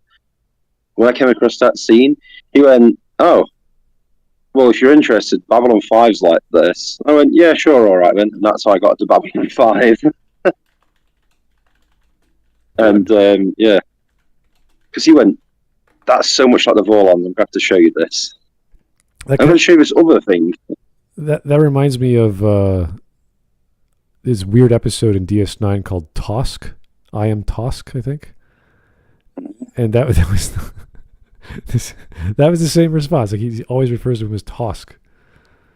What's the name of your ship? I forgot that one. It's it's one of those episodes that have nothing to do with anything. But it's just the way he talks is he refers everything as Tosk. Yeah. Oh, like a Smurf. I think. For Smurfs, all verbs are Smurf. You want to Smurf, you right in the Smurf. You smurfing Smurfer. It's kind of like... Don't Smurf me. They're asking, like, what do you do? It's like, what's your name? What's your species? I am Tosk. It's like, how? Okay, but are you an explorer? Are you a scientist? It's like, I am Tosk. Is it just the I am Groot thing all over? No, he speaks. He has language, but his response in terms of identity is all the same. It's always Tosk. There's people making like, this is Mrs. and Mr. Tosk. Here's my son Tosk. It was kind of a joke. Anyway, we're that geeky. We remember crap like this. He says that it influenced nothing, and if that was true, then it would be the loss for everybody. The I'm going to be honest with you, the more and more we talk about Mass Effect now, the more and more I realise, like you say, Babylon 5 was obviously a huge influence on Mass Effect, whether they realised it or not. Yeah, because the writers use... Well, it was the second best sci-fi show ever made. The second best? Yes. Yeah. The first one What's being... the first best? Stargate SG-1. Really? Oh. Wow. It is the we can argue whether they should both be on position 1, because they do have different connotations, different directions. But SG-1, I'd say, is the most consistent out there. That keeps consistency overall. SG-1 started going down, what's his name? Daniel's dying all the time. Yeah. So Again. Everybody needs a Kenny. What? Yeah, but once you start doing that, you sort of lose me a little bit, because I just don't care about him dying. It was I the thought most... you were going to say like the... It was the most episodic, like even with DS9, it was more episodic than DS9 until they decided to have a plot, and it became this whole... But they always remember what magical gimmicks they have in the vault, and just recombine them later on. That is amazing. That is the writers still being hired after 10 years. Yeah, that's the writers caring and being nerds. Yeah.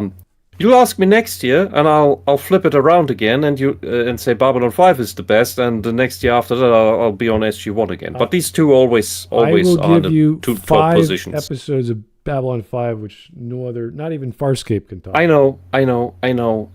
God. Yeah, just let me have this year. This is SG-1 year. Next year is Babylon 5. No, you can't just say I'm going to switch and swap. It's not the fucking football league. You can't just say there's a new champion. You've got to pick one. I can't. Not with these two. It's definitely Bab Come 5. on, it's easy. And then do what all Germans do. You can pick stuff. And then you could argue you're... Hitler weighed up. He went, let's do Austria first. God. No, he did Chechnya first. Oh, no. Well... Anyway, let's not bring that up again. But good I got you to admit Babylon 5. I'm happy. I've always admitted Babylon 5 is the best. But okay, I'm fine with that. Anyway. I love You or dairy. That's not bad. It's okay to have games that are retreading old. You don't think Dragon Age was bold or... Okay, I mean... killing off entire characters and... going into dreams. Sorry to go back to the previous argument, but Babylon 5 also has a situation where someone decides just to drop an entire nuke on the enemy. Yeah, that was great. True. It's like, how do we stop them? How do we stop it? We can nuke them. Okay. We'll hide in the asteroid field, have them chase after us, and then blow their shit. Not just that. I'm going to go to the enemy's home world, to their capital. I'm going to go there pretending to be like talking about peace, and then I'm going to drop a nuclear bomb on them. Oh yeah, that was the second wipe the shit out of them. That was the second time Sheridan did that. But the one I really like the most is the war is going on so long. Delena is just exhausted, and she's like, "Okay, just choose an emissary. Choose any of them out there. I don't care." And it's the guy who's like he wants to ram them. I'm gonna kill you all. Oh, that's from the Minbari War. Yeah, that's what. The Earth Minbari. Yeah. When it's what's his name? Sheridan. Sinclair. Sinclair. Sinclair's the one that wants to ram them. Yes, exactly, because he has the guns. And he gets chosen as the emissary. Yeah, and then he has to go back in time and be. And he ends up becoming their Jesus just because he wanted to kill them. It's so ironic. A great loop. It's so funny. And all because Delena was tired. I can't take this killing anymore. Yeah. Which is ironic because she was the deciding vote in the war, wasn't she? To start it, and then because his name, because her teacher got killed by the peace talks. Yeah, kill him. Yeah. Kill them all. Kill every man, woman, and child. Yeah, and she's effectively his great granddaughter. Yeah. What you're thinking about is in the Babylon 5 movie, the beginning, when Sheridan fakes the distress signal for the Minbari. What is it? Not the Star Killer, like the Black Star, and then tricks them into going into a nuclear bomb. It's so great. And then blows them up. They can't. It's literally the only human victory in the entire war. Yeah, they can't they can't outnumber them. They can't outshoot them. Their guns, like they're just so powerful. It's like, what do? We blow them up. It's like, okay, crazy idea. And then they just stop. Like, whoa, Go home. This guy killed one of us. Oh shit, we don't fight these guys. Yeah, but that wasn't the reason. That wasn't even the reason. The humans have no clue why the Minbari just went away. Yeah, they just turned around. Great. It's only revealed later on. Okay, I'll have the following distinction. SG-1 is the best episodic science fiction. Sure, I'll go with that. Yeah, that sounds good. And Babylon 5 is the best space opera. Oh yeah, okay, 100%. Okay, yeah. You want to split the genres up? That's fair. Yeah, you can do that. Yeah. It is one of the most consistent stories also, where you realise yeah, he's got the guy who made it has got a story in his head, and it's just that he got screwed around too much. Yeah, when you hear the interviews he gave, he was pretty much writing a novel every 4 months, because he was the main writer. But then he also hired like really good writers to do like 1 or 2 episodes here and there, just to spice things those up. are amazing. And it's the filler episodes in Babylon 5 are so amazing, and they always add to the world. Neil Gaiman and Harlan Ellison made one of the two greatest stories that aren't even like dramatically superior or anything like that. They're just so unique, and they color the world so much. You're like, oh, this is what this needed. This is what this series needed, and like they're the perfect guys to do it. So the best thing as well is, I remember his name somewhere, but which episode did he do again? Ellison did the 2 maintenance guys, and they're cleaning. Absolute favorite. That is an amazing episode. Yeah. But Gaiman did. Oh, jeez, he did a romantic one. What the hell was it called? Of course, he did a romantic one.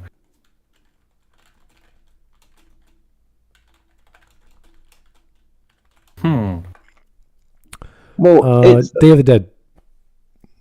Yeah, Day of the Dead. Is that? Come. Is that the Beauty and Darkness episode? It's the Day of the Dead festival. The people on the station are being visited by people who've died. Oh. Yes. Yeah. Okay. Yeah, that sounds very Gaiman-y. That's a good one. No, but what I'm saying is as well is he was so good. The Babylon 5 so good at writing, but even when what's his name, Michael O'Hara, who played Sinclair, got that incurable brain disease. Yeah, they were able to write it in a way to keep the story going, to incorporate him leaving in a way, because even the other. This is before they knew he had a problem. Even the other actors were like, something's wrong with this guy. Because after the cut, he would be like, what's this scene? Like, he'd do the acting shtick where it's like, what does this scene really mean? Like, what is it? Where should I direct my energy? Like, he was saying these weird things offset. And it was just like, something's off with this guy. So it was affecting him personally. And everyone was like really concerned about him. And then they figured out later, oh my God, he had. No, he told. Oh, what's the writer called again? It's Krasinski. Yeah, he'd actually confided in. They talked to each other about it, so he knew it was happening. But obviously by that point they'd already got near the end of the first season, so he quickly rewrote the last couple of episodes. Right. To make it work, but he promised not to tell anybody until Michael O'Hara came out himself. So he kept that promise. Yeah, and this is a great thing about writing, because you need to learn to kill your darlings, meaning you may have the best character, you may have the best sidekick, you may have the best villain. What happens if they die? Well, how do they die? Why do they die? What's the purpose?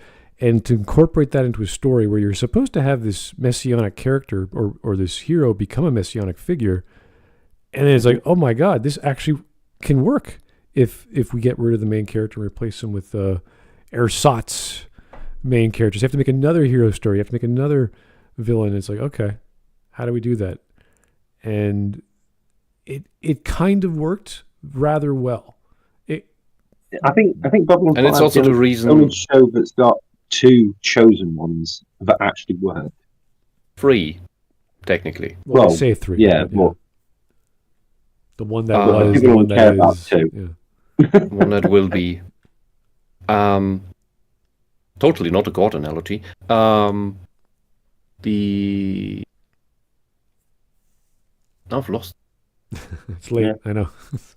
Come on, we've gone through a Babylon 5 discussion. Let's get back onto Dragon Age. But we could talk more about Babylon 5. We should go to bed, get some water. It's getting warm. Lifestyle things, bathroom breaks, etc. Anyway. We'll stop the Babylon 5 discussion night one day. Oh, we could do that instead of anime if you want. We could do that. Anyway. 16 hours. I remember. No, Jesus. No, it's gone again. All right, let's go. Doesn't help having staying power or influencing other games. Yes, it does. As I have explained. Oh, I have it again. Dragon Age Origins. Okay, what? Okay, that is why Jikar didn't work in the things made after the show, where they had him included and just do the Jikar thing, but it just feels so pushed into the scene out of nowhere, like a prop. Was that before or after Lita? Way later, like Legend of the Rangers and such stuff. Oh God, don't even. That's what I mean. Like it just doesn't work, and yeah, Jikar just shouldn't be there. Okay. After Crusade, my brain just goes, nope. There's nothing. There's nothing left. If you watch those, it's like anything. It's like you got transported to the 70s and you're watching schlocky B-flicks. Yeah, but it's so the issue bad. of Crusade is as well as it's only the season's meant to be 20 odd episodes. It's only they only got 13 aired, and they're all aired out of order. Yeah, I know.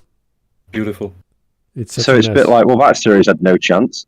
Yeah, no, it was such a great setup, and they just fooled around with it for no reason, and then the movies came out, and you're like, oh boy. Because that just sounds like sabotage. That's all you could get. He couldn't do any more series, so he said, well, I could do one big movie. How about that? And they're like, yeah, we could give you some money for that. It's like, ooh, no. Please, no. It's had its course. Oh, yeah. So bad. Leave it be. It was the most something with sock puppets. The most pretentious title with the most pretentious subtitle. I was like, oh my God. This is a movie? Which one was that? What was that? The Legend of the Rangers to Live and Die in Starlight. That was the whole freaking title. It is. What? Yeah. That had the title went on? I missed that part. Oh my God. The title keeps going on. It's actually a paragraph. Yes, that's what it was. That sounds like a German movie title. The Legend of the Rangers to Live and Die in Starlight. 6 out of 10 stars on IMDb. It is so That's bad. Too many. It is so bad. That is too many stars. I'll be honest. When it comes to like Babylon 5, it really is. My viewing of it stops at A Call to Arms, that movie, which sets up Crusade. Because I'm like, I don't really care anymore about it. Yeah. I actually liked Crusade is tough. It's a very tough sell because they had a lot of good ideas, a lot of good characters. The execution was like half there. And then the producers got involved and mixed up all the episodes and all got screwed over. And cut it short and So, yeah, sadly. That's why I say I just watched that A Call to Arms because it was exciting. It sort of wraps up a lot of the story. Yeah, Babylon 5. It had a lot going on. The new ship, and you're like, oh, this is kind of cool. Yeah, and then it's like, oh, all this potential, and then, ooh, yeah. Goes away. Yep. Anyway. Yeah. Haven't influenced games like Mass Effect, and its influence is just influence from Mass Effect. It could have never have so much impact. Because even if there is influence from Dragon Age, it's really just influence from that. Like, shut up. What are you talking about? Jeez. And even if it was popular, it isn't. It was popular. It sold 12 million units. People loved it. People waited 10 years. Yeah, I mean, I knew the game sucked, but tell that to the 12 million people who loved it. It's EA's going, well, we're gonna at least sell 1 million. Like, can't be that hard. Well, they sold 1.5 million. So when the next Dragon Age games started to be more like Mass Effect, it was already Which ones? a foregone conclusion that Mass Effect already won that cultural victory. Which ones? Dragon Age 2? Hold on. I missed loads. What's just happening? So which games? Cultural victory. Which Dragon Age games were like Mass Effect? Oh, okay. Dragon Age 2 and Dragon Age Inquisition and Veilguard. I get. Next question. Okay. Sports for 200. Yeah. Oh my god. Victory. So that is why I say Mass Effect is more popular and culturally impactful than Dragon Age. So if I gave you direct evidence of a game called Dragon Age influencing another game, you would just say, no, it was really Mass Effect, because I said so. Excellent. All right. At least I think. I admit I don't here have we the full go. picture, only what I can tell from observing the two series' impact on gaming, what my audience told me, and what the developers themselves have said. I hope this video gave you some... The developers from where? You're going to ask every developer, were you influenced by Dragon Age Origins? It's like, no, okay. understanding Dragon Age what? on this topic. If you like the video, perhaps consider liking it. If you don't, there's a button for that. If you really like the video, perhaps consider subscribing. Comment down below what you think about Mass Effect's cultural impact. I've always read and respond to comments. I enjoy seeing what you guys have to say, and have a good day. I am a huge fan His cadence is all over the place. Like, of Dragon Age. My favorite franchise out of BioWare's catalog, and I'm sad that it didn't end up inspiring other games like Mass Effect did. Dragon Age's world building is still top tier, and no other fantasy game has really delved into the logic and mechanics of how a fantasy series would work. And when any fantasy series kind of does that, it's always done in this very weird way. I'm not sure how it would describe it, but it's very weird. Would describe... Okay, look out. And yeah, I hope you have a good day. Wow. Who? Cadence was fascinating with this man. Yeah, the cultural impact of Dragon Age and Mass Effect have been culture warred. Really? We need to reculture impact Okay. the stuff. I don't know. I think I'm done with BioWare. I hope it's done with itself. BioWare won't come back. Yeah, well, we will find out. There's always that Exodus game that looks like a BioWare game, so who knows? All right, we got some memes. Spirit lives on, it just moves elsewhere. Hawk, thank you for Kelly Chambers. No, it's just that's strange in a game like that. We need a stripper from our comms officer for some reason. Yeah. Why not? She likes you. You let her feed her fish, so she likes you for some reason. Yeah, but it's such a strange outfit to wear. Also, like you said, Shepard's just watching. Let me get my stripper outfit. Let me, don't touch me or anything. Let me just get my stripper outfit and watch me run against your armory wall. Like, okay, Kelly. Thanks. Oh boy. I like how also that choice means nothing as well, dating her. Yeah, I know. She just leaves you in the third game. You're like, no, Kelly. Here we go. What your Mass Effect romance choice says about you. Ashley, you didn't notice Liara was an option until it was too late. Liara, you're into the lady on the streets freaking the sheets trope. Yeah. Okay. Caden, you're the type to marry your high school sweetheart? All right. Okay. Garrus, you've been in love with your best friend for as long as you can remember. Oh. Tolly, you're the thighs no, that's not right. She has got thighs. Yeah, all the girls got thighs, but that's like one of 20 things to talk about. Anyway, Jacob, you thought the horny comments by female Shepard funny and accidentally locked into his Oh no. Yeah. Oh yeah, there's all those people saying I was just talking to Jacob, and all of a sudden we're hooking up. Like, what happened? Miranda, you're a boobs. No, that's not. She's about the other part. Her boobs aren't that great. It's a skin tight bodysuit with the hexagonal pattern. That's more interesting. Her boobs aren't great. They're just, well, number one, the pixels for starters, but that's her main asset along with her ass. Her voice actor is very good. She could have some better lines, I admit, but allegedly genetically engineered to be the most beautiful thing ever. Then you look at her, like, look at this face. Come on. Well, the funny thing, I've seen 2 women today that look leagues above her. if you look at comparisons between Jack's model and what was her name, Megan Fox, the facial structure is exactly the same. So Jack actually has a prettier face, but the rest of Jack is terrifying. Jack's It's a very horrible version of Tank Girl. Yeah, you either have bi wife energy or fucks on the first date. Oh my god, it's probably true. Thane, you are ace? What? What does that mean? Steve, Just your ace. You are ace. I don't know. Steve, you wanted a gay male Shep, but saved Ash and Vermeer. What? Isn't that with Caden? Okay. Trainer, you either didn't notice joining her in the show. Oh my god. It would lead to a romance scene, or you have a thing for nerds and finds her accent hot. No, Trainer is the upgrade from Kelly because they didn't want to do anything else with her. So also, she's only lesbian. Yeah, so. she's only lesbian, exactly.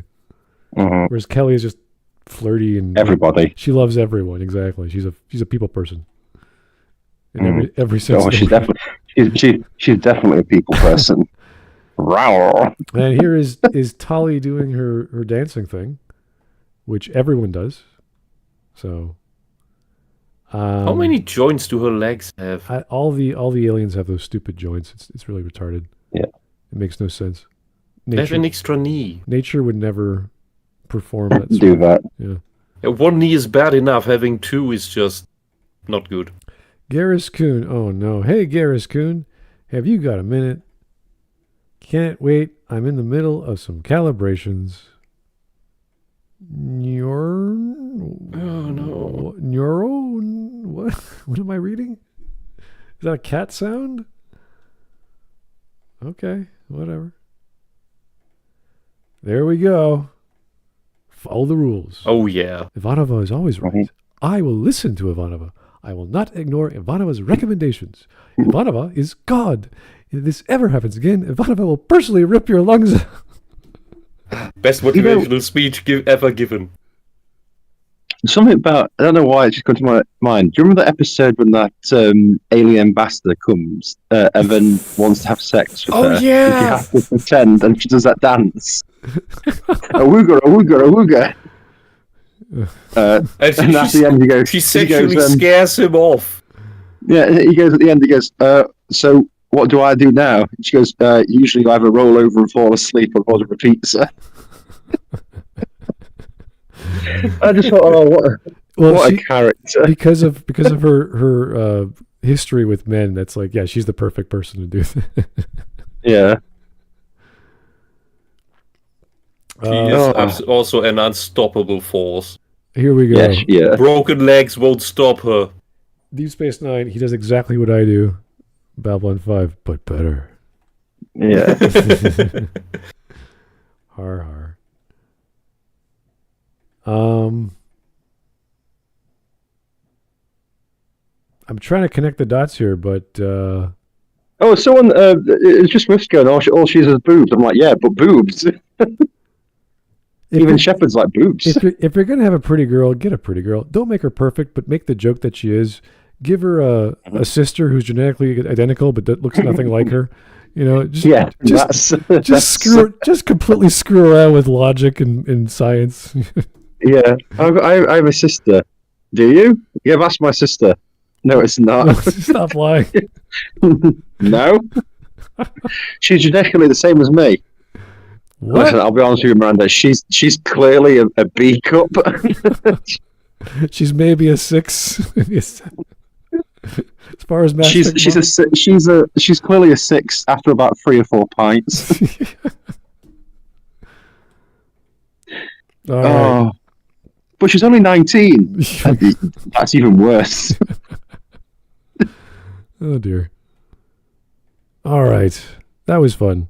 Not because we were rambling on about which has greater Babylon culture. 5. It's because of Babylon 5. You have solved my conundrum. What's their conundrum? A dilemma? Okay, which is? Which was the best? I thought you told us it was. Yeah, but you helped me solve it. What are you talking about? You said it Thanks was. to your pressure, I recategorized things, and now everything is fine. Okay. Can I just say The universe is in order.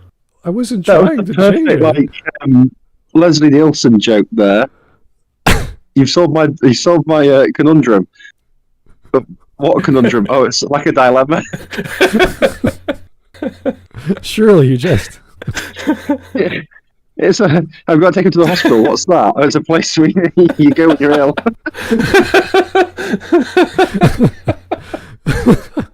Cigarette? Yeah, yes, it is. Oh god, now I'm doing 2 Leslie Nielsen things. No. I just love that. That's fantastic. I already did the flipping the beginnings of words thing. Ask the German a question. Let's take everything he says literally. Okay. Yeah. What's up, the sky? What are you talking about? Yeah. Oh no! That reminds me of. We're trying to teach my eldest daughter how to cross a road properly, like look left, look right. And so Mrs. Ork went. Did you start first looking right and then left? No, she goes. Look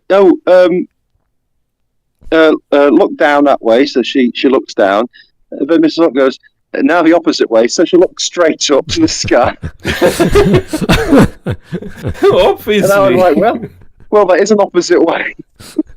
We've got to make it a bit more simpler for her.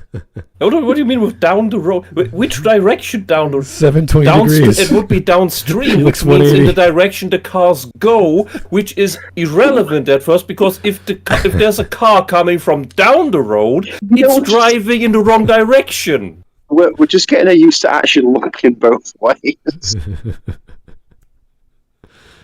So start in the direction that the cars come. That's the more important one. But no, it was just the way. But now look the opposite way, straight up. It's like, well, yeah, what we meant.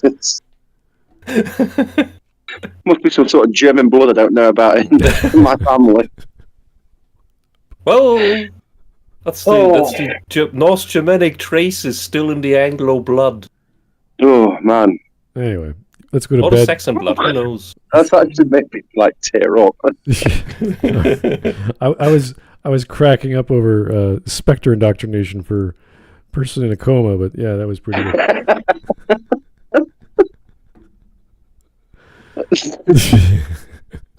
I know you're in a coma. What's that? Well, it's when you're unconscious. Well, but enough about that. You're a Spectre now. Anyway, we gotta go. It's late, and Europe is later than me, so yeah, we get. Well, it's like 3:00 here, but it doesn't matter anymore. Yeah. Anyway, it's a Saturday or Sunday. It's either way. It's getting warmer, so we went from spring back to summer, and hopefully it's warming up for everyone else too. So, yeah, I got to do the bed sheets one more time. Anyway, we will talk to you soon. That was fun, just because we're a bunch of geeks. We're rambling on about other things aside from the topic. But that's what we do here. So have yourself a good one. We'll talk to you later. Good night. Good night. Bye. I thought I was trying to help.